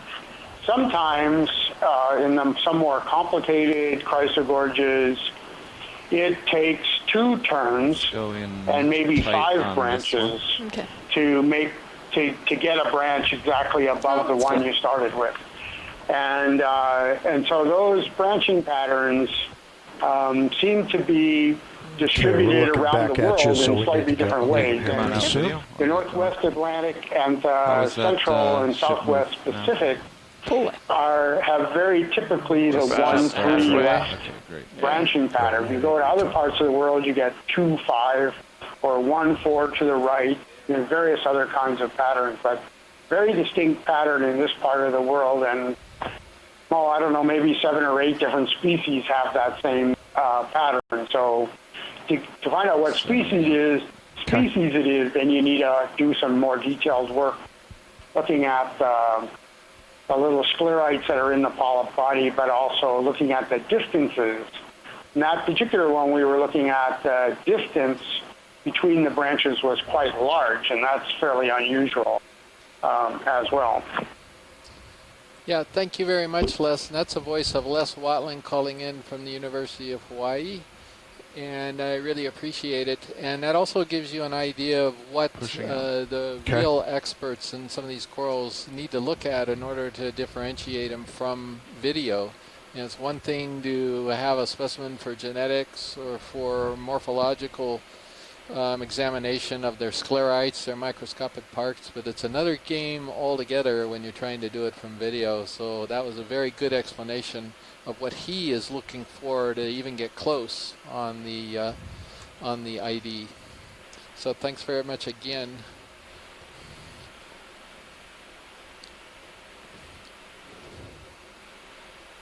So Pilot, there's some of these white stick-like things that are coming up. We missed them on that other boulder here while Les was talking, but we'll keep an eye out. They look like toothbrushes that are sticking up, and we can just... we were zooming in something after that coral. Was that not the right... No, it was on the boulder behind it, and I wasn't going to interrupt him or anything. Yeah, thank you. So, yeah, just point it out next time you see it, and we'll get a zoom. Yep, will do. Video coming on this. I don't think it's anything interesting, but you never know. Looks like it's just some debris. Fiber of something. All right, thank you. I'll try not to get it stuck so I don't have to clean it off later. And we're good.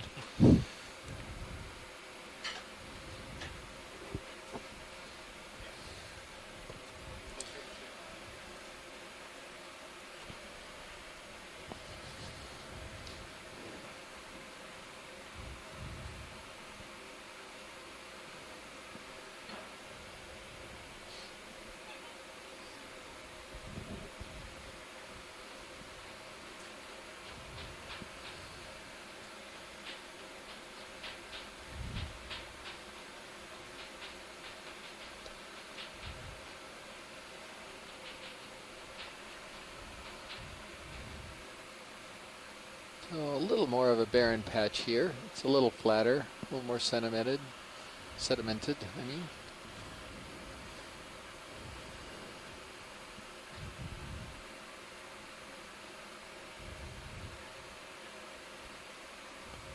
So I don't know, Chris, if you want to take another break, we'd probably see another sea star if you want. But I was just thinking that. Should be pretty close. Well, I'll tell you, if you're not going to take a break, I'm going to step out for 5 minutes and I'll be right back.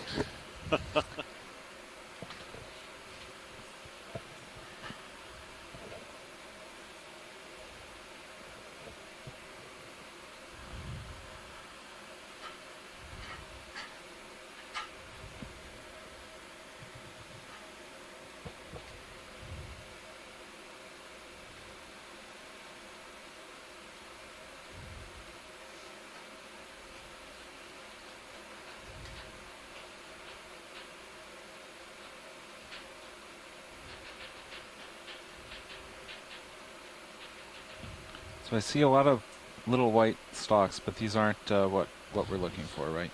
I think those are these mysterious little critters that we've been seeing all along. Maybe they're forams or bryozoans.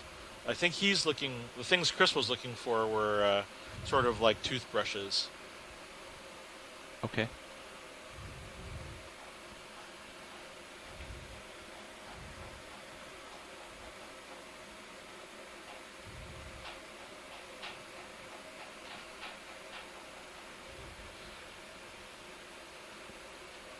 Oh wow. There's a really tall whip right ahead of us. Oh, and what's this? Is that a Brittle Star on the... I think it's Brittle Star feeding on something. Oh, let's take a look at that. I thought she might be interested. The whip can wait. What do you think, 220 still? Or 225 still? Yeah, 225. Anything I think in that it's, range looks yeah, fine. right. 225. Bridge, go ahead. Hey, are we done that ship move? Yes, sorry about that. We had an emergency report come in. No problem. Yes, the move has been completed. Okay, no problem. Let's do another one. Same values, range 30 meters, 225 degrees, 0.2. Video, come on in. Aha. 30 Not meters, a Brittle Star, bearing a sea star. 55 degrees, 0.2 knots. So, this is one of mine. This is Let's a kill lasers. Brisingid sea star. These are sea stars which are filter feeders. Lasers off. And unlike most sea stars, which are sort of bottom video, let's come out a little bit, feeders, get the whole thing, and then we can they hold start their arms up getting into the details. water, and they use those spines as sort of a filter to capture food. They're covered with a layer of tissue that is infested with invested, I should say, with small claws, which I've previously called kind of like a death Velcro. And what they do is, as prey comes along, little crustaceans, they get caught in the little claws and brought. And after they're caught, the stars bring the food from caught in the spines to the mouth. This one's really nice because we're seeing the tube feet. It looks like it's is that full? Perched on this Not dead quite. sponge, or whatever That's the full. stock is, and it looks like the arms are kind of withdrawn. It might even be possible that most people have assumed that these are filter feeders entirely, but it's possible that they also sort of occasionally, opportunistically feed on bottom faunas. Maybe these forams. It's not clear, but so what this very nice zoom is showing us is all of these spines, all of these filter feeding spines, as well as the skeletal armature that makes up the arms. These are different from other sea stars because they're filter feeders. Their arm structure, sort of the equivalent of our bones, are physically different. They're more hourglass shaped rather than sort of more wing shaped. And so this one is 1, 2, 3. This one might be in the genus Phragastera, which is a one of the deeper occurring groups. Thank you. We can move on. All right.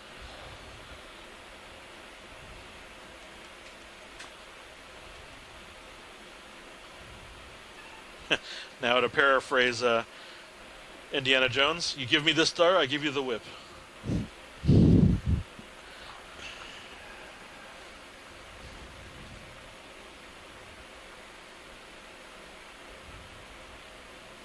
So we're coming up on a bamboo coral, which like many of the corals we're seeing today, is an octocoral.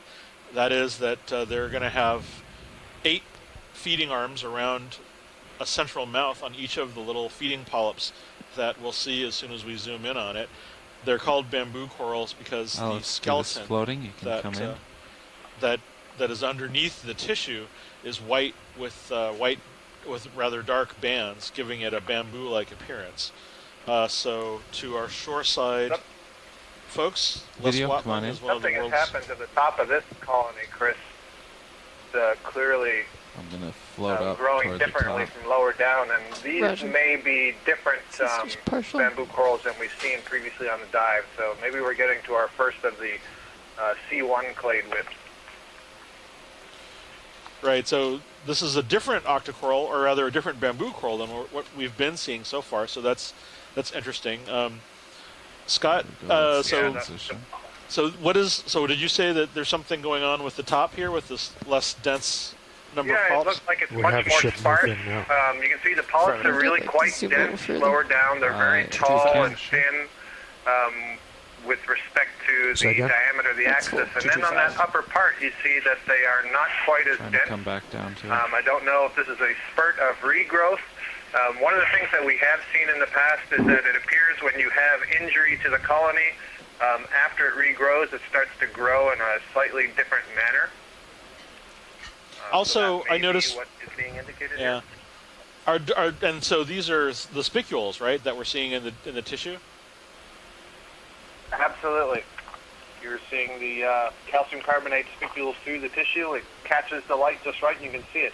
So you see how thick it is in there at that transition spot. So, like we saw earlier, there was a bamboo coral colony where you could clearly see it had overgrown something, and I suspect something similar went on there. So I'm going to stick to that first hypothesis that there was some injury, maybe it was predation, but something happened at the top of this colony. Maybe something settled on the exposed skeleton, and then the tissue of the still living colony overgrew whatever was there, and then has continued to grow upwards, and that's why it looks different from the lower part of the skeleton compared to the upper part. Thank you for the close-up. Thank you. Did you give? Did you have a name for this by any chance? I didn't. We would. Right now, formally, it's the genus Lepidisis, and I'm equivocating a bit on what clade that is. Waiting to see if Les has a comment on what clade this might be, but it's probably B or C. Okay. So Lepidisis. But unsure which one. You can use the name Lepidisis and be completely accurate right now. Oh, okay. I see there's actually another exposed part closer to the tip of the colony. Okay, we can try to get that for him.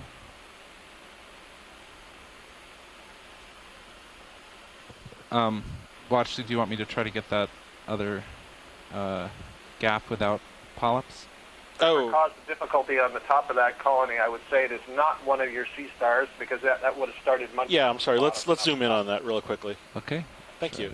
So we're going to zoom in on the bare spot there.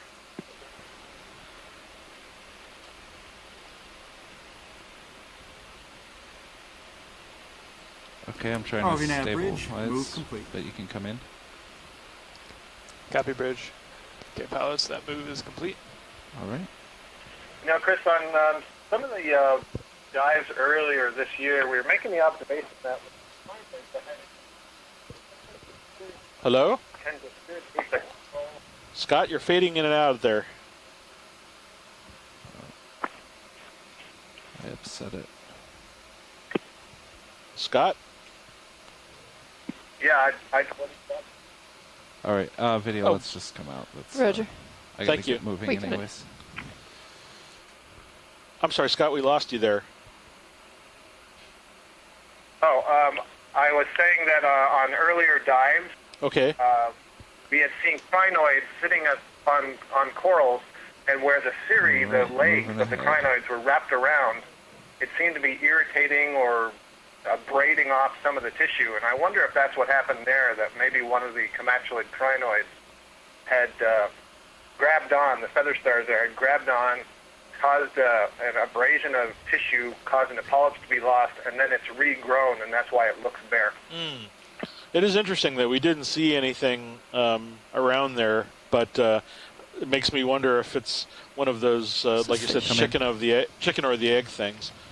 Whether the crinoid latched there or if it latched there and now it's gone. Oh, Chris, we have a fish. Looks like a chimera.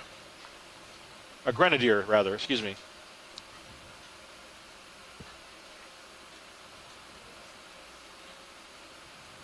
You can go All straight. right, I arrived right on time here. Okay, so let's see. Have we got any fish people in the event log here? Because if not, I'll take a stab at this. Yeah, beyond grenadier, I don't know what to tell you. Yeah, so this looks like it's a grenadier rat tail in the family Macroidae. And we've been calling this particular species, we think it's in the genus Kumba, K-U-M-B-A. And without actually collecting the fish, it's very difficult to say. But numerous deepwater fish biologists have looked at the Okeanos imagery of this fish over the last 2 years, and that's their consensus. Every once in a while, these fish pose, and that's really nice. This one's giving them a good look. I'm not sure if these fish are eaten in this area, but at one time I think there was actually a market for them, and that's why they used to be called colloquially as rat-tailed fishes, and for some reason grenadier sells much better than buying a rat-tailed fish at the market, so that's why they're called that apparently. Too much light in the background. Yeah, rat-tail may not be a good marketing name. Anyway, All thank right, you. Let's let that go. Okay.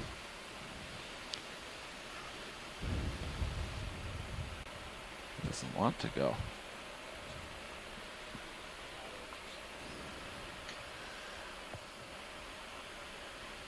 Centering up.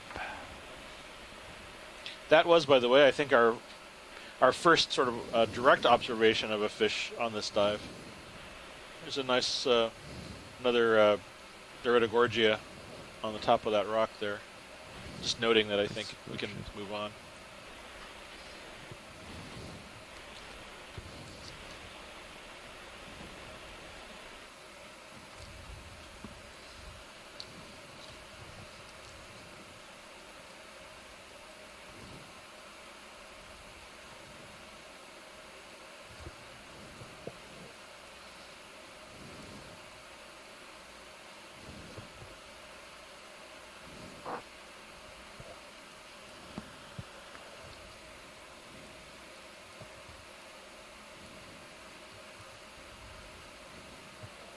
And we have found the slope again. Well, beautiful.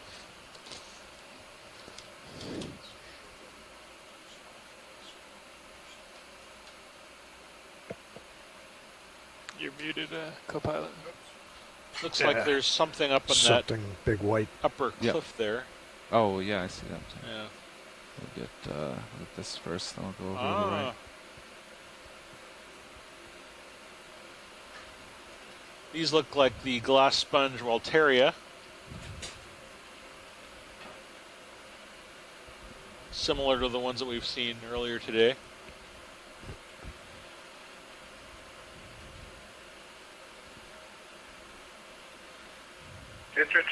Interesting shape to this one in the foreground.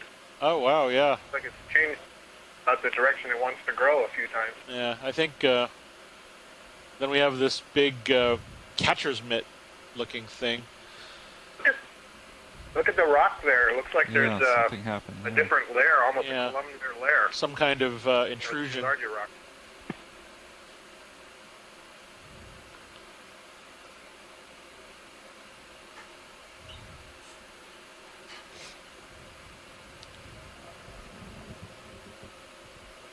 Huh. Okay, stepped out again for a few minutes. And of course, a sponge shows up, a big one. Yeah, this it's is like a thing. Yeah, another variety of the Polyopogon. I knew it, Polyopogon. Yep, I like that name. It's a pretty interesting name. Now, Walteria sponge on the left there, that kind of tubular thing with the little frills coming off of it. So 2 different types of glass sponges.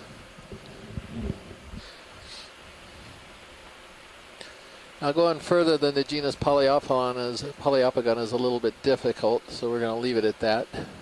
But right now, did a little bit of work with Henry Reiswig up in Vancouver on this group a number of years ago, and there's probably at least, maybe 7 or 8 species in Hawaii alone that we uncovered back then, and I think there's even more now.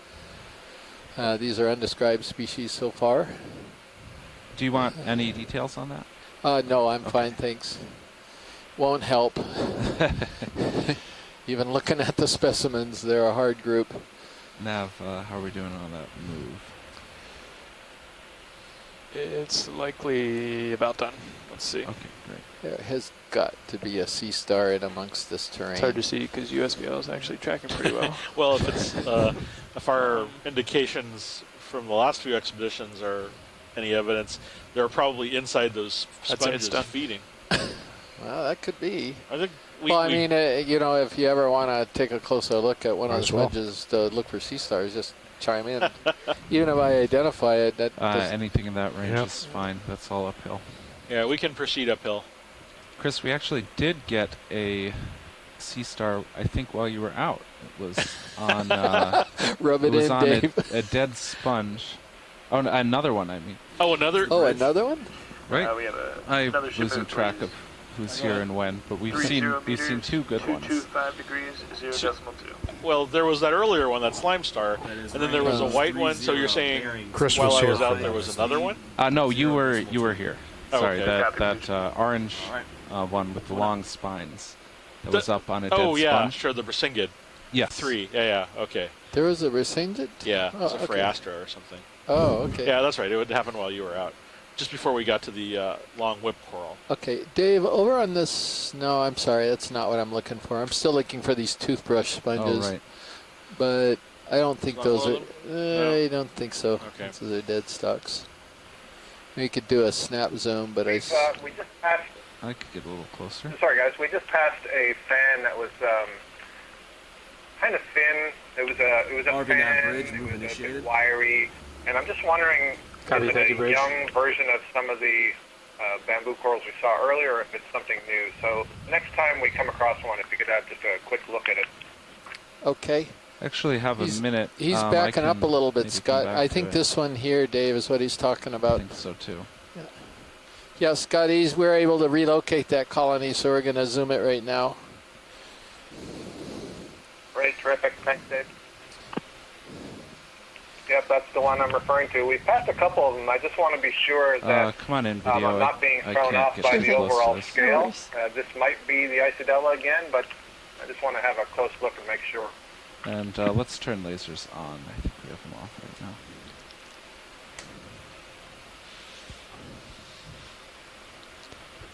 Okay, you can come in tight if you like.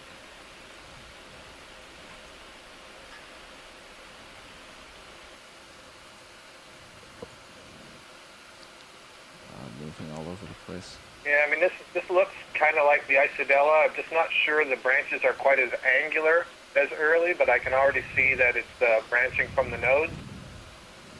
And that's, we're just above the nodes. That's kind of interesting. Yeah, I think it is the nodes, and some of the branches are tucked behind, so maybe they look like they're internodal. So we will chalk this up to another Isidella. Thank you for that view. Yeah, thank you, pilot. Appreciate it. Okay. Okay.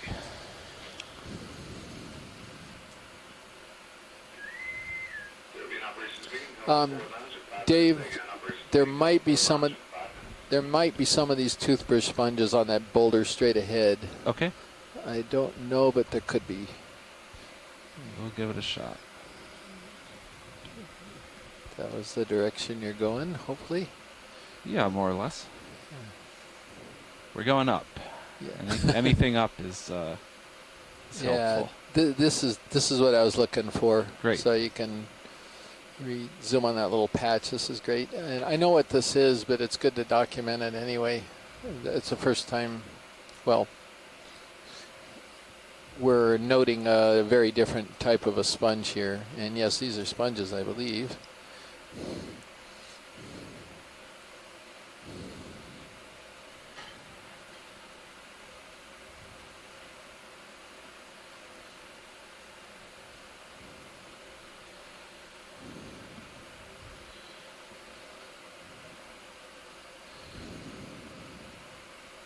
Okay, come in on those sponges. Yep, so these are demasponges. They're not glass sponges. They're in a different group. And I'm trying to get back to it. Scott, I believe you actually collected some of these back in 2015 when you were in this monument. Sorry. And we identified them as pilot. Yeah, go ahead. Yeah, Chris, we passed through some areas where the density of these sponges was really quite remarkable. We would see hundreds of them for dozens of meters. Yeah, so this is in the genus Piloderma. You can come in tight. And I believe that identification is coming from either Shirley Pomponi not quite full. Or Rob Van Soest, who's over in the Netherlands, who's a specialist in one of these sponges. All right, I'm taking a little more zoom. Yeah, and that's in the family Dendrocelidae, for those spongophiles out here. Very cool little sponge, and I call them toothbrush sponges, although I'm not sure they really look like toothbrush, or you'd want to use one for toothbrushes, but... Well, brush yeah. Seems good. Yeah. So, yeah, that's good pilot whenever video is ready. I'm not able to get that. We're clear. All right. Did they ever finish on that ADCP, Nav? I don't know. I haven't heard a word otherwise. Pilot, I have one more quick request, if that's possible. You see the left side of this big fan that's directly in front of us, where the lasers... Yes, it does look a little different over there. Yeah, I think we've got some zoanthids overgrowing this, so it might be worth a quick look. Okay. Okay.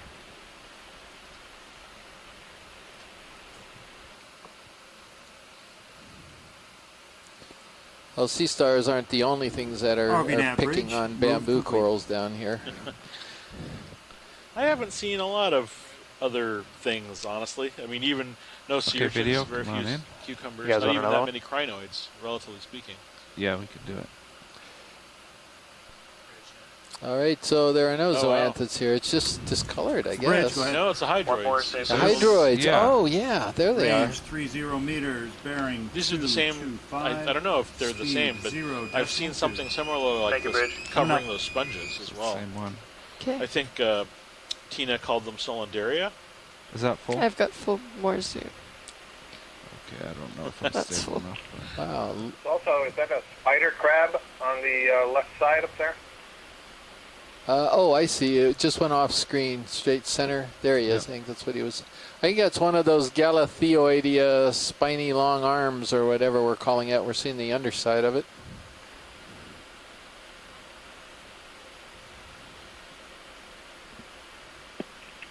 Nav bridge, move initiated. Copy, bridge. Video, come on out. I need to straighten myself out here.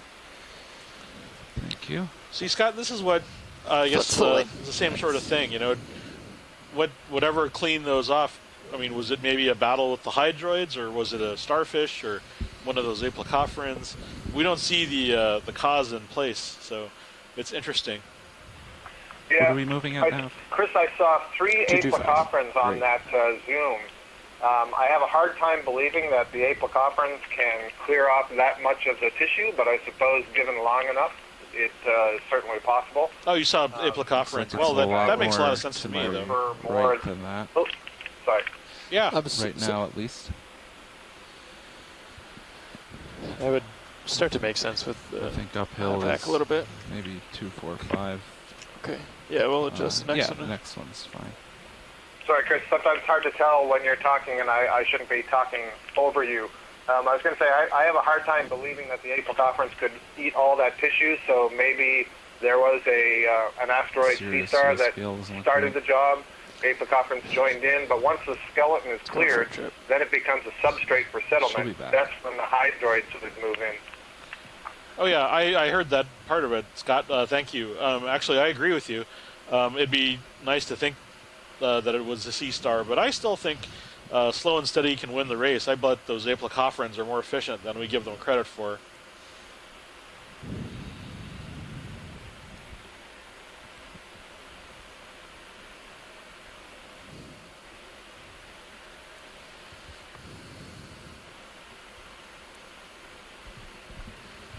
I think that's another Lefroyella sponge there in the distance, and more of these toothbrush demosponges, Piloderma on the boulder. I think we can get to the boulder. That sponge in the distance is a little too far right now. Yeah, we could skip these guys. You got some great shots of them already.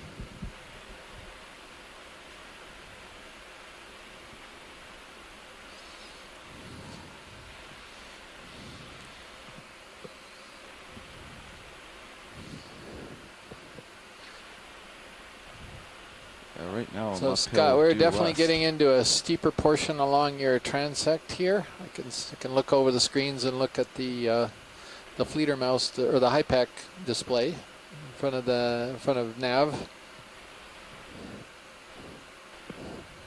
Chris, is this a tripod coral, a trident, or is this a black coral that's just got 3 branches near the top on the left side? This is a black coral, maybe that Trisopathes. Yeah, that's it, I think. Yeah, there's a big Lefroyella vase sponge there in the distance. I've come in quickly on this black coral, I think it is. Partial. Okay, going further.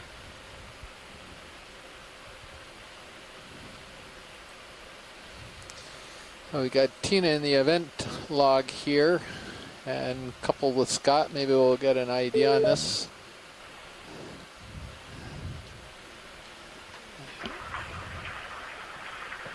No, what do we think here? Is this a, what is this? Is this Trisopathes? I don't know, it looks a little different. Back down. I'm sticking with Trisopathes on this one. Okay. Coming out a little bit. Okay. I think it's possible that the polyps toward the center may be packed with gametes, which is why they look white.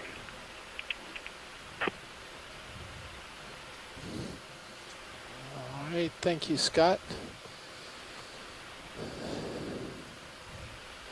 The way, for those of you who don't recognize his voice, that's the voice of Scott France calling in for the University of Louisiana at Lafayette. All right, come on out. I need to move ahead. Roger. Yeah. Full wide.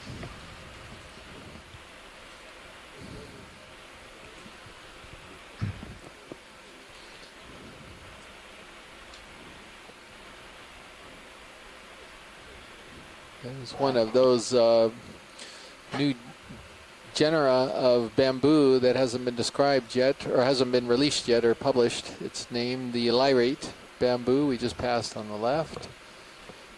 And a little shrimp or something in the water column just went by. Let's. This thing that we're coming up on that's not moving out of the way. Amphipod, I guess. Yeah.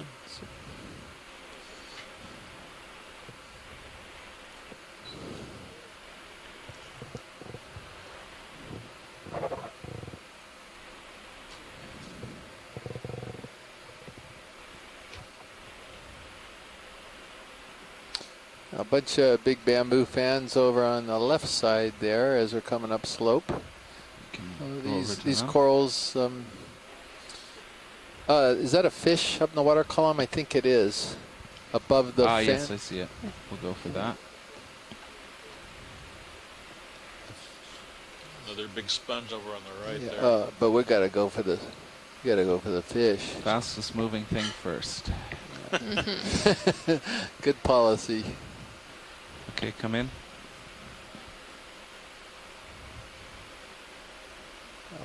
Although this one's pretty slow. For now. Once you're done with fish, let me know. Dave, you might have heard that, you know. That move is probably done. Okay. ROV nav, bridge, move complete. There we go. I am Thank you, Bridge. totally spacing on my fish right now. I know this fish. And I'm going to have to go to the Okeanos Animal Guide, online guide. Probably kill lasers. We just hit it for size. That you can go to The too. Castillo sometimes, Chris? Yes, it is. Taking a bit more zoom. Okay. So it's going to be in the genus, I'm going to throw this out. I think it's Basogygus, just a superficial look at it. Bruce Mundy, of course, would be able to nail it pretty quickly. So, Cusk are the family Ophidiidae. And one of the things you look at is this particular group has got You already got the lasers on it? Yeah, you said it. elongate we pelvic got it. fin. Yeah, and you they're could off. clearly see that it was a forked or branched pelvic fin.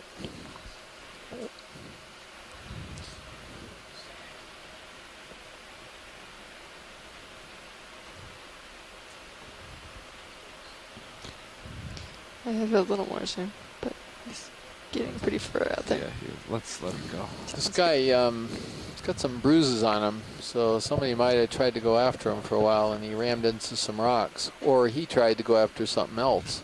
A nice scene in front of us. Yeah.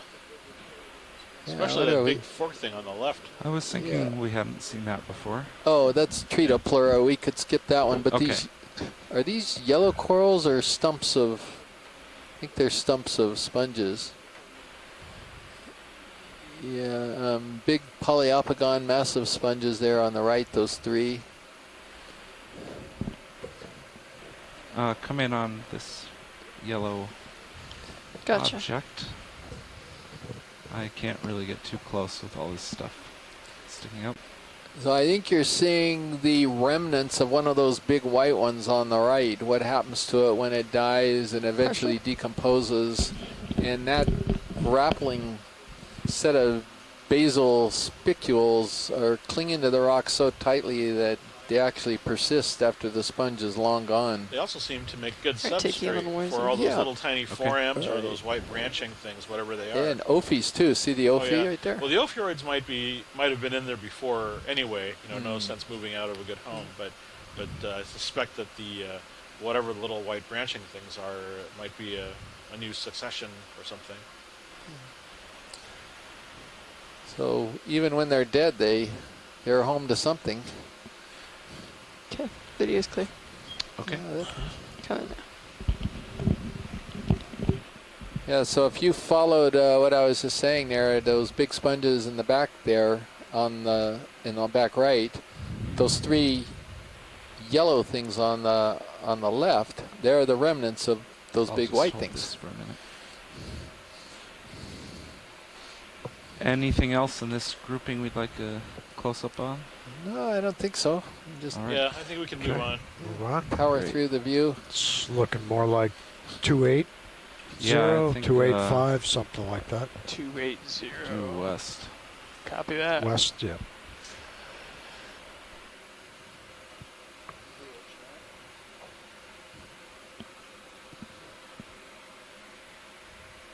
This is the bridge. Go ahead.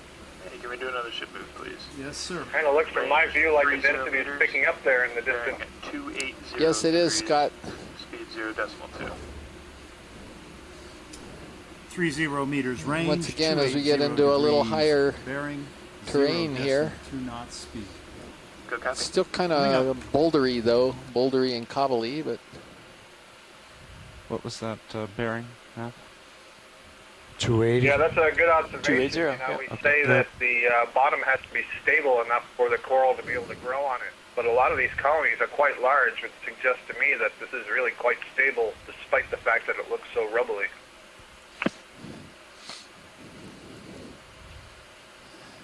yeah, and every once in a while, I did see one that was knocked over, and I don't know if it got knocked over or it just fell over. I didn't see if it was still ROV attached nav, to his rock, moving to but we ship. have seen elsewhere where the Bridge. coral seems to have outgrown the rock that it settled on, and with enough current coming by, eventually it got pushed over. And they don't do well when they're lying flat on the substrate. So, Scott, have we seen this bamboo coral before? This is a Keratoisis or something, isn't it? With that red coloration? Yes. Red coloring is often indicative of the D2 clade, Keratoisis, and I'm just looking at some of the collections that we made in 2015 to see if I think this is D1 or something else. Video? We actually collected it. I'm not sure what. The ecnomyces that I'm used to seeing tend to be three-dimensional. This is clearly planar. It's not quite full. Like there are two colonies down there. Okay, I like it like that. At least I see two hold fast. Move around a little bit. Yeah, I think this is in the D1 clade. Clearly see internodal branching. A slight reddish color that you Okay, referred to zoom to. further. Sure. I think a couple of places here. I'm not sure what the deal is with those little smiles. Maybe there was a branch going to arise there and didn't. Kind of interesting. I like that little smile. It's almost like a double node or a split node or something weird. Yeah, well, that's what I would expect if a branch had come out from that point. That would be kind of like a nodal branch, but this is not a nodal brancher, so I'm not sure what to make of it.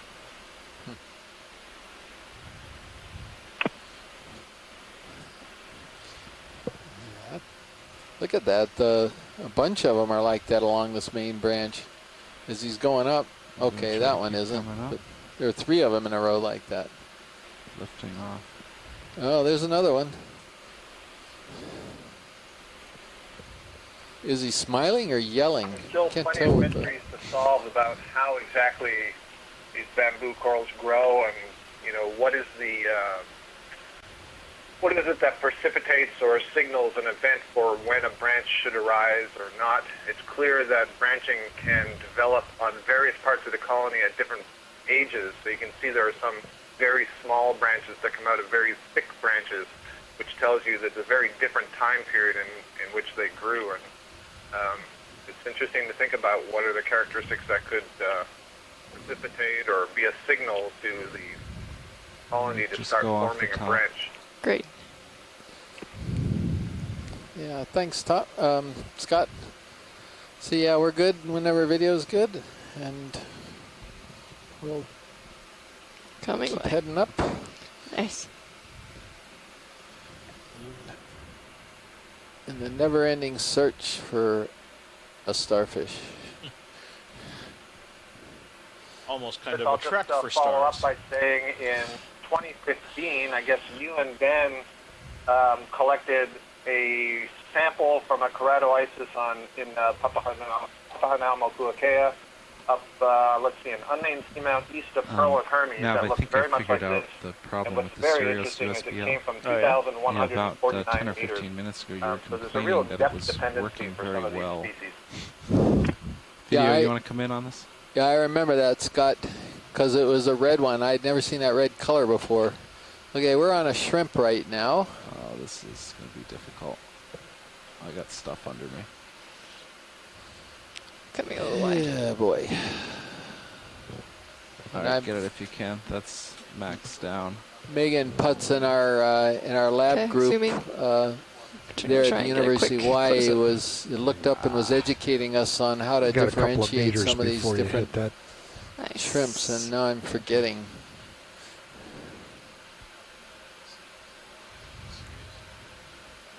All right, So, probably let that go. There's a couple possibilities there on that shrimp. Nice. If I'm not mistaken, one is Plesiopenaeus and the other is Benthusissimus,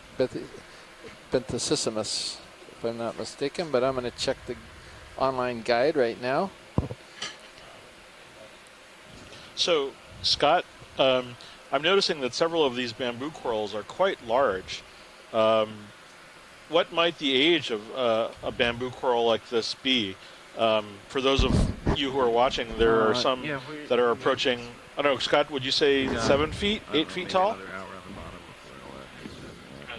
Yeah, I don't think that would be unusual, Chris, to have them that size. And at least the bamboo corals that have been aged, it's easy to say that they are likely hundreds of years old. I don't think any to date. Yeah, I don't believe that there are any bamboo corals that have been aged greater than 1,000 years. I think it's on the order of 300, 400 years. 300 to 400 years. It doesn't mean they can't grow to that age. Wow. Based on the data that we have. That's an estimate for some of the really big ones that have very thick bases. The problem with answering a question like that is that there's a lot of different species. You know, you've heard us throw out some different names today. We've seen at least, I think, 4 different genera of bamboo corals today. And they don't necessarily all have the same metabolism and physiology and growth rate. They may deposit skeletons at different rates. So it's hard to say just from looking at it without knowing what species it is and knowing something about its growth characteristics, but easily hundreds of years. Right. So, I mean, when you were saying 300 years, this could easily have been around in, you know, before the beginning of our country. Absolutely, and especially the beginning of my country since I'm Canadian.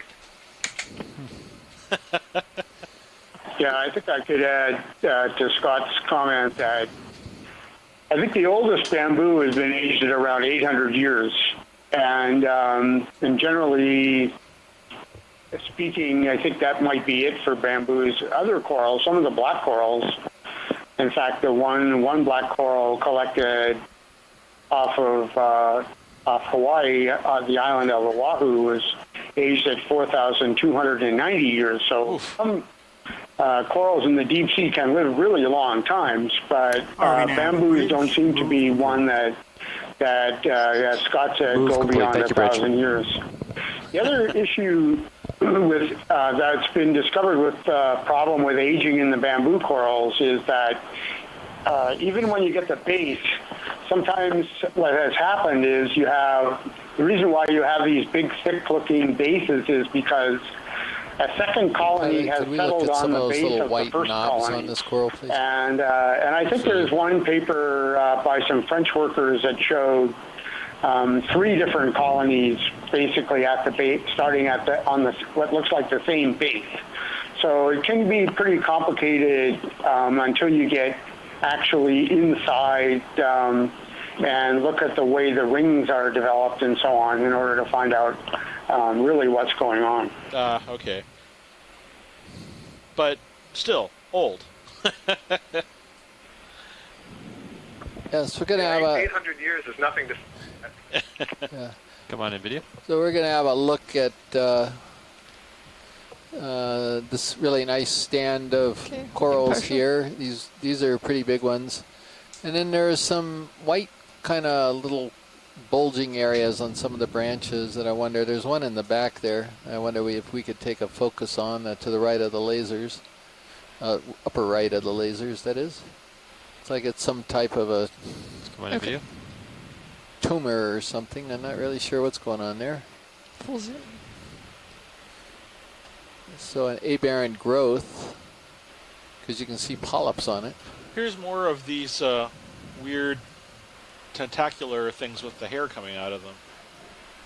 Same, different proportions, but... Well, is that one of those skeleton type of amphipods or caprellids? Caprellids, yeah. It doesn't look like a caprellid. No, there's no. Do we have a ship moving? Are we ship stopped, so you're probably just gonna let's see. It stopped Chris, 2 minutes good ago. eye So with that swelling there. Yeah, could still indicate swinging. again something's being overgrown. Parasite, acrothoracic barnacle. I don't know what's going on with that curly Q coming off of in the background there. That's an odd one. Yeah. So much for us to learn down here. Any more? Anything else here? I'm not sure. Watch these. Anything else on this one? You know, we were just talking about how old these colonies are. I think we're good, pilot. If they're living for hundreds of years, there's a lot of time for these colonies to respond to various insults to the colony, predation or abrasion by sea stars or crinoids moving on it or fish nibbling at it. And because they're colonial, they're capable of asexual reproduction, they can essentially heal those wounds. They can continue to grow even though some parts of the colony may be dead. And so as they regrow over those parts, they may redeposit calcium carbonate, or as Les was just saying, a second individual, another larva, will settle on the original colony and overgrow it, and so also make it a little bit hard for us to understand from this viewpoint. Oh, wow. What it is we're seeing. That's weird. Okay, thank you. Interesting.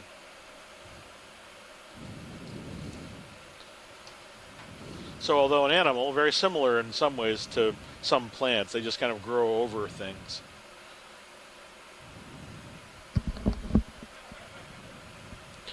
Yeah, do you know what the plan was to go next?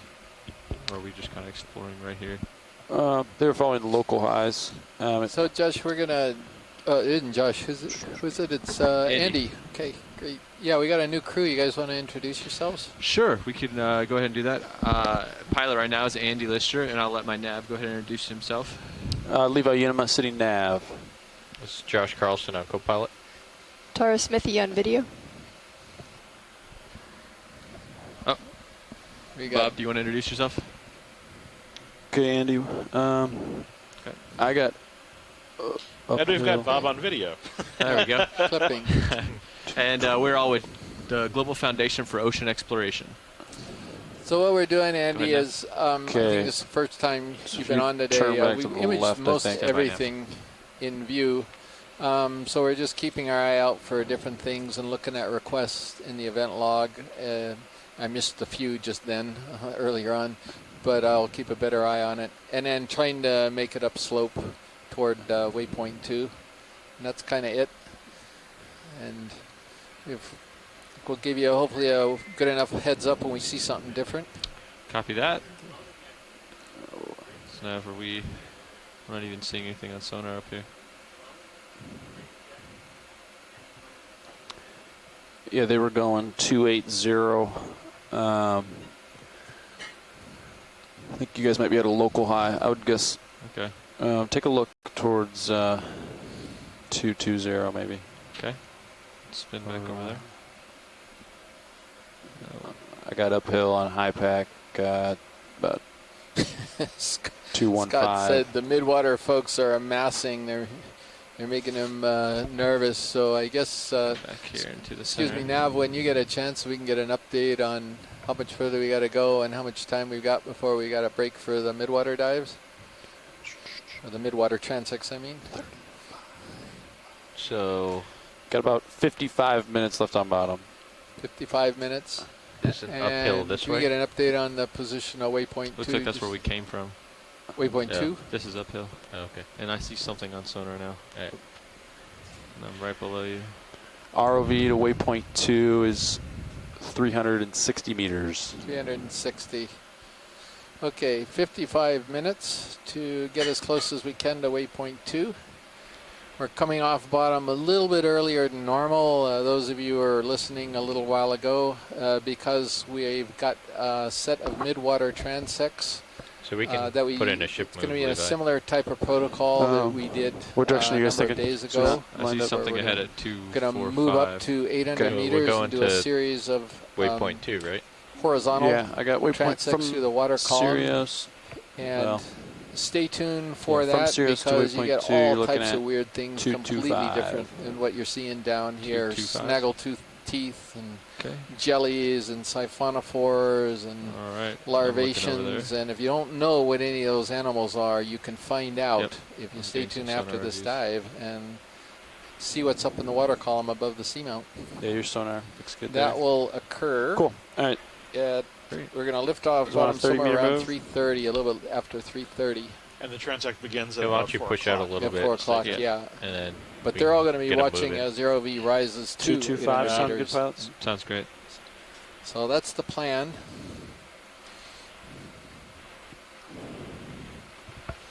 Okay, co-pilot, once you're comfortable, I'll call it in.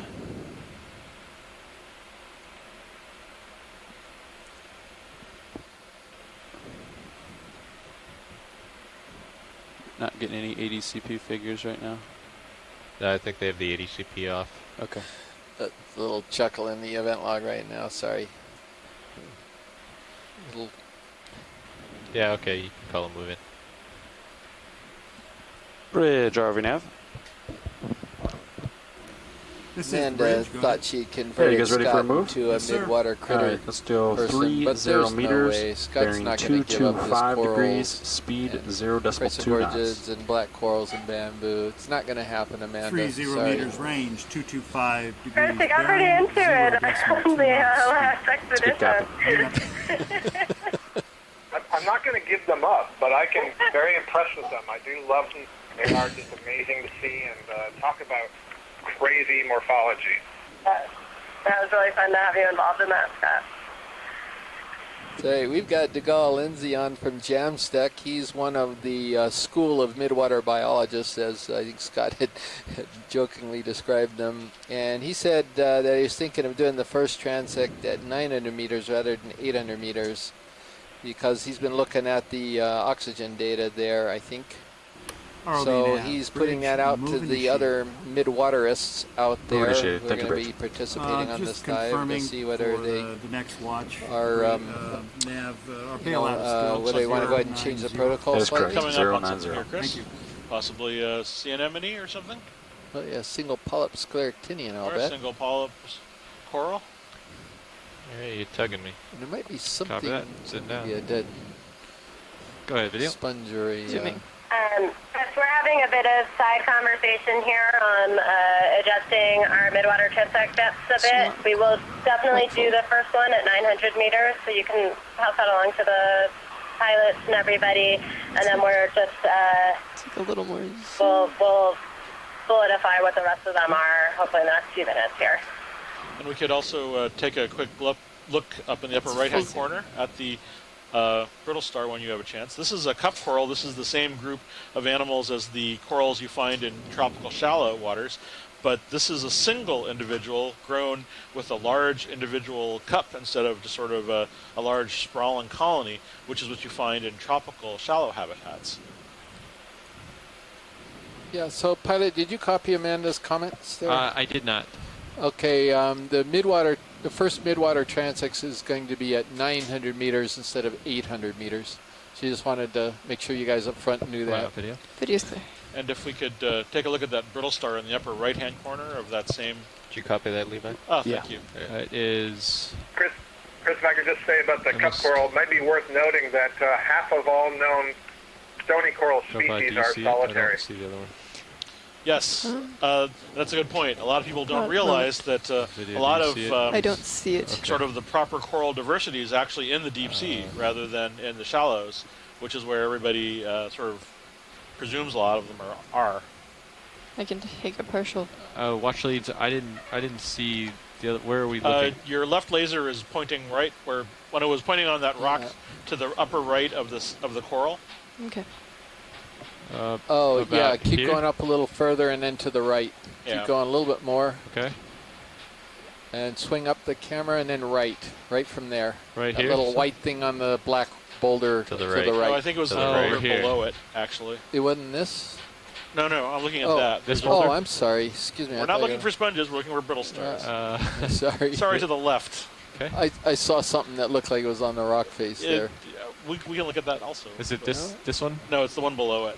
That this one here. Okay. Yeah. Let me get a little closer Roger. to it. Okay. Well, and then lower I'll left. let you zoom Yeah. Standing by. I'm in a weird place here.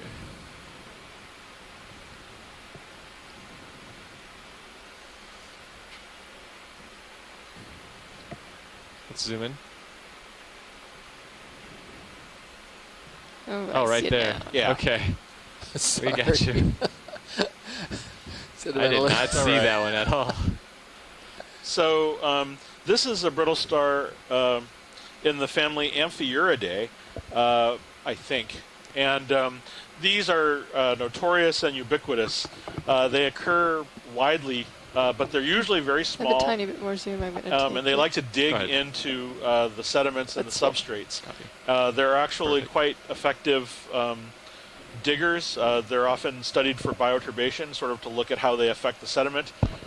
Brittle stars are like the cryptic, numerous echinoderm group. There are over 2,000, I think closer to over 2,100 species of brittle stars, and their biomass in the deep ocean is considered to be massive, just because they're hidden and present everywhere.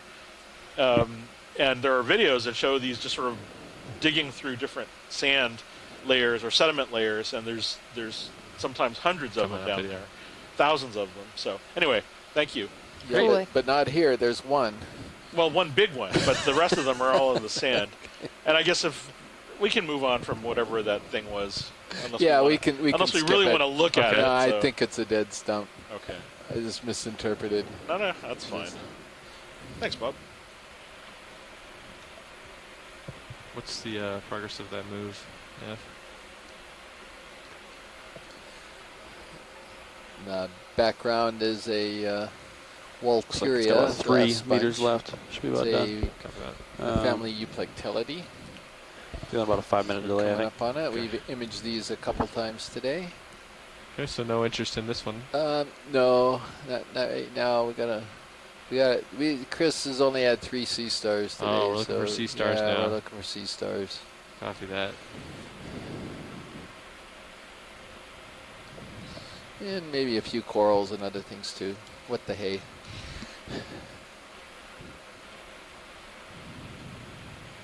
a dead vase sponge there. The yellow one. A weird bamboo RV there. nav, Which is past fish to the left. Move complete. Thank you, Bridge. Can get there though. Move is complete, pilots. Can we zoom in real quick on Sirius? Hold on. Absolutely. Go ahead.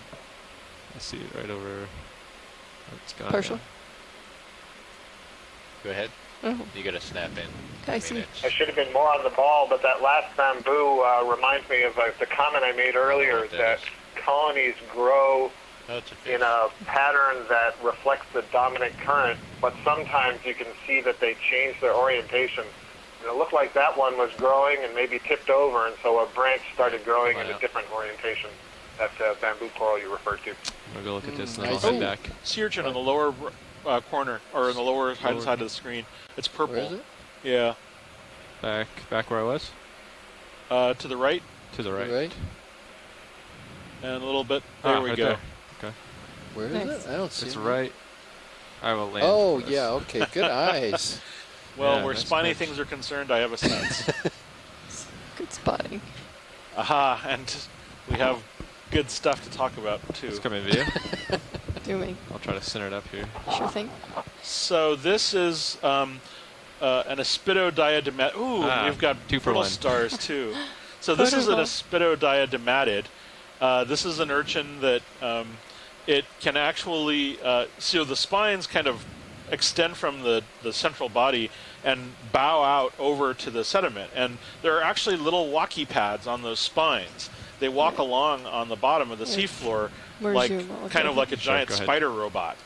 And so these are, it's thought to be related to sort of the diademas that you find in shallower waters. The characteristic features tend to be actually very close to the arrangement of the tubercles of the spines that we're looking at closely here.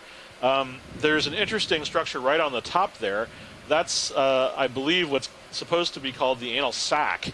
And so that often people think of this as sort of the eye, but that's actually where the poop comes out.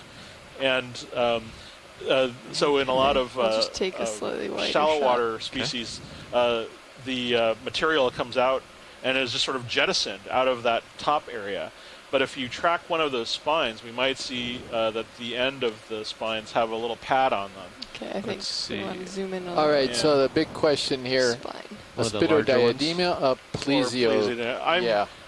That's a good question, but I think I'll need to look at the close-ups later Might be a and better compare view for you. the You want to search around video? compare the pattern of the test, which is the tubercles are what is it the one where the that's spines right are here? connected to the body. Sure. Okay. The other thing that we might be looking at, let's see if we see any of the spine tips in the distance. Tiny bit up. Tiny bit up. But I think that thing, the other thing that we're longer than I thought. Yeah. Oh, this guy. Oh, yeah. The one in the back. Yeah, Okay. perfect. Yeah. Maybe over to the right a little. We're trying to get one of Well, these. he's looking at this. Yeah. That one there. Is that what you wanted, or? Yeah. Well, I was trying to look at one that might actually be connected to the bottom, that's in contact with the bottom. Okay. Oh, I For see. the hooves. Let's see. Well, they're more like little pads. It's the Echinothurids that are usually hoof-like. These are all pointing up. Oh, and the other thing that's really neat you can see from this image, there are little claw-shaped structures right around the bottom of the central body there, which is what we call the test. And you see they almost look like little alligator claws. Those are what's called pedicellaria. And it's really nice to be able to see one of these alive and with the pedicellaria extended like that. Also present are the tube feet. Those are those long tentacular extensions coming off of the bottom, and that's normally how they would move, or normally how they would pick things up off of the substratum and either remove things from their test or move them to their mouth. But video's clear. Yeah, okay. But I think we can sort of move on. That white structure next to back. it, I think that might have been a us moving. brachiopod, a 225 still good. Yep. one of those types of animals that we saw the other day, a very ancient group of bivalved animal that are filter feeders. So anyway, ready for interesting another and move exciting if you are. few moments. Thank you. All right, same as last. 30 meters, bearing 225 degrees, speed 0.2. 30 meters, bearing 225, speed 0.2. It's a good copy. Coming up.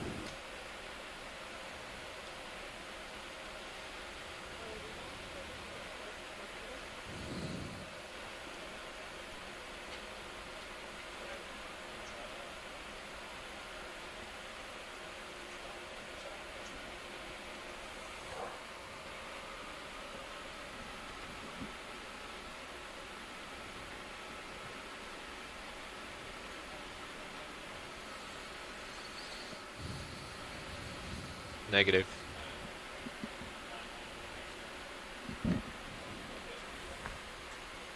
ROV nav bridge, move initiated.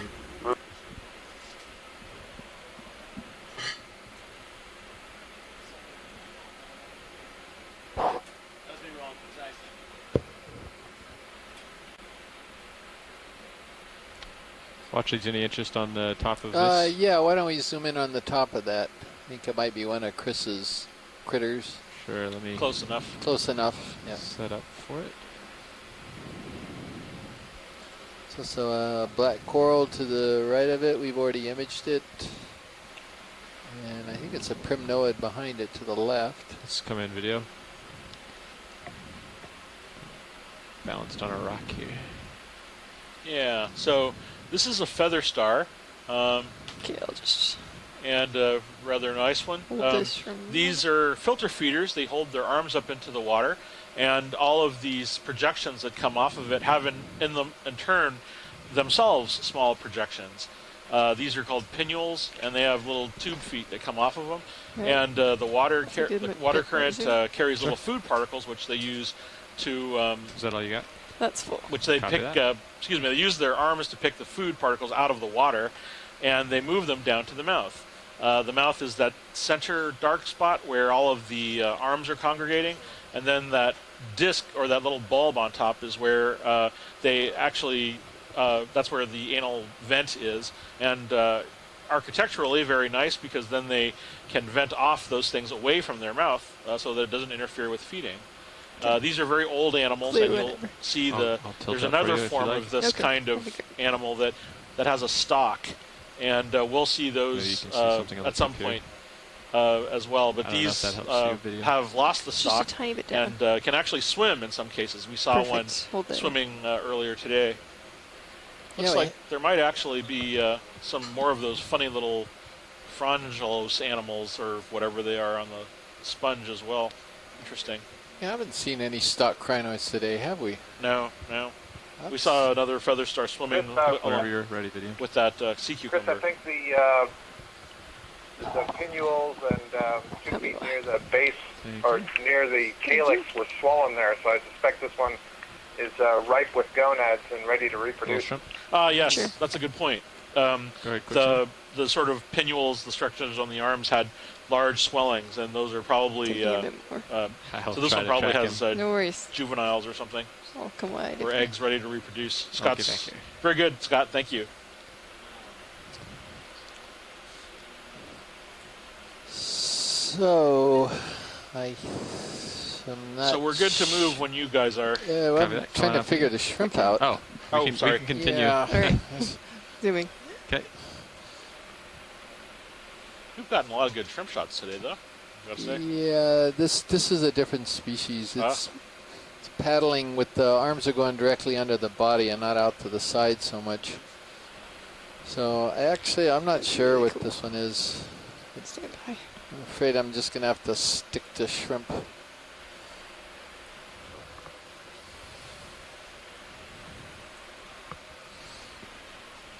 Gonna have to send a message to Mary Wickstein to see if we can get a little help from her on these arthropods again.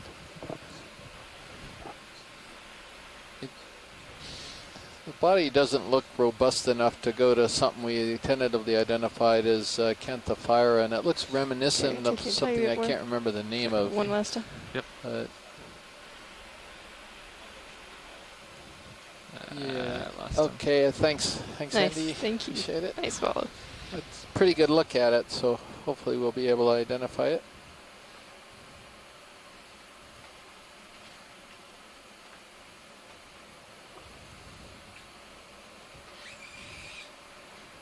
Okay, continuing on.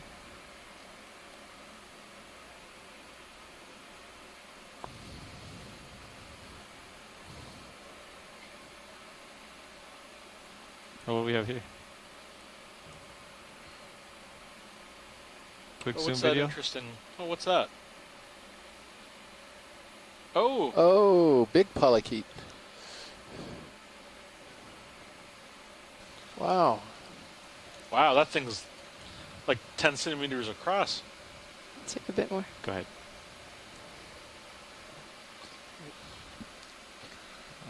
Move back a little bit.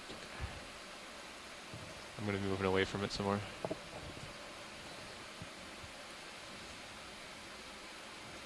We've seen one of these before. I don't know what it's called, though. Is that full zoom? Well, no, not. Okay. We've seen them in really deep water, these big ones, but this is pretty shallow for one of these big ones, at least in my experience. I think this is a polynoid scale worm. Oh, there we go. Similar to what in shallow water would be Aphrodite, I'll but follow him a it is little. Okay. Oh, wow. Scale worm for sure. So polychaete. He's coming straight for Oh, yeah, well, Yeah. certainly polychaete. So we're just trying to figure out which. Yeah, polynoid maybe is the best we can do for the moment. Orvinav bridge, move complete. Yeah, definitely polynoid. Okay, he's in my camera somewhere.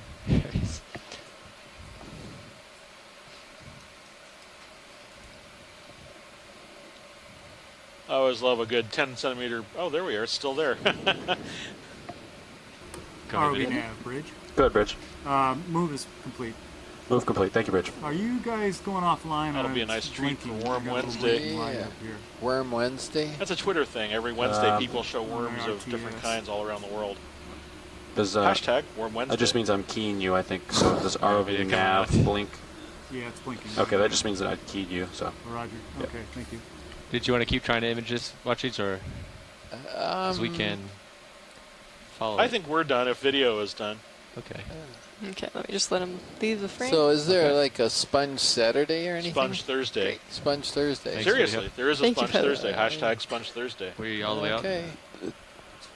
Pilots, the ship just stopped moving. So you got about a couple minutes to swing. Great. Yeah. Coming forward. This is what I'm missing by not being really up on social media. No worries. 29 minutes left on bottom. 29 minutes. You know, in Hawaii, you don't say no worries. You go minor. Yeah, but are you really missing out? That's right. You guys want to incorporate a little Hawaiian wherever you are in the world. It's sort of, I guess, pidgin Hawaii. Then it's everybody, somebody said something. Oh, I hope you aren't too upset about that. And then you go, minor. So, anyway, just trying to provide a little extra. Interesting.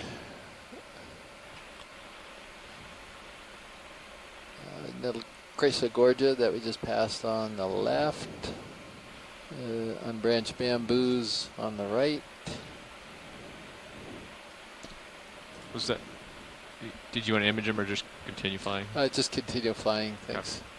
Just sort of calling things out. Okay. For the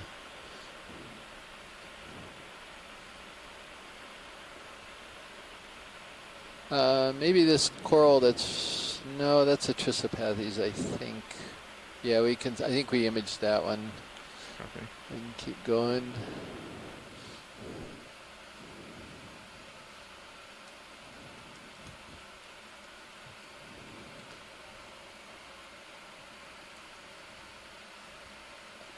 And could we zoom on that coral that we just passed? Looks like there's a bunch of things on it. I wonder if we could take a quick Is that look. right here? Yeah, right there. Sure. We get a little bit better footing here in case there's something.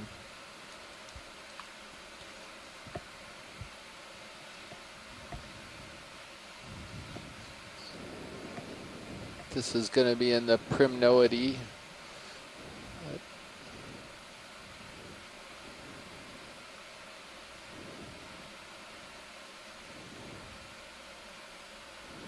Come on in, video.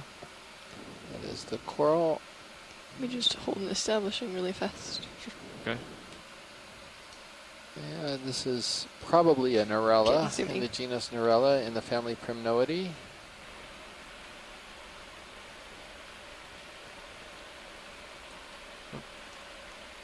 It's not quite full. Okay, let's come out just a little bit. Sure.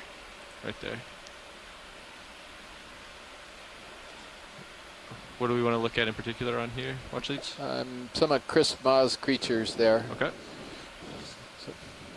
Well, Brittle Stars, close, but close enough. I'm happy to adopt some, sure. These are Ophiocanthid Brittle Stars, Ophiocanthidea. These are typical members of octocoral communities. I think they're mostly there as commensals. They take advantage of the water currents and use the coral for protection, perhaps, or just as a living, sort of a setting for their a substrate for living, and the spines protect them from predators and so forth, probably feeding on food as it comes by when the coral feeds. But we don't really know a lot about the relationship. They're not apparently predatory on the coral itself. That's just commenting that you can sometimes tell primnoids from a distance because they host lots of ophiuroids. So, and I would agree. That's how I sort of first spotted this coral. We're looking at a black coral, Bathopathes, and another ophi on the seafloor there. Looks like another. Is that another polychaete worm that's on the floor? Sure, go ahead. What that is? No, it's some kind of thing, like a fin or something. Those sort of look like a fish fin, doesn't it? Yeah. But yeah, this is another Ophiocanthid. These might all be Ophioplinthaka. I'm not sure. I'll have to take a closer look at the disc later.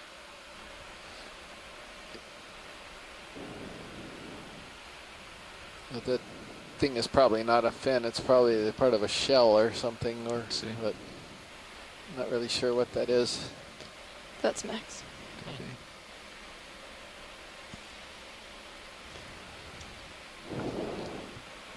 Be happy here, watch leads? Yeah. All right. We're comfortable with our lack of identification of what we were looking at.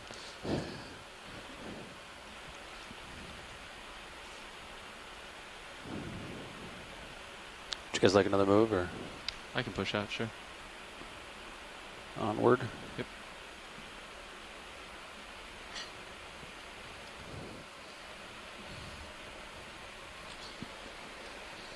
Bridge, are we nav? This is the bridge. Go ahead. Yeah, we'd like another move, same as last. 30 meters, bearing 225 degrees, Covered with speed those 0.2 knots. Demasponges, the Piloderma that we imaged earlier. Range 30 meters, bearing 225 degrees. In addition speed to bamboo coral. Good copy. And dead sponge stock.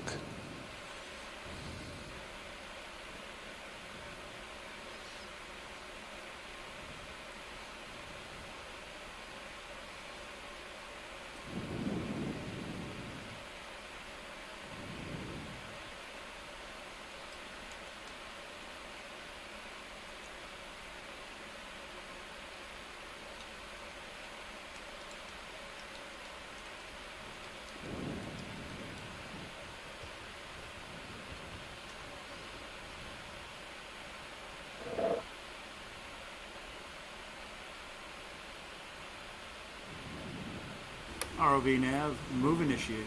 Move initiated. Thank you, Bridge.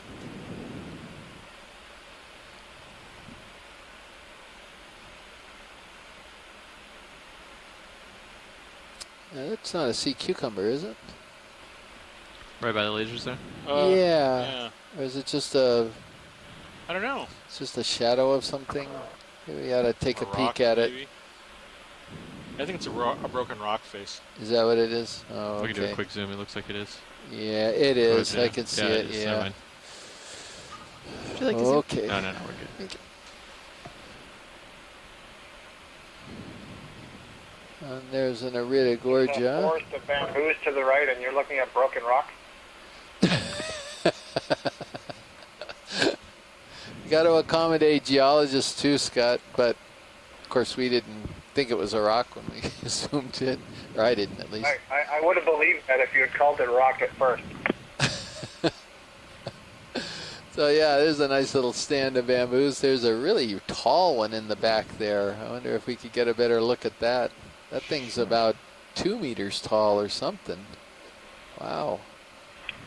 And I guess we should point out the black corals and Iridogorgia also, so a little bit of diversity in here. Yeah.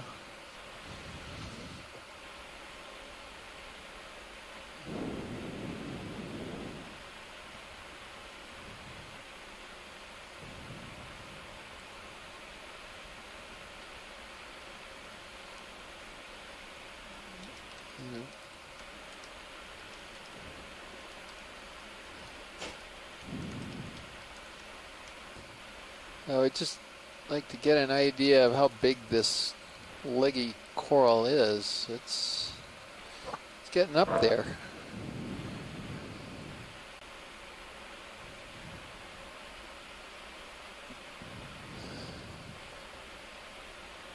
I don't even see the lasers now, but I think it's one of your really leggy ones that we imaged earlier, Scott, that had the 2 sub-branches off one side, but maybe I'm wrong. Maybe it's something different. Yeah, it certainly has that overall morphology, doesn't it? I'd really like to know what the cue is that initiates branching in these guys. And there's something on it, too. It's like a brittle star, barely hanging on. I don't want to get too close there. Yeah, we're trying to get some lasers on it for you. So, yeah, Pilot, you think this thing is 2 meters, or how tall would you think this thing is? Well, here's the lasers right at the base of it. I would guess 2 meters, at least. It's taller than one of us, right? I would think so. Yeah. Let's see. Wow. I'll go up. Yeah. Yeah. Yeah, definitely. 3 meters, maybe. Wow. Jeez. Wow. So Scott has often talked about some of the video? unbranched ones. Once they get old enough and big enough, then you start to see branches coming off it, and that may be exactly what we're looking at here.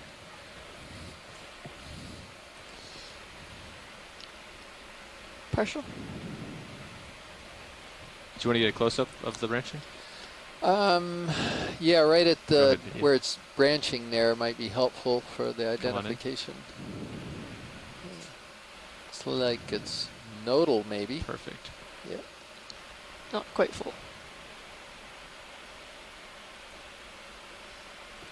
All right, you're on, Scott. Yeah, I'm having a look here. One of the things I can see, I'll point out right away, is that there are little white balls, very small balls at the base of some of these polyps, just along the skeleton. And those are likely eggs that are developing inside the polyps. They hang on to these eggs and may release them for fertilization, or may be picked up, or may pick up the sperm and do to fertilization within the polyps. I'm not too sure that we have much data on that in these bamboo corals. So we can see that there are a series of rods, not really long needles, but rods instead. And I think that this might be branching just past the node. So this would be technically an internodal brancher. And I wonder if this could be in the, well, it's hard to say, it could be in the Jasonisis group, but that's a really nice image that we can use for later, so thank you for that. Okay, come on out, video, when you're ready. Thank you, Scott. Right there. ROV nav bridge. Yeah, thank you, Pilot. That was Full wide. Anyway, let's get the whatever's on it get a really little bit of a quickly wind if we shift can. That to red. starboard. I'd like to Oh, you want the yeah, the creature, to about a 110 beast. degrees. Or cousin of the beasts. That sounds okay. Is your center of rotation A-frame? Let me double check. Let's go ahead, video.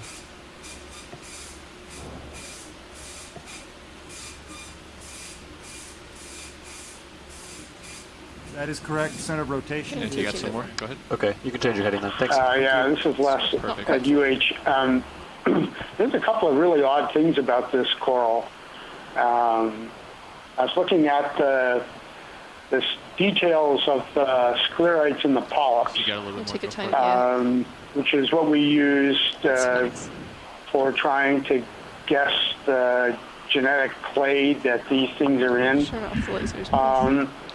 From the imagery, and one of the things you can see is that the basal part, or the lower half, the bottom half of each of the polyps doesn't seem to have much in the way of the little rod-like sclerites. Sometimes there's a few small rods, but very often it doesn't seem like there's anything there. And what we've discovered over the last couple of years is that when we see a polyp like that, usually that means that there are these really flat, fairly thin scales in the lower half of the polyp, or there may be nothing at all. You can't really tell because the light doesn't come off the scale, doesn't bounce off the scales the way it bounces off the thicker rods. Even though the rods may be short, they're thick enough so that the light bounces off of them rather than goes through them. The second thing is that some of the polyps seem to have long rods between maybe four of the tentacles on one side, but not on the other side. And that we've always sort of used as an indicator for the clade C.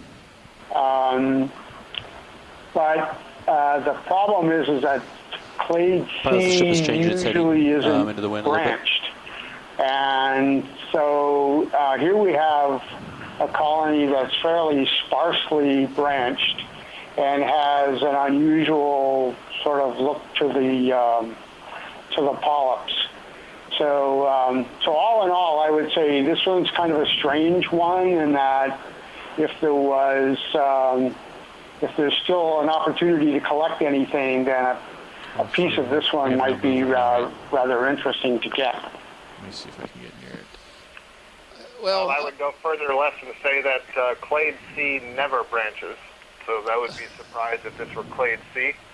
And this is the very sparse brancher that I've been pointing out for all of Capstone. This is our third year of Capstone, and every time I see this thing, I'm confused by it because it really looks like a whip that's branching, which doesn't make sense from the taxonomy. Can you stand by for a moment, please? Yes, standing by. One other thing, Chris Ma, I wanted to point out, we had that close-up of the ophiuroid, and you could see it looked like an ophiopslingthaca, perhaps, and where it was clutching onto the small branch, there was no tissue. And that's what I was trying to describe earlier when we were looking at the whip, that perhaps a crinoid or something like this was hanging on there, caused the tissue to be abraded, exposing the skeleton, but then it left. Heading change complete. Thank you, Bridge. Of the coral was able to They might want to grab this. over that That's what it sounds like. So you might want to set up closer. He's telling me to stand by. So gentlemen, the pilot, I just told the pilot if he could stand by if you made a decision. Scott, since you proposed the dive, we could do one more collection. Okay. If this is a value and you really think this is something different. What's the consensus here? Why don't you set up as if you were doing a sample? Coming in. Let's see here. I'd be thrilled to have a collection of this. All right, Les certainly was asking for it too. I would support it. Can we get a piece of this pilot? We still have time Yes, for we that? can. I will. I'm trying to set up without crushing these others here, and I will grab you a sample. I'm having a look at this, Chris, and I'm not sure that I can see a spot where you could get a branch. So, do you think it'd be better to take one floating? let's see, I guess it's actually a second colony, the one that had the Brittle Star on it. It might be possible to clip that just below the branch point. Do you think it'd be better taking one floating with everything that's around here? That looks like the one that would give you the I don't want smallest to crush piece this, but that might be the only way to get close enough to float. Yeah, I'm trying to think. Even that one with the Brittle Star behind it, that's quite a long piece. Unless there's another branch point behind it that I'm not seeing. Yeah, I don't mean where the Brittle Star is. The branch is higher than that. I just mean that colony. Yeah. Did you copy that, pilot? He was talking about the one behind this tall one. He was trying to figure out if there's a way to get a piece that also had a branch point in it. Let me see from this angle back here. Yeah, and I thought it was still pretty long. That's the only thing, Scott. I don't think they're going to fit in our box. Can you see this, Scott? Okay. Yeah, I don't have a good sense of scale, so then that's fine. Just take a clipping. Yeah, so get 10 minutes on bottom. I think they're 11. They think they're both the same thing, so you can just grab a piece from one of these branches. That's easiest. Okay. I could try right up here at the tip then. Okay. You got 10 minutes.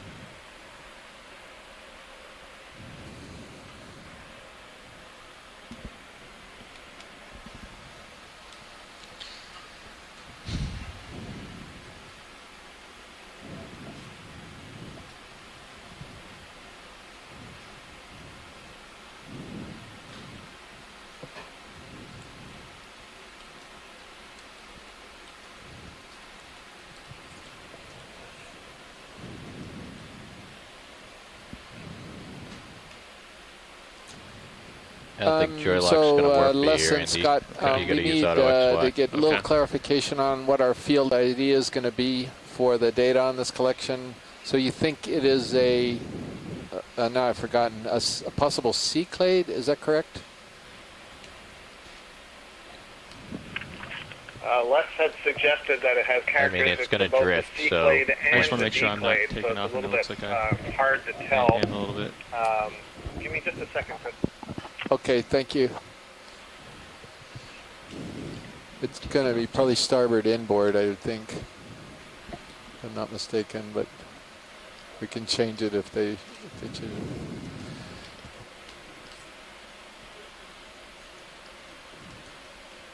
He's taking a second. Yeah, how about acidity or yeah, here he is. Okay. Yeah, go ahead, Scott. Yeah, so I would call it sparse branch D clade. All right, am I spooled up? All the C clade ones that I see have very long intertentacular spines, and this one does not. So let's play it safe that way. So sparse branch B clade, you said, right? You faded just as you were giving the letter designation for the clade. Yeah, D as in dog. D, okay, got it, D. So sparse branch, we got it. Thanks, Scott. Yeah, that's correct. I'm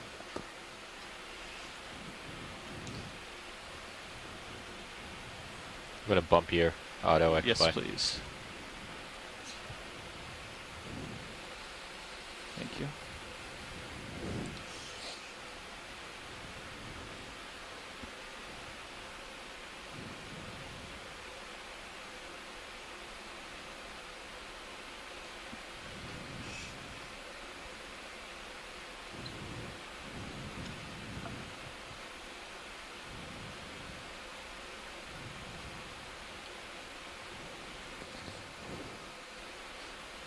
Perfect. Good job.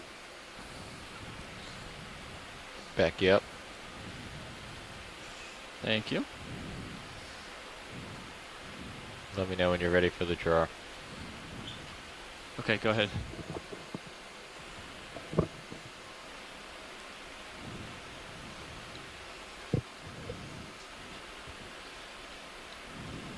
It's a good thing you had me test with those blocks the other day. Yep.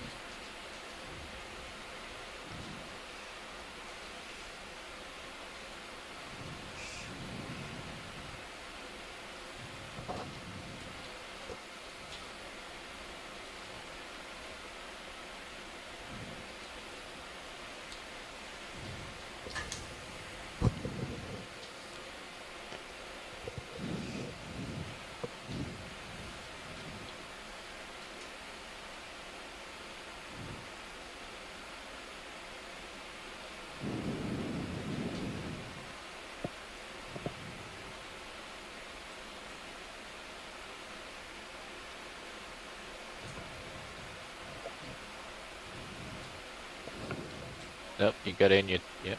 Just let go. There you go. It's in the box. Okay, go ahead. Great job, pilot. Thanks, guys.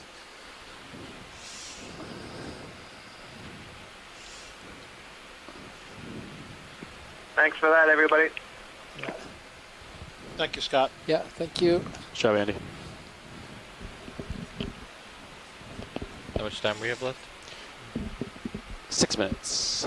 1:30 on the nose. You guys can head up. Hydraulic secure here.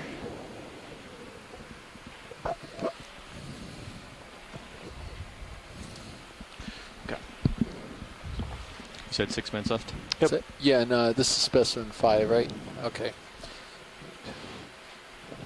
Few notes for the dive summary report tonight.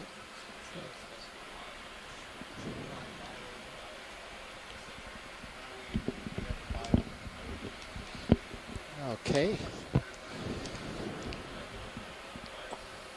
So we got a little bit of time, probably about 5 or 10 minutes if I'm not mistaken. And that completes our collections for today. Pretty much filled the boxes. So we can make a run for it.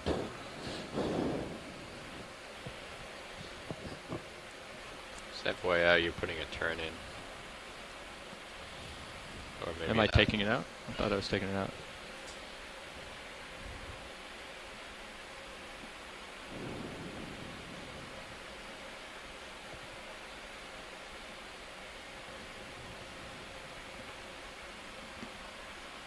Oh, another polycane. What was our previous path again? It was 220.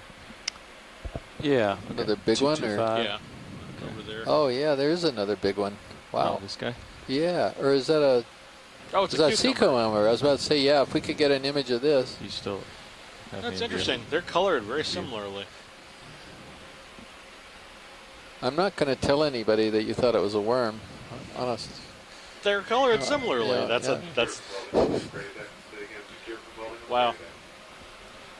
So, I think we've mentioned this before. This is Hansenothuria. Come on, video.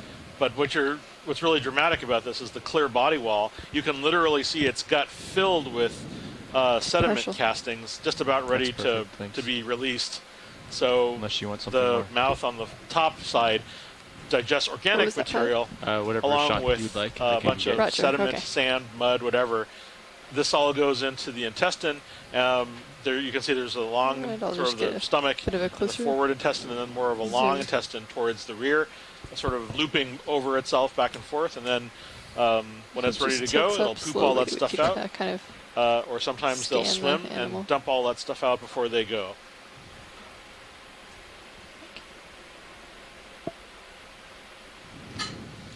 So the back down.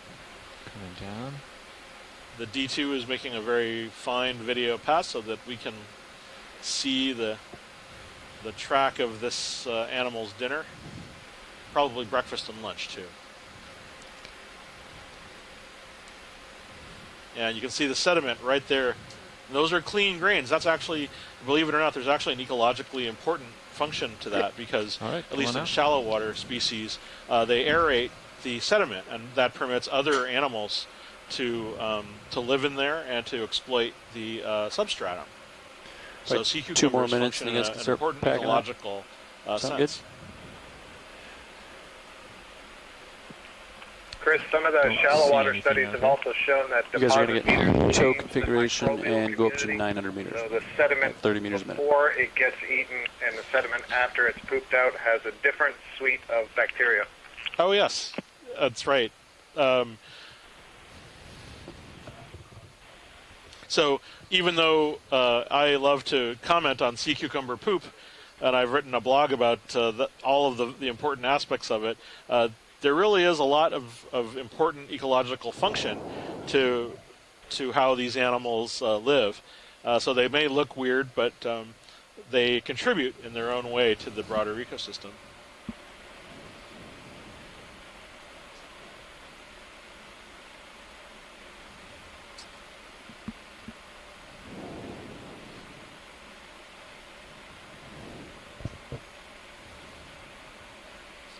got a stock chrysogorgid with another fair nematid sponge. This looks like something we've seen before.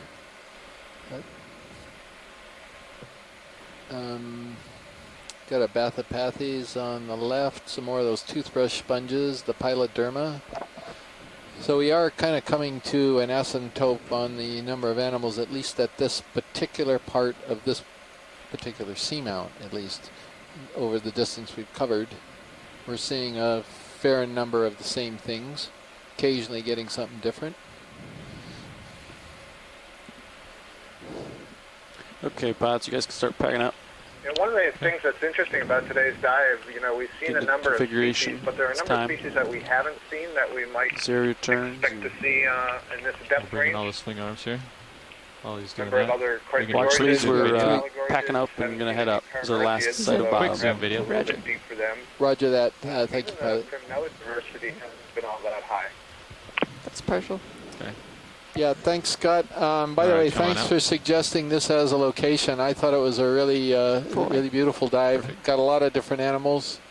They are heading off the bottom now, and we're going to switch over to mid-water mode. And just a very quick wrap-up. We got 2 rocks samples, and we got 3 biologics. We got a sponge, and we got, let's see, we got his bamboo, and what was the other one? We think we got one of the black corals. Oh, the black corals, that's what it was. We got, sorry, senior moment. And beautiful close-ups. Videographers and the pilots did a fabulous job getting some amazing shots. We got into a moderate community, I would describe this, where some places were a little sparse and then some places had some really nice stands. Scott, you got any other comments about this site that you'd like to make as we're lifting off bottom? Well, only that it'll take some time for us to look more closely and try to quantify the diversity and the abundance to be able to compare to some of the things that we saw in 2015 and what we'll see on the next set of dives going forward over the next couple of weeks to see is there any difference that we can discern from just the snapshot between the north side and the south side, and then of course at different depths. But I think you summed it pretty well. We saw some interesting diversity. Clearly there were local high points that were really important. We saw a number of very large colonies, which suggests that the area has been stable for a very long period of time. The corals were probably pretty old, and a number of associates, organisms that are living with those corals that sort of prove the fact again that the corals and the sponges themselves create habitat and so increase the overall biodiversity. So thanks everybody for an interesting dive. Thank you, Scott. Thank you. And none of you people should go right now because we are starting the mid-water component, and you're in for a treat. We're going to see about half an hour, but it's going to go up too. Yes. So Amanda Netburn, are you still on the line? I am here. You want to give us a preview of what we're going to see, and would you confirm to the pilots that our first stop is 900 meters? Confirmed that our first stop will be 900 meters. So I'm here with Mike Ford, and we're planning on doing 6 different transect depths.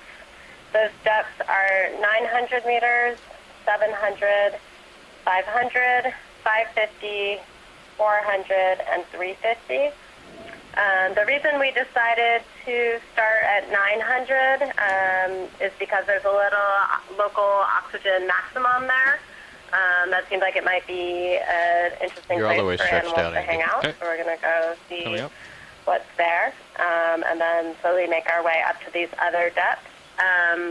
The 550 was another addition. Why don't you come up level with me, and then we'll do some dives. When we transition between 500 and 550 meters, we want to make sure we go really slowly, and that's because the oxygen minimum is right in between there, around 520 meters, and so where it starts coming up again, both below the 520 and above the 520 are other places that are tend to be kind of aggregations, places where animals aggregate.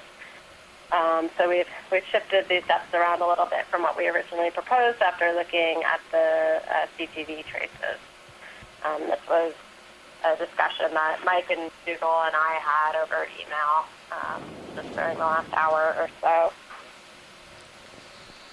Yeah, so Scott is reminding me that we didn't do an evening sort of pre-dive for tomorrow, which we probably should do before we lose some of the benthic folks. Let me just quick check and see what's going on here and whether we can get Mashkor in for a quick brief on tomorrow's dive. So stand by just for a few minutes and we'll be right back to you. Okay.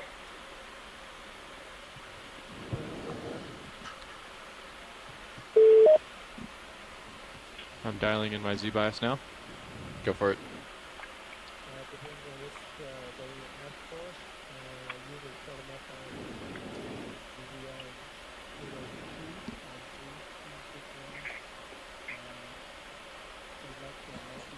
Hello everyone, Dougal Lindsay from Japan here.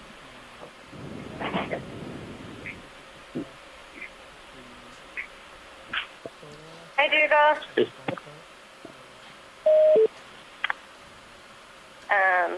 Hi Amanda. You got me okay this time without any echo? Yeah, you sound great. So I got my earphones on today.